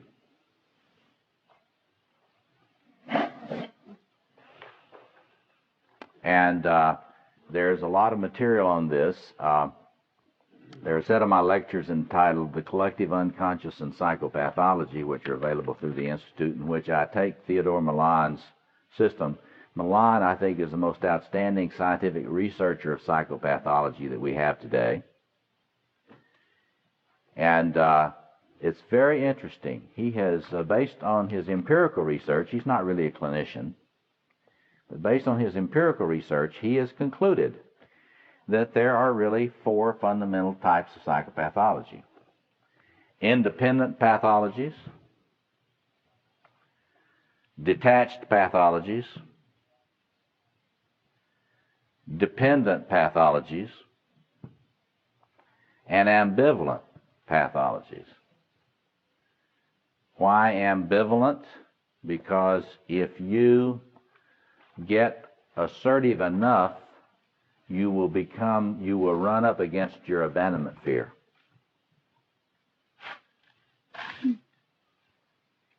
And so what he doesn't really, you could also include in here stuff he's not really looking at in his populations.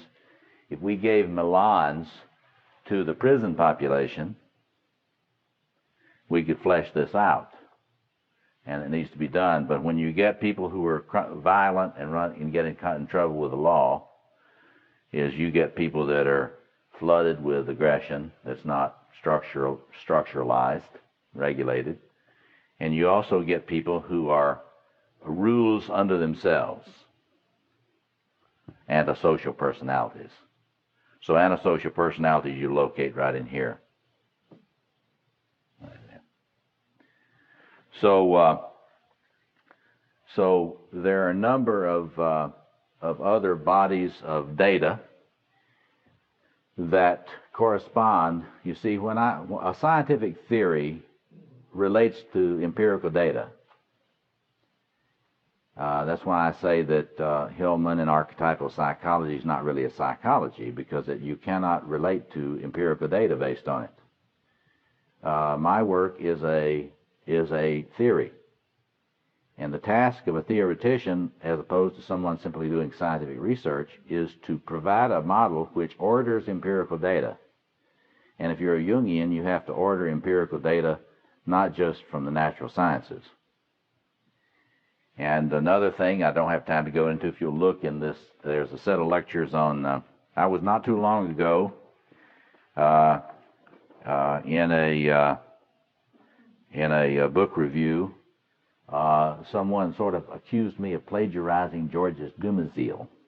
Now, I had never read any Dumézil, but I thought, well, I better look at Dumézil and and see what it is I'm supposed to be plagiarizing. And so I've given a series of lectures on that called Georges Dumézil and the New Comparative Mythology, a response. And it turns out that there's this vast body of comparative mythological studies, Dumézil and followers. And in the first place, Dumézil is not really a thinker about the collective unconscious. He thought he was simply writing about Indo-Aryan culture. And he said there were three functions. See? He said there is the warrior function. There is the royal function. He said, the sovereignty function. He said there's a sovereignty function. And he said there is the fertility function. And I thought, three, not four, huh? Well, there's got to be four. Turns out that sovereignty is bifurcated in Dumézil. There is royal sovereignty and magical sovereignty. That adequate sovereignty has to be a balance between the royal, the gods of the royal, and the gods of magic. And so I wanted to thank the person that accused me of plagiarism. He's given me an enormous body of cross-cultural evidence that really supports my structural theory. And so that is some of the data most Americans don't look at. My difference from Dumézil is I don't think it is just Indo-Aryan at all. You can see it in biblical tradition. King David in tension with the prophet Nathan. See? In fact, it's very interesting. David has been called the paradigmatic human by many, many writers. And it's very interesting. They talk about David as the poet, David as the warrior, David as the king, and David as the prophet. So there's a lot of stuff that can be done with this. I'm simply saying that what I'm presenting to you here is a theory, a scientific theory that's related to evidence. And if the discussions about that ought to relate to evidence. So anyway, let me now just recap.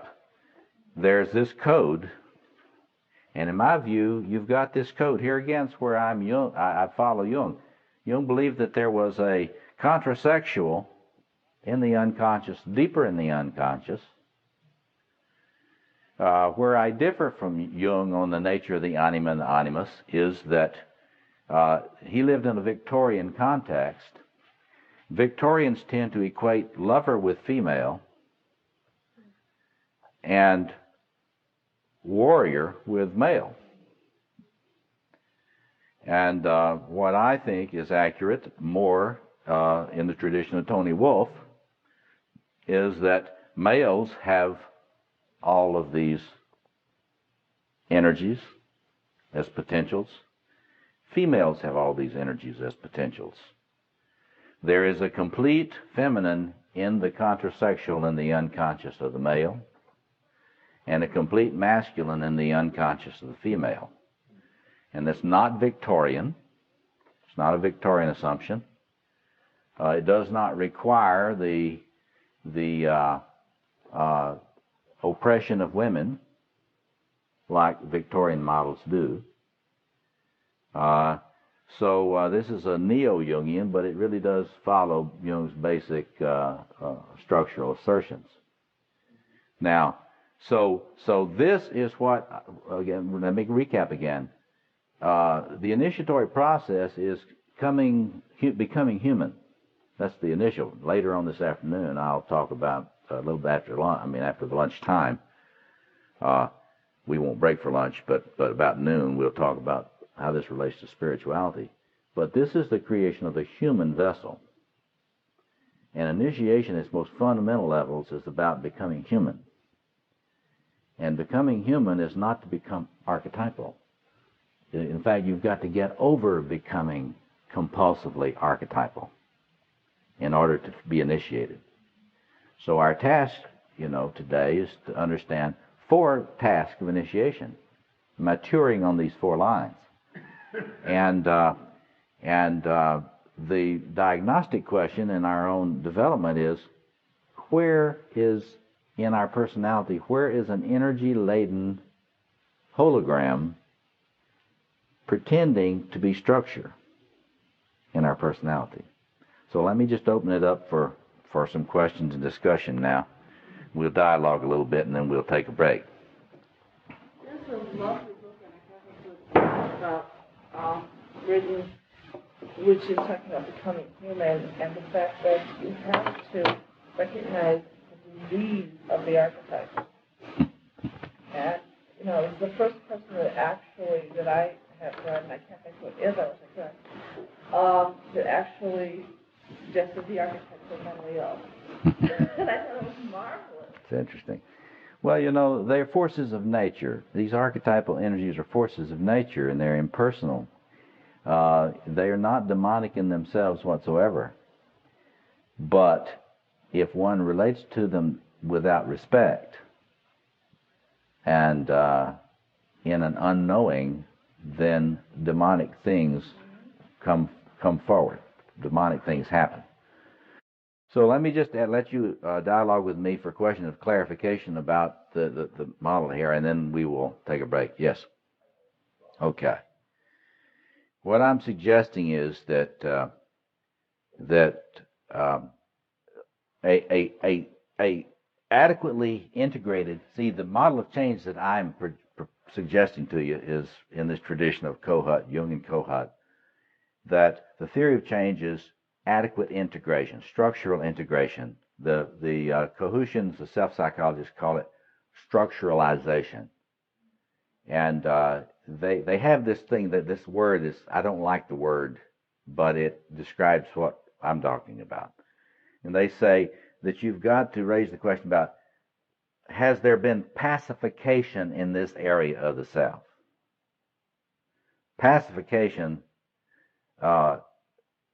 parallels what I call regulation.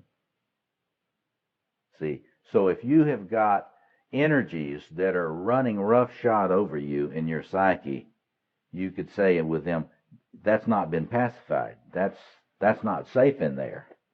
That area is not safe.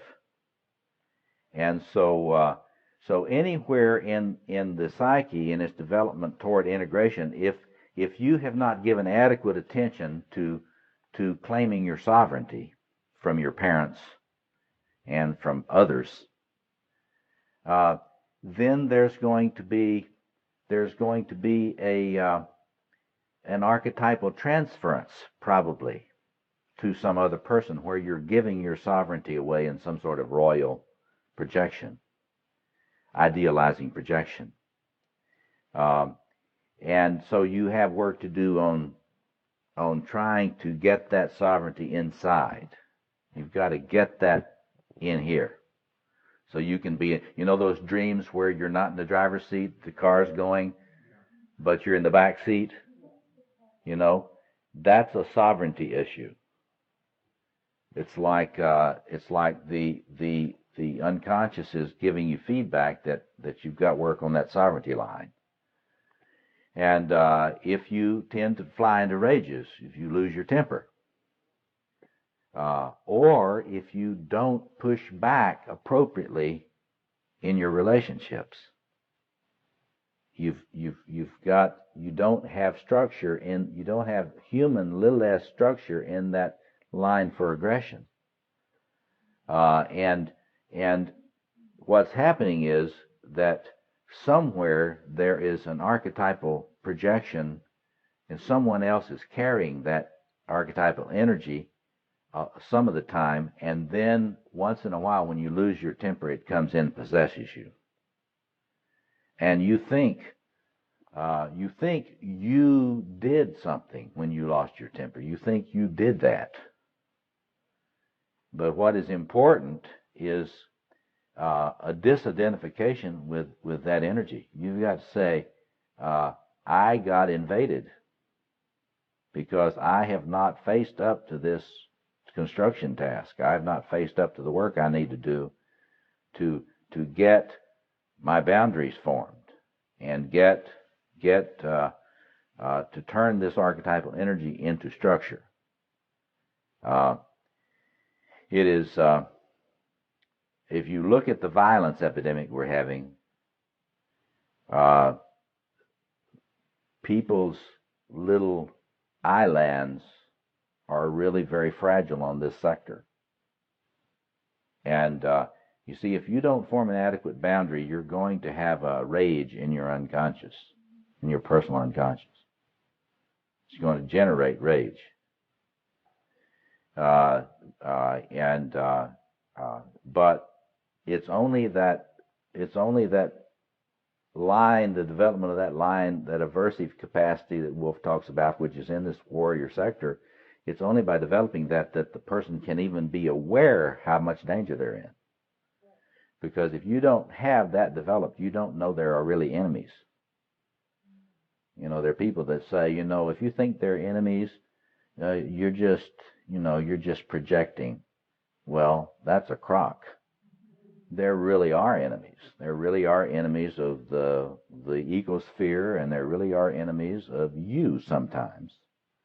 And you don't have to turn them into the archetypal enemy. That's not a adaptive strategy. But there are people sending toxic stimuli your way. In fact, in institutions today, there's so much aggression rattling around in them. Organizations, I mean, it's very dangerous.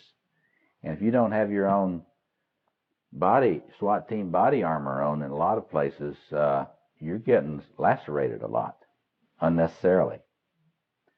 So, other questions? Yeah, Mary. I think that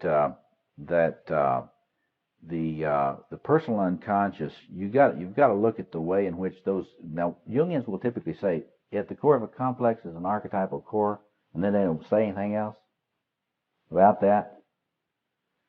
I want to make more out of that. I want to say whenever you've got a complex that's very autonomous,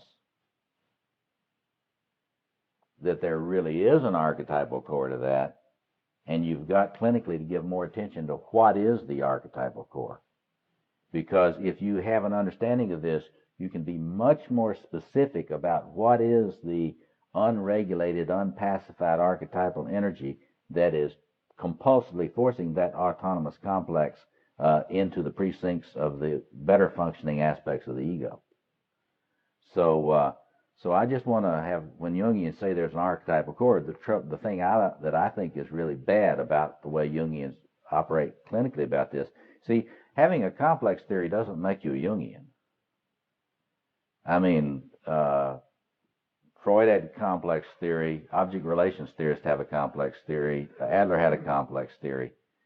The key is the idea that there is an archetypal core to an autonomous complex.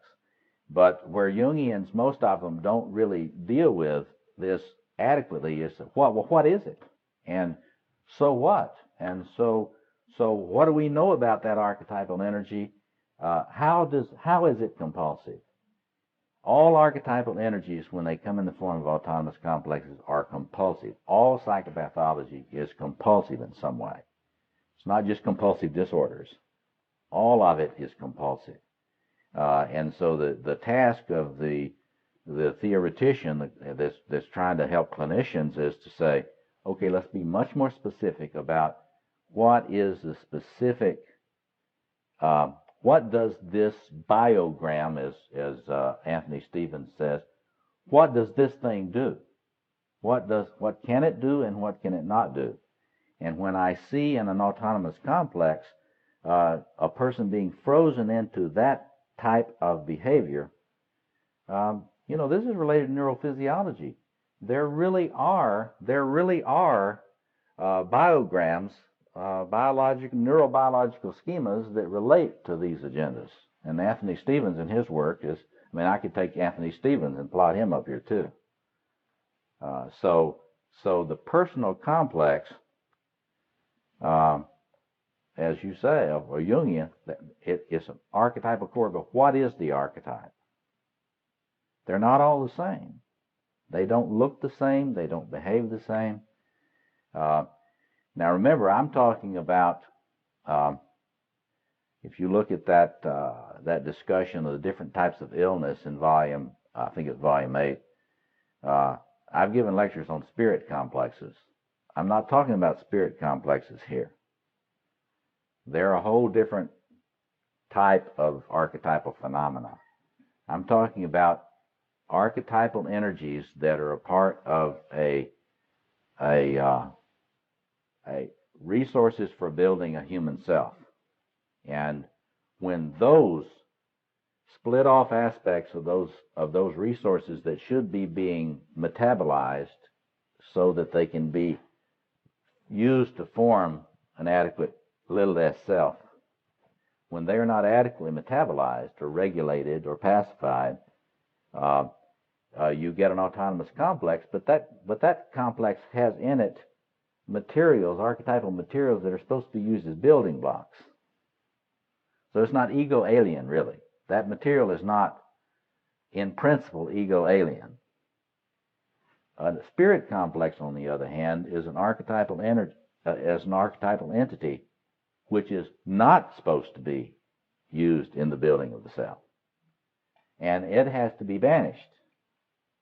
It has to be gotten out of the precincts of the personal self. And not, in my view, not enough clinically has been made of that. But what we're talking about here is autonomous complexes that really are the result of an inadequate developmental process. Does that make any sense? Yeah, I think the thing that Kohut gave us was that there has been this huge tradition of really pathologizing grandiose exhibitionistic libido. It is huge in the West. Human beings around the planet have a tremendous problem with it. That is to say, Kohut, I think it was Kohut, oh, it was Wolf. Wolf once said that people will forgive you for murder a lot faster than they will forgive you for displaying your exhibitionistic needs.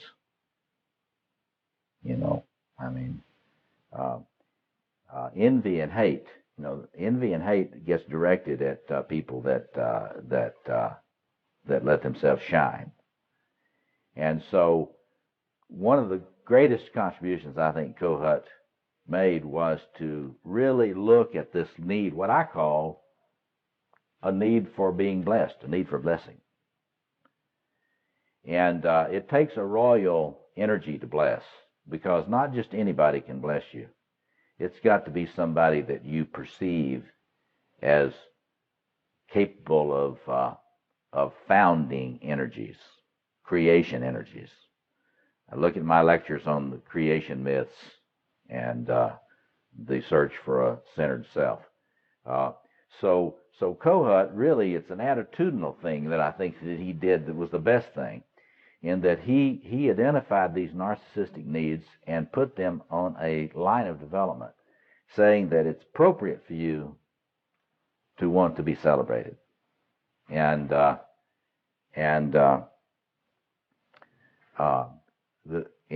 whole dynamics of idealizing transferences and mirroring transferences, you can put, for example, twinning transferences. They relate more to the warrior sphere. That's the kind of relatedness you get between people that are working together on a task. Sometimes in analysis, you'll have a person who cannot form an idealizing transference to you. They cannot form a mirroring transference to you. but often they'll try to come up beside you and be your wing person, fly beside you as, aren't we doing something interesting here? And so Kohut helped us see sort of the vicissitudes of narcissistic needs. I think he really I think he did not understand a number of things. I think Jung's theory is far superior in understanding the ubiquity and eternality of grandiose exhibitionistic energies. In my way of thinking about it, excuse me. Well, right, but you see, he tended to for him the grandiose exhibitionistic aspects of the self and the idealization pole he talked about. He put those on separate, as distinct, very distinct agendas, issues. And I think he's wrong about that. I think that's all royal. It's the quest to find someone who can bless. And you don't want the blessing of someone who's not royal. I mean, you shrug off, you can tell when you go into a cocktail party. The people that are scanning, they're looking for the ones that they think have got the power. They're looking for that center out there, which is a royal transference. Then they'll try to get their attention. So it's really on one, and it's really about the vicissitudes of how the self has experienced itself on this blessing, this royal issue. And if your parents could not see you, then you will be very fearful about forming a mirror transference. You won't try it. If they were good enough to be idealized at a distance a little bit, you can form an idealization, but that's no substitute for the mirror. And sometimes the Kohutians kind of suggest that you can really get cohesive if you have an idealizing emerger. But I think that's wrong, because what happens if you idealize and merge, you still don't have your sovereignty integrated. And even though it's calming, there's still an enormous rage that is inevitably built up in the self if you have not experienced mirroring. And so the most important thing he did, I think, is put that on a separate line, and to depathologize it, to depathologize the need to be seen, and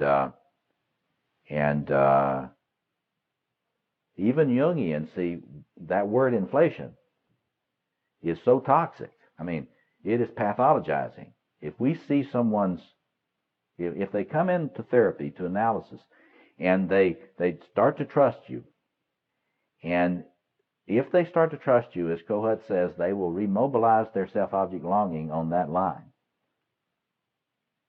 And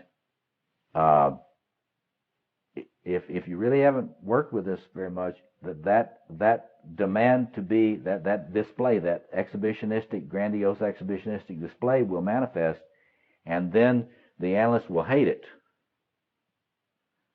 and say it's inflation, rather than saying, now this jewel is being brought to me to be admired. See, and it's very important for a person trying to work with this to be able to know, well, what kind of transference is this? It's a royal transference. It's a quest for blessing, and it doesn't go on forever. I mean, it can be pacified as well. But contrary to Kohut and the fantasy of these self-psychologists, you cannot cure this. The engine of the grandiose energies is the archetypal self. It's never going away. One always has to relate to it and seek to regulate. And you're never going to transmute and internalize the archetypal self. That is really a ridiculous idea. And if you've ever been to a self-psychology conference, you can tell none of their analysts have ever done it.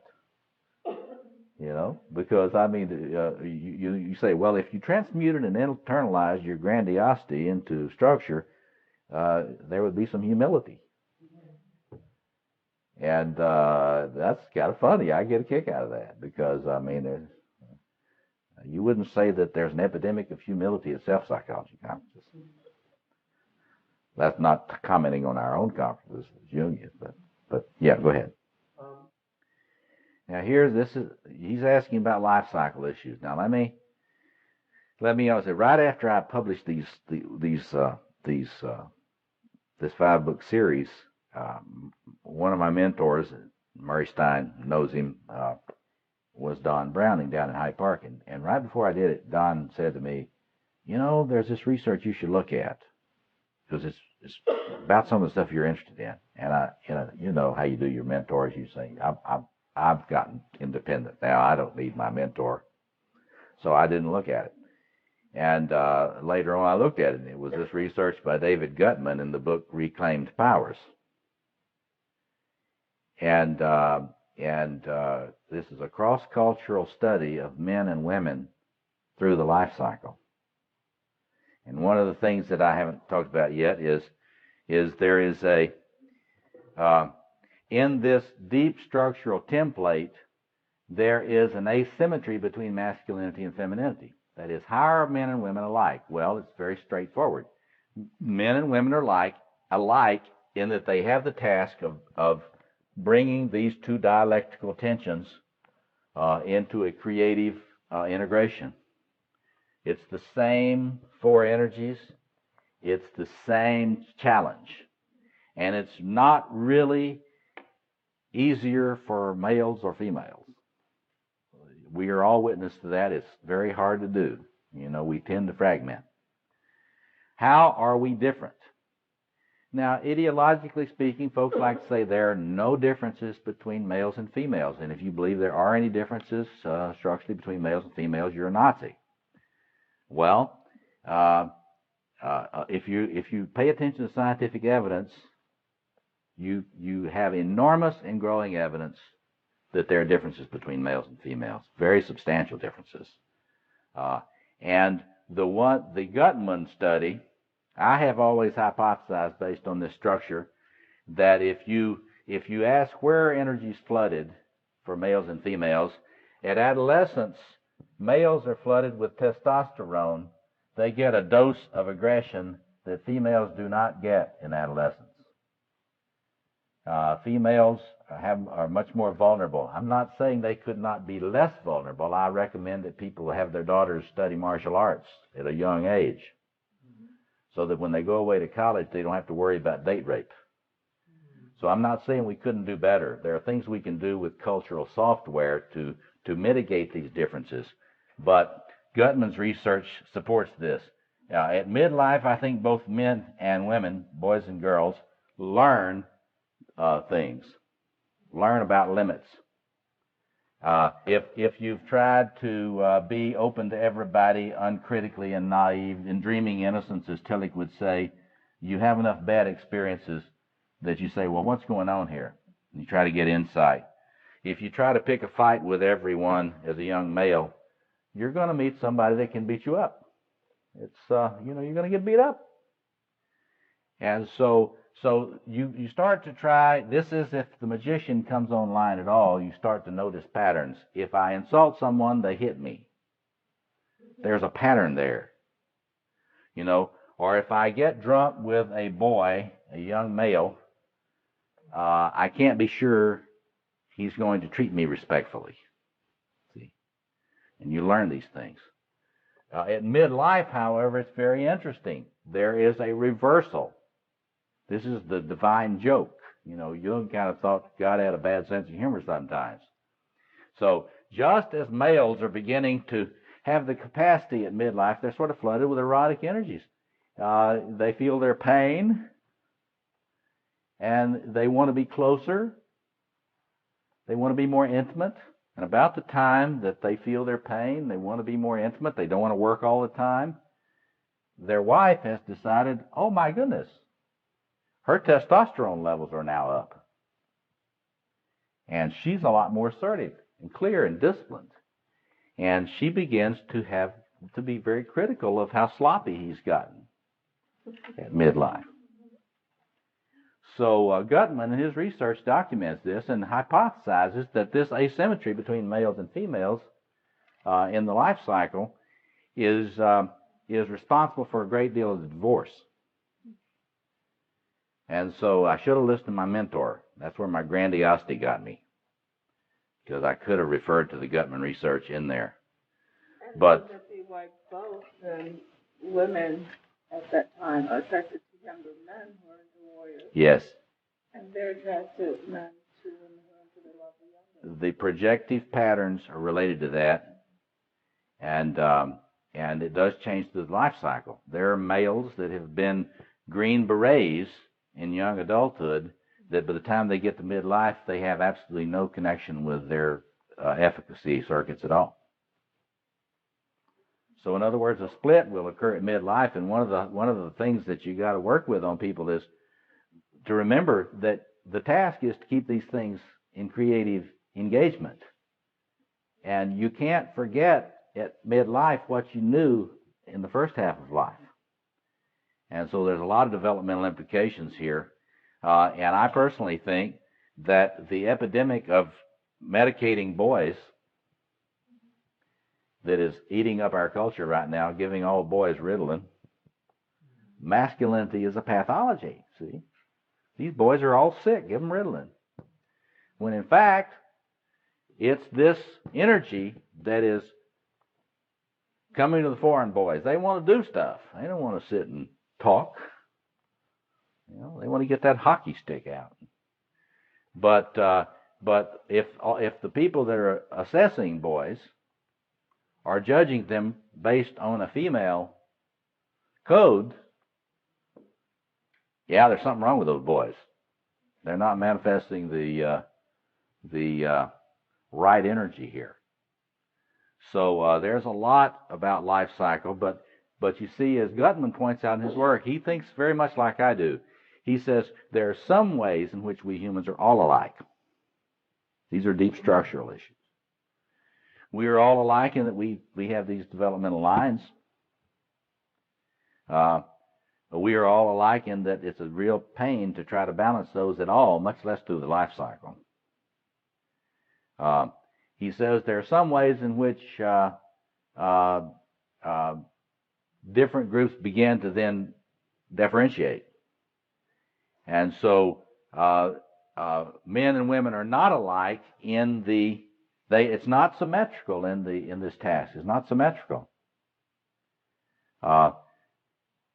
Males get flooded with this aggression long before they have much insight, and certainly before they have much experience with relationships. And men and women are both alike, I think, in that it's hard to get very mature. It's hard to get generative. Although, since I live in a school, I can see a difference with the female.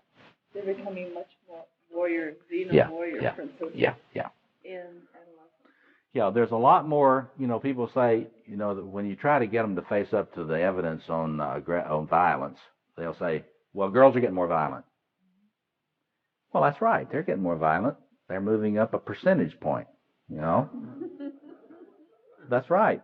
And a lot of it is trying to impress boys who have these Spartan, violent kind of values. So in any case, what I want you to do is to reflect on this and ask yourself the question,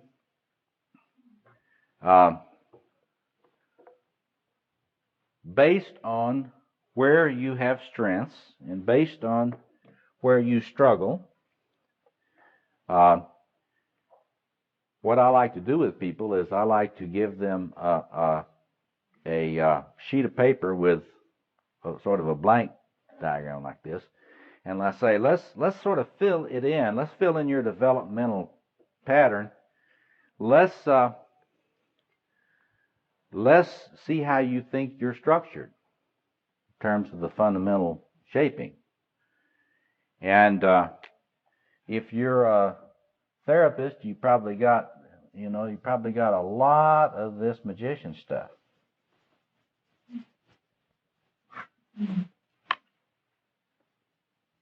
You fill it in from the base.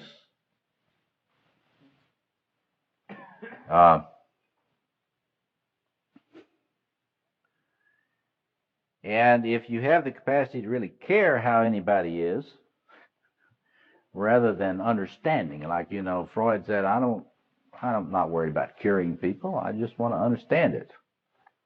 You know, so depending on how much of this you've got, you have some capacity really to care for the person. I'm just drawing you my structure. The Little Prince. That's what I had a lot of that. So what my point I want to make is too, before we take a break, is that just because I think this is a statistical deep structural ground plan doesn't mean that you follow the male pattern if you're a male, or that you follow the female pattern development if you're a female. Because the vicissitudes of your family and your birth order may have led you to develop in a way that is characteristic statistically of the other gender. And let me give you an example in mine. Let me just show you this.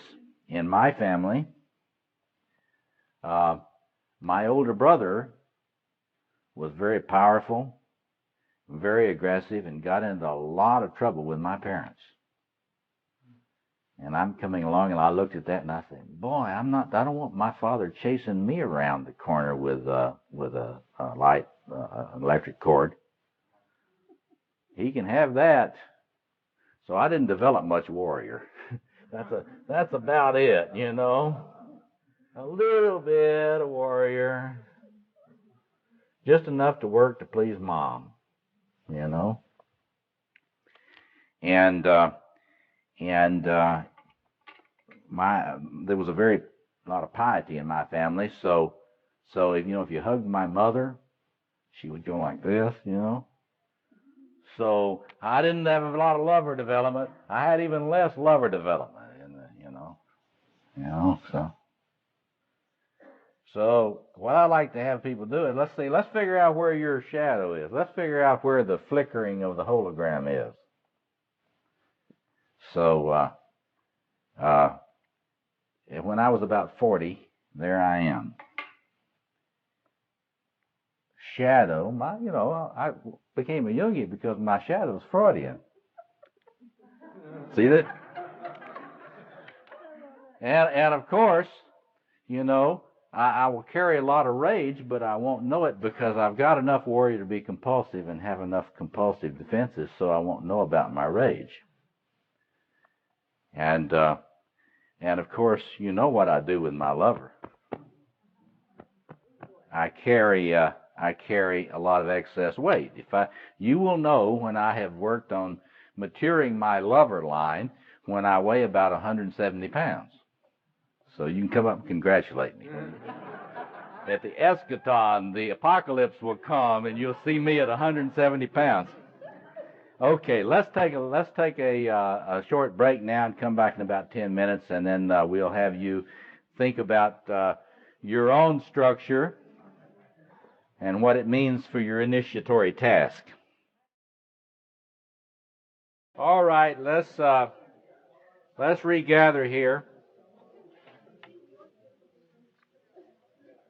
Let's regather here for a few minutes, and then I want to save just a little time to talk about the farther reaches of initiation.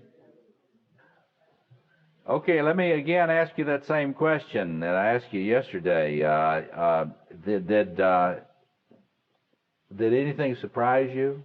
If there's something that you feel comfortable sharing that surprised you as you reflected on this, would you be willing to share it with us for a while, a few minutes? Yes, that lover-warrior axis. Yeah. And it's like, if you haven't kind of gotten your body armor developed, even with your most intimate beloved, you need your body armor. My friend John Lee, who's a storyteller and a really funny man that likes to communicate a lot of complicated stuff by telling depreciating stories about himself. He's got a new book coming out called Growing Yourself Back Up. And it's about understanding emotional regression. And it's just really a very simple little book about, well, pay attention that, you know, your spouse is going to go back to 2 or 3 years old from time to time. Face it.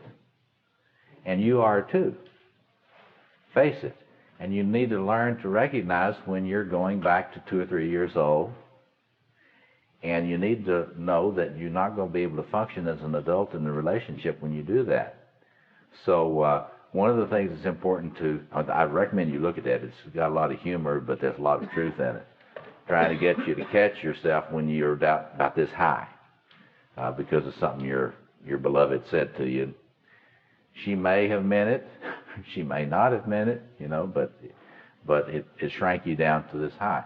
Well, you know, everybody needs a little armor plate over the heart for when the beloved brings out the unregulated aggression, you know, and it's very important to have that, because if you don't have it when your beloved brings out the unregulated aggression, then you're going to really get hurt, and then you're really going to regress, and then you're really going to have to go away. Because we men, one of the things we do is that if we never did develop our, you know, you say, well, males develop the warrior early in life. Well, the truth is that they don't, because they don't get much help with it now. They used to in tribal societies, as Gutman points out, but they don't get much help with it now. If you're a male, you're sort of handicapped in these emotional, there's growing evidence that males have inferior circuitry when it comes to emotional regulation, so males will tend to just detach in order to have a boundary. But the problem is, a detachment is not a boundary. And so if one finds oneself having to blast away from a partner, there's probably work to be done on that warrior agenda, not to be rageaholic or be aggressive or abusive, but simply to get to where one can protect the heart from being mortally wounded when the other person is undergoing a temporary regression or whatever. So that's a very important thing to think about, and I think that a lot of us in this room have had similar experiences. Others that would like to share something? Yes, over here. Right. It's very interesting, you know, if you have a lot of development of one of these archetypal agendas that may not be adequately regulated, but see, you can either be it can be so deep in your unconscious that you're not really getting much of that particular form of libido. In that case, you will not draw idealizing transferences from others in that sector.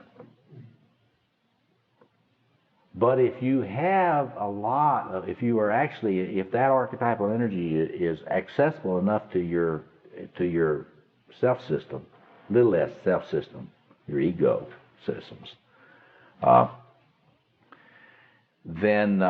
then you may kind of glow with that.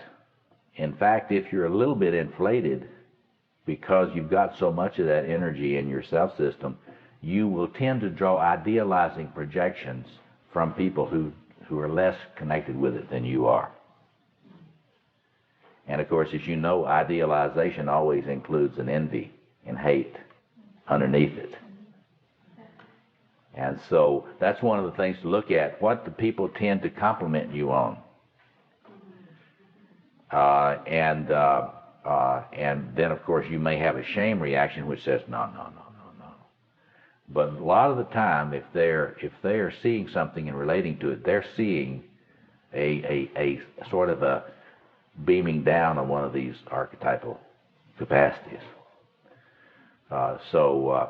So pay, and one other thing I think you do with, well, I didn't finish what I was going to say about what I like to do with people. I have a diagram where I put the male, if you will notice, the male pyramid and the female pyramid, put base to base with the energies. There are only 4 faces. The faces are You know, I think that biological evolution codes things in a very economic way.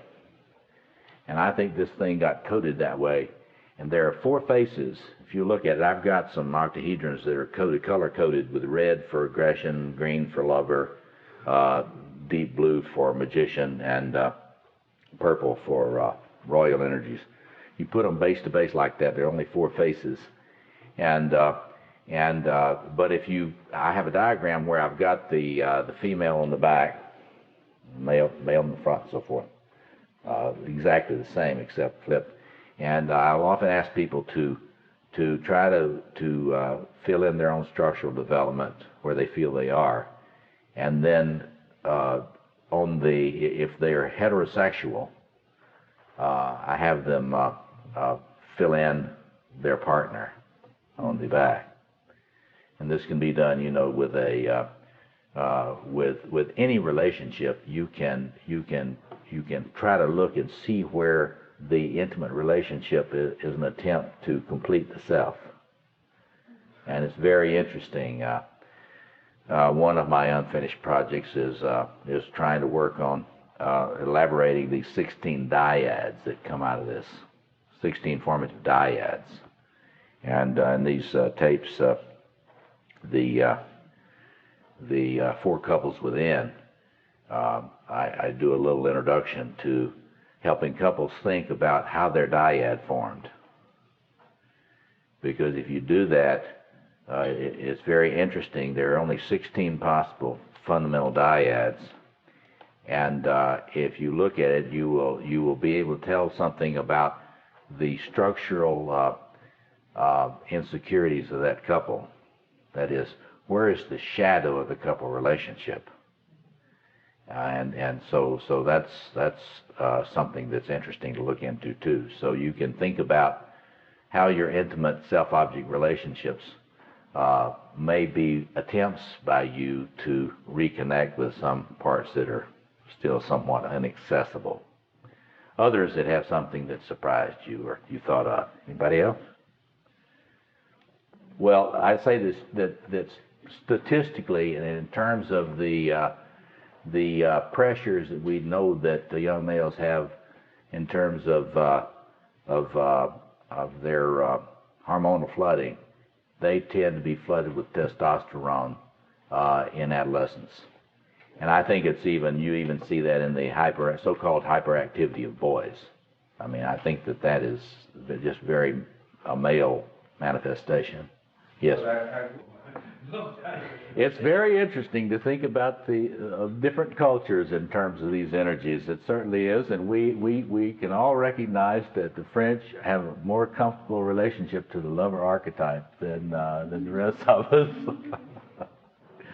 So, and yeah, I'm serious about that. There's a lot to be thought about. You think about cultural sort of emphases and openness in cultures to these different energies, and you can think about it in terms of spiritual traditions. It's, I mean, you can think about the Franciscans. What kind of energy do they tend to have? Or you can think about the Jesuits. What kind of energy do they tend to have? And so on. As I said yesterday, what kind of energy do the Buddhists tend to manifest? And see, I think that this is where I wanted to make a little turn to spiritual issues and comment on some of the things that you said the morning of the first day. If you really take this quadration seriously, and if you study the history of healing in human cultures, Jung didn't discover this need to balance opposites. I mean, if you study the history of healing, healers from traditions all over our planet have been aware of opposites. And they have put a lot of emphasis on the need in terms of initiation and healing to balance opposites.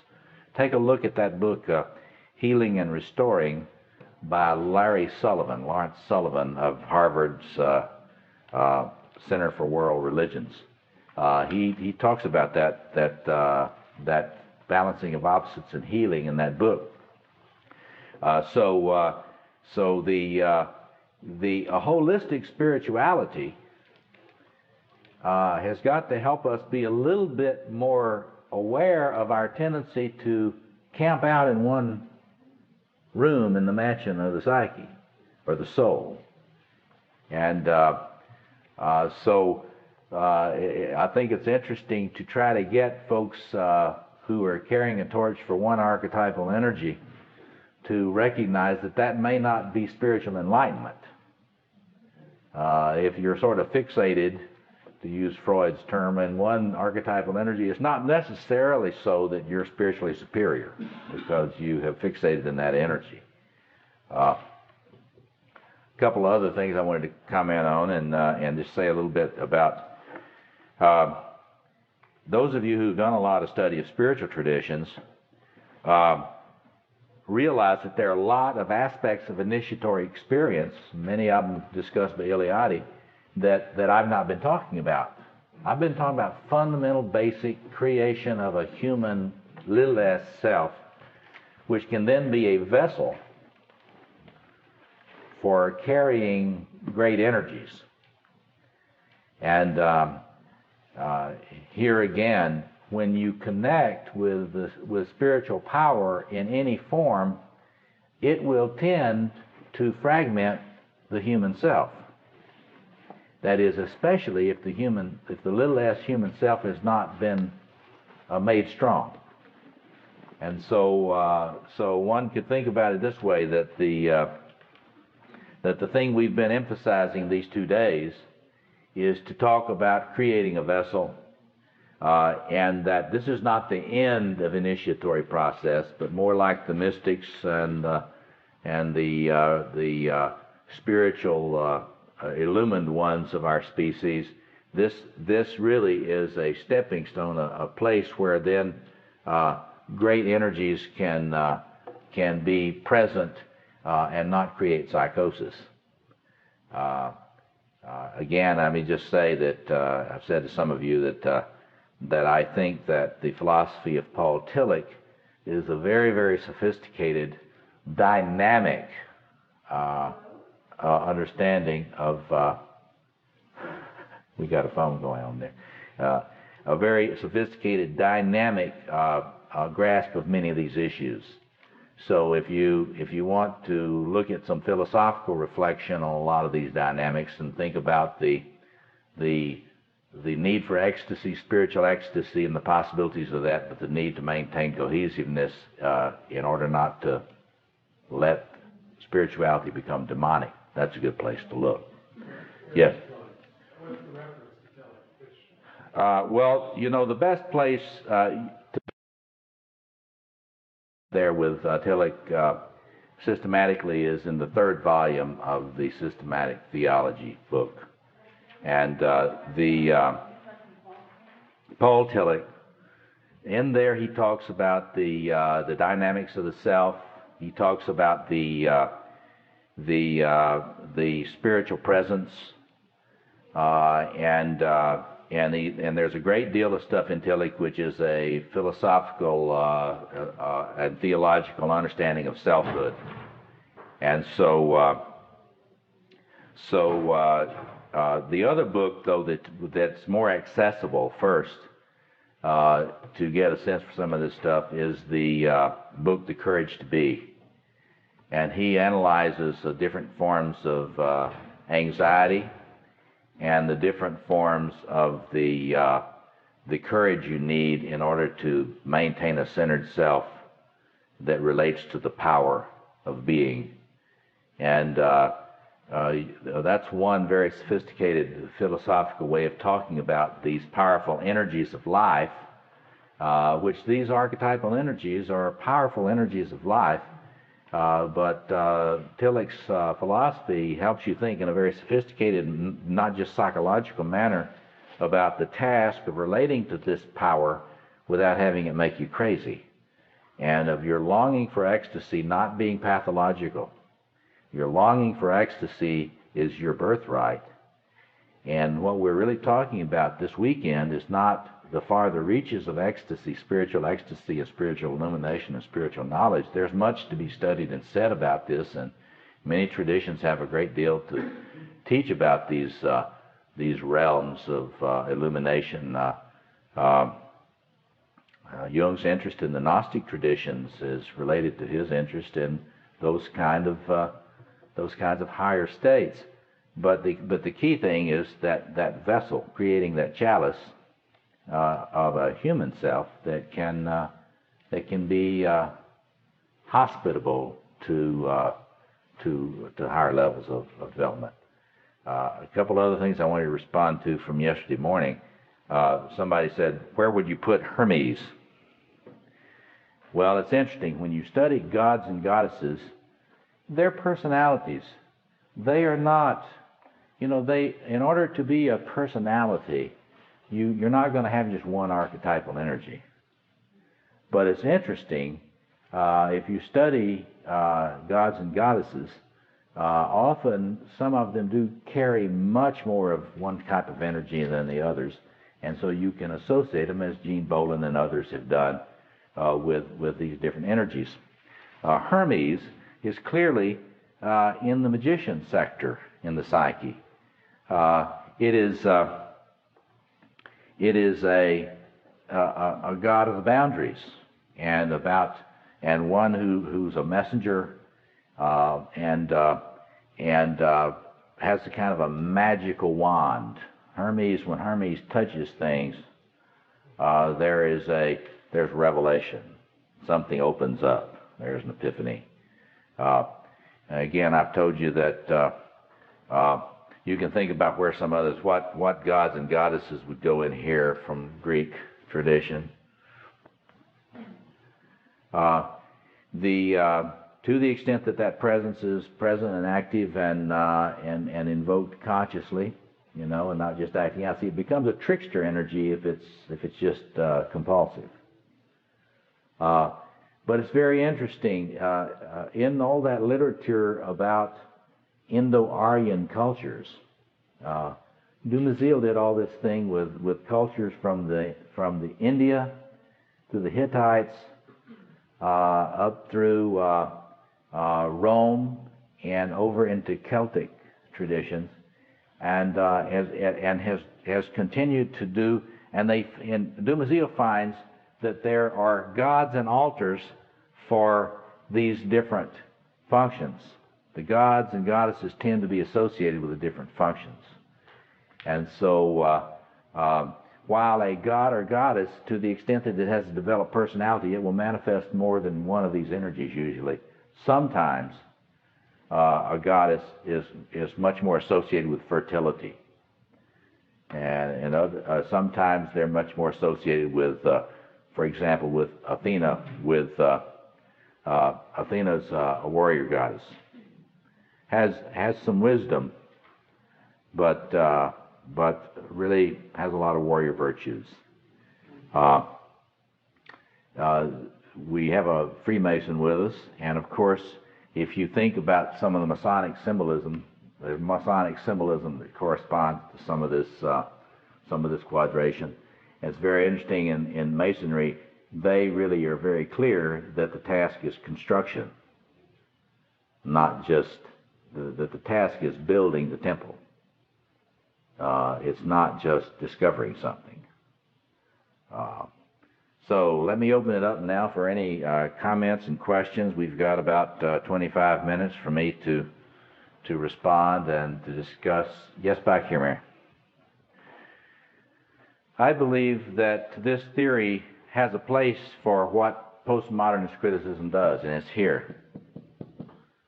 That is, this is the deconstructionist aspect of your psyche. It has deconstructionist critical energies. It will see through social constructions. It will see through all attempts to dominate. It'll see through all heteronomy, as Tillich would say. Here's you got heteronomy, the power over against. You've got autonomy, the rebel. See, the rebel against tyranny. But those things taken together become,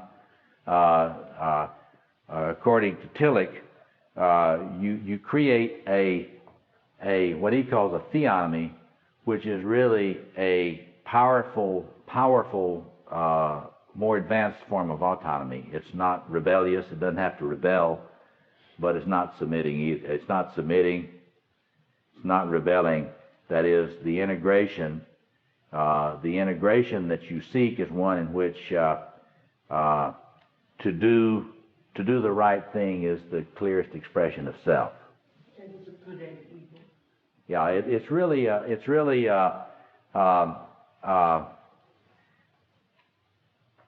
it's really related to that issue of good and evil. You've got the archetypal rebel here who will always talk back to you. And you've got this one trying to build something. The royal one's always trying to build. The royal agenda is not asking, how am I dominating you? It's trying to build things. It's trying to build a world. It's trying to build a cosmos. The deconstructionist is not into building anything. They're into showing how in your attempts to build, you're being hegemonic. That seems like a really negative interpretation of it. Well, its contribution is a critical contribution, but it's not a constructive contribution. Postmodernism and deconstructionism is not a construction. It does not create a point of view. You cannot show me any text in deconstructionism that creates a constructive point of view. It does not create theory. If you do not have a theory, you cannot test. There cannot be a deconstructionist science. So the task of deconstructionism is to be the awake critic and to show how quickly we tend to close up our conceptualizations. We tend to become rigid. See? Huh? It has a value. It's a necessity. I have included the deconstructionist as an equal force to be honored with that which is trying to create. Yes, yes. Yes, there is a tension, and without that tension, you get heteronomy. You get domination. See? But without this creative effort, without the creation trying to occur, without that royal energy, you don't have a world. You don't have a habitat. No one is trying to build something. See? Do you know of any deconstructionists that build things? Well, I do know that the theory dominates the art world at the moment. Oh, it dominates the art world, that's right. But there are a lot of people making work out of that point of view. So I don't know whether they're actually constructing anything, but they are making out. Well, they make things out of that point of view, right? But when they're doing that, they are constructing, not deconstructing. Well, that's true. See. That's why I See. think And of course, it's like, the artist is seeking to be creative, and they're trying to let the creative process not be stifled by old forms. See, and this is where Tillich talks about the tension between dynamic and form is always there. Where do you have dynamic energies here? Dynamic energies come in through the lover. A lot of dynamic energies. This thing tries to create form. There's always an attempt to create form. Order things. So you've got two sources of order in the psychology, and it has to, in your psyche. You got a royal source of order. It's a very centering source of order. It's much more trying to find that center and get. You see it in certain meditation. You're trying to get centered to get order, or you can order by act. And so if you've got either this or this in your psyche, you will tend to be less chaotic. But the warrior can also be a deconstructionist. Well, the warrior without balance will put so much aggression into any system that it will destroy the system. and that's why you can't just use warrior energy. You got the Mideast, for example. In the Mideast, you're flooded with this, and you're not going to have any order. But if you're organized, you got to think about how personalities get organized. If you, for example, if you are basically organized here, there's going to be a lot of chaos in your life, because the sources of order are not really available to you as you're trying to operate. If you are basically organized here, John Giannini would say, then you're probably ESTJ, you know, and you got order, but you don't have any fun, right? And you're not very critical. You're not very aware of things. So one of the things that's interesting to do is once you look and see what territory a person's organized, for example, borderline personalities, you know, from time to time they oscillate and manifest a lot of these energies, but a lot of people with substance abuse problems are organized in here. A lot of trickster. It's not developed to the point where it's really reflective yet. That's what 12-step programs try to help them do. But the lover energy, it's a universal solvent. It'll dissolve any structure, you know, if there's no other ordering sources. Other comments or questions? Yes, back here. How is it happening in our popular culture today? Well, the bad news is that there's a great deal of pseudo-initiation in our culture. It's not. It's stuff that will take initiatory forms, but it's not really initiatory process. For example, gangs. The increasing power of gangs in contemporary culture is sort of pseudo-initiatory process. They use initiatory symbols. There is a certain kind of initiation, but it's really not really helping young people use their energies to build communities and so on.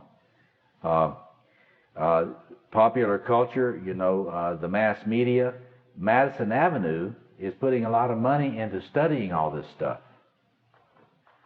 There's more money being spent in this country on anthropological studies and history of religion studies by marketing people than there are by departments of religion. And they're using these things to get a sense about how more effectively to be able to manipulate. And so they'll use initiatory images to manipulate. And if you watch commercials, you will see a lot of initiatory imagery in commercials. Now this is not to say that there are not women's groups that are beginning to be very awake and conscious about the need to provide ongoing initiatory experience for girls and women. I know women who are extremely sophisticated in thinking about helping women through different life cycle transitions, and they are doing group work and initiatory work with women around those issues. As I said, the Tamagami experiences are providing a lot of people with opportunities to go on an intense retreat process to address initiatory agendas. I work with as a consultant to a number of international men's organizations who are very consciously seeking to try to come back in the face of the collapse of concern for maturation and initiation, to help us as a species sort of reinvent what we, in our arrogant way, depreciated among indigenous cultures. One of the first experiences I ever had of that sort of thing was one of our analysts in our institute, Fred Gustafson, is a very sophisticated student of Native American tradition, published a book on Native American spirituality and Jung in the Paulus Press series that I work with. And many years ago, before I did any of this stuff on masculine psychology, Fred Gustafson, I think because of the Native American influence, asked me and a group of his other men friends to come up and be a part of a ritual process for his son in adolescence to help, so people like Fred Gustafson have been working on trying to help people become conscious about these things for a long time. And the good news is men and women in many locations socially are really addressing this.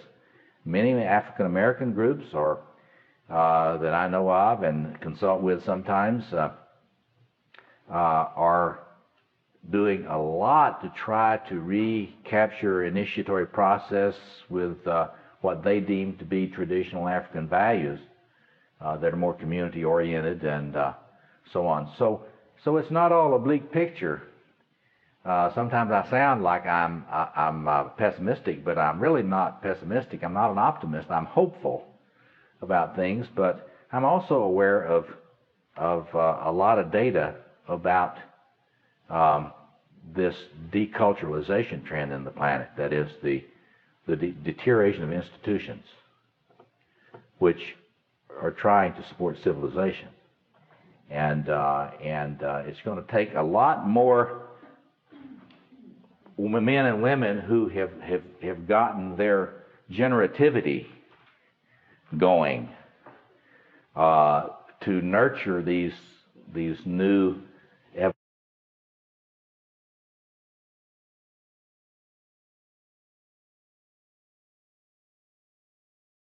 build our institutions and our community, and a lot of work is being done.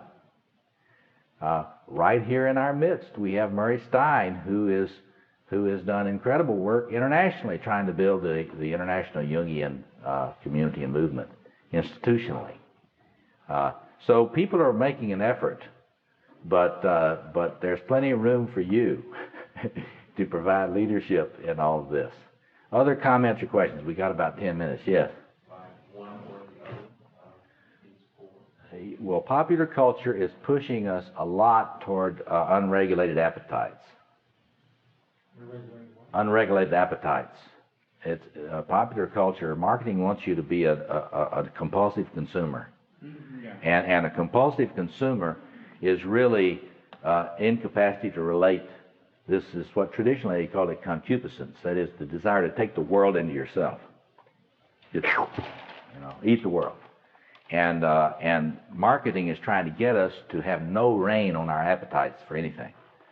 And so that's one press that we've got that's very, very powerful. And I think the place where we're really weakest is in that royal sector.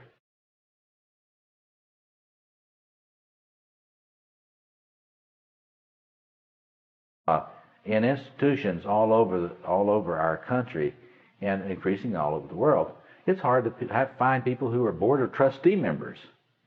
And the boards of trustees of institutions around the world, they are the people, either they do it or they don't. And a board of trustee has to be somebody with generativity who really cares about building an institution that will serve civilization and goodness, truth, and beauty and all those things. And so the royal thing is really very primitive in our culture. And read the books of Christopher Lasch, including the posthumous book. Increasing narcissism means that the royal energy has devolved. It's powerfully present. The royal energy is powerfully present, but it is devolving into a kind of culture of greed and narcissism. And we're waiting to see what's going to happen. We've got all these new billionaires.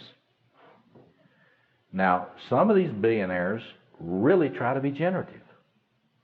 Now, whatever you think of Ted Turner, I'm very interested in Ted Turner because he really is trying to put his wealth, I think sometimes he, some of his decisions about where he puts it, I'd like to talk to him about.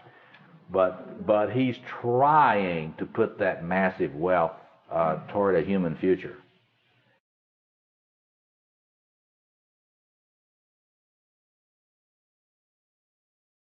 And trying to arrest the deterioration of Russia as a culture. He's looking at it. Can I try to get in there and help that free press in Russia? I don't know what he's going to decide. He may decide it's just too far gone. But there are people that just because you're wealthy doesn't mean you're not generative. If a lot of this new wealth in our culture and around the world, if they suddenly had some understanding of that to really be yourself, you got to become generative.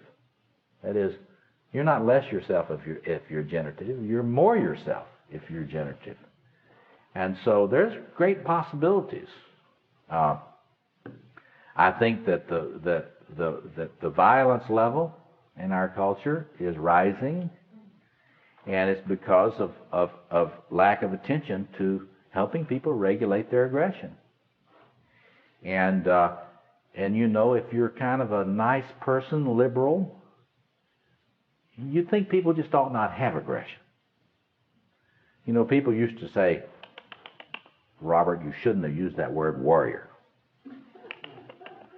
Or as one of our analysts once said to me, women don't have warriors, they have protectors.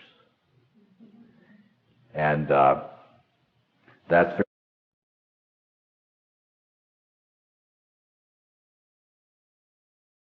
the warrior, the unregulated warrior from their wife. They don't talk about it too much because it's kind of hard to talk to your men friends about being beaten up by your wife. But there are a lot of men who are beaten up by their wives. And for everyone that's beat up physically, there are a lot more that are beat up verbally. Yeah. And so anyway, we've got to face that aggression exists, and we need to teach our boys and girls early on. It's not evil. It's a gift. And you're supposed to bring that gift to your family and to your friends and your world and so on. Other comments or questions? Yes. This isn't a course on Tillich, but I do intend to teach a course on. I did one little course on Tillich and Jung here a couple of years ago, but I was just starting out working on that, so I didn't push it much. I've done a lot more work since, and I just think that he had this incredible understanding back in the 20s, in the 1920s, of the dominant.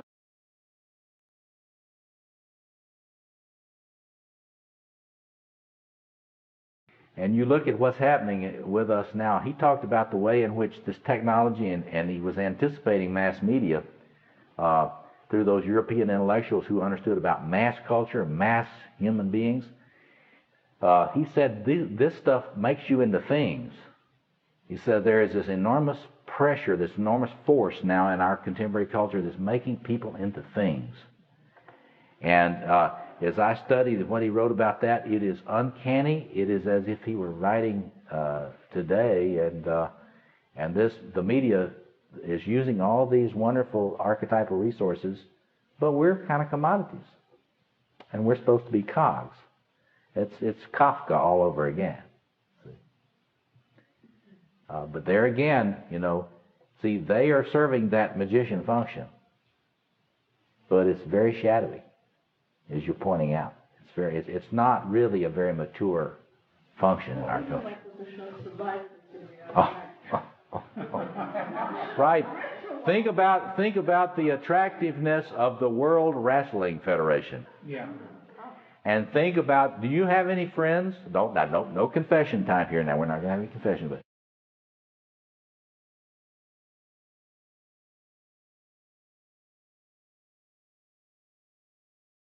children? My governor. Yeah. Yes. I tell you, it's very interesting to just try to look as a Jungian interpreter at what is going on with the increasing move toward gladiator-like experiences. We're moving back toward Rome. And you know there's going to be a new football league now. You heard about this? What do they call it? The X? Huh? What is it? It's the XFL, Extreme. And so this is a blatant appeal to unregulated archetypal energy. It is a blatant appeal because they know that to the extent that you and I have not done our initiatory homework, they know that when they show that energy, that part of us is going to just leap like a 400-pound Saint Bernard against the door. You know that. You know, if I'm a little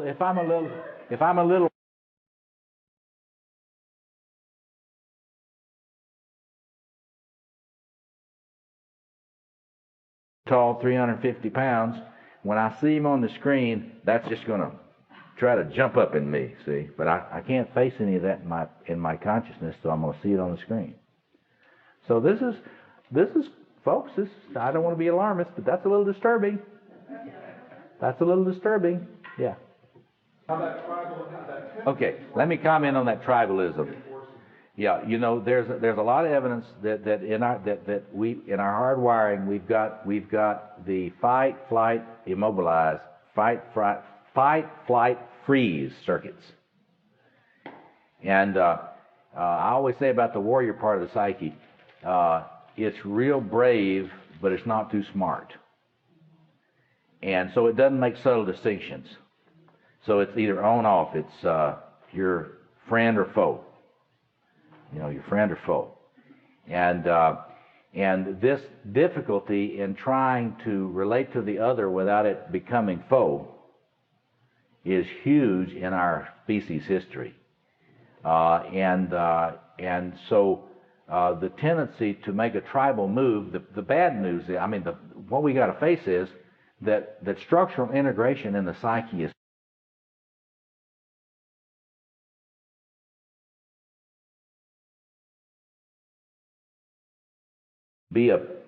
have a self-object tie to a tribe.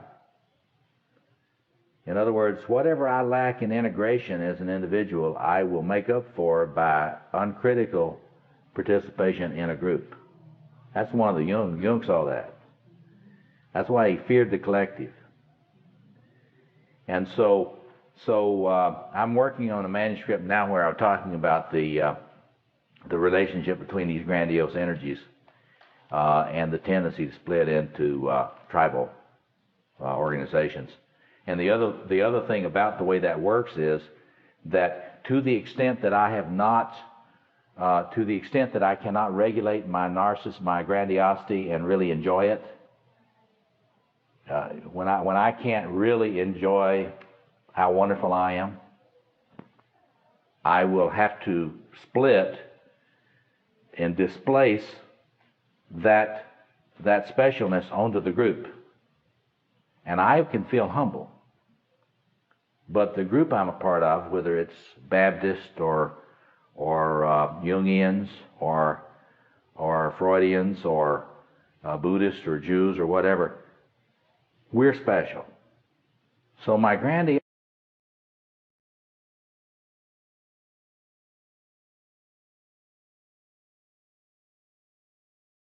and it's still unregulated. You follow that? And this is the engine of racism. It's the engine of classism. It is the engine of the celebrity cult. And so what I'm trying to say is there's this concept in self-psychology. We got to stop for a day, but there's this concept in self-psychology about prosthesis, the prosthesis. That is, if you don't have adequate cohesion, then you're always going to need a prosthesis to try to bolster you up, scaffolding, put a little scaffolding up there to hold you together because you don't have the structural integration yet.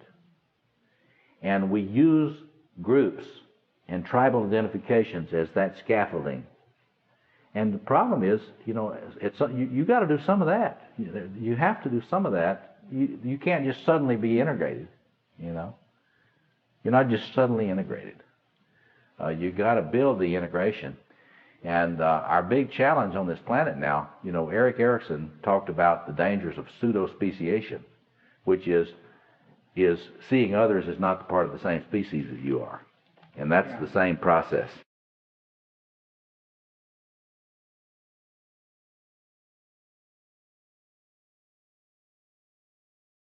Resources go down. There's going to be an increasing pressure on us to engage in scapegoat dynamics, to lower anxiety about this. And here again, I don't want to end on a pessimistic note. I think that we're not without influence. One of the things I love about Tillich is he says, to the extent that you're a self, you have power. You've got power. And so it's like we have to acknowledge our power to influence all these things. We have to ask, well, now in my destiny, what is destiny? What hand has destiny dealt me that I have influence? Where do I have influence? Because you have power and you have influence, and you can impact these things. And let me just say thank you to all of you for coming and being a part of this ritual event. You have helped me ritualize bringing to an end a certain era in my work, and I deeply appreciate it. Thank you very much, and I look forward to seeing you again sometime soon.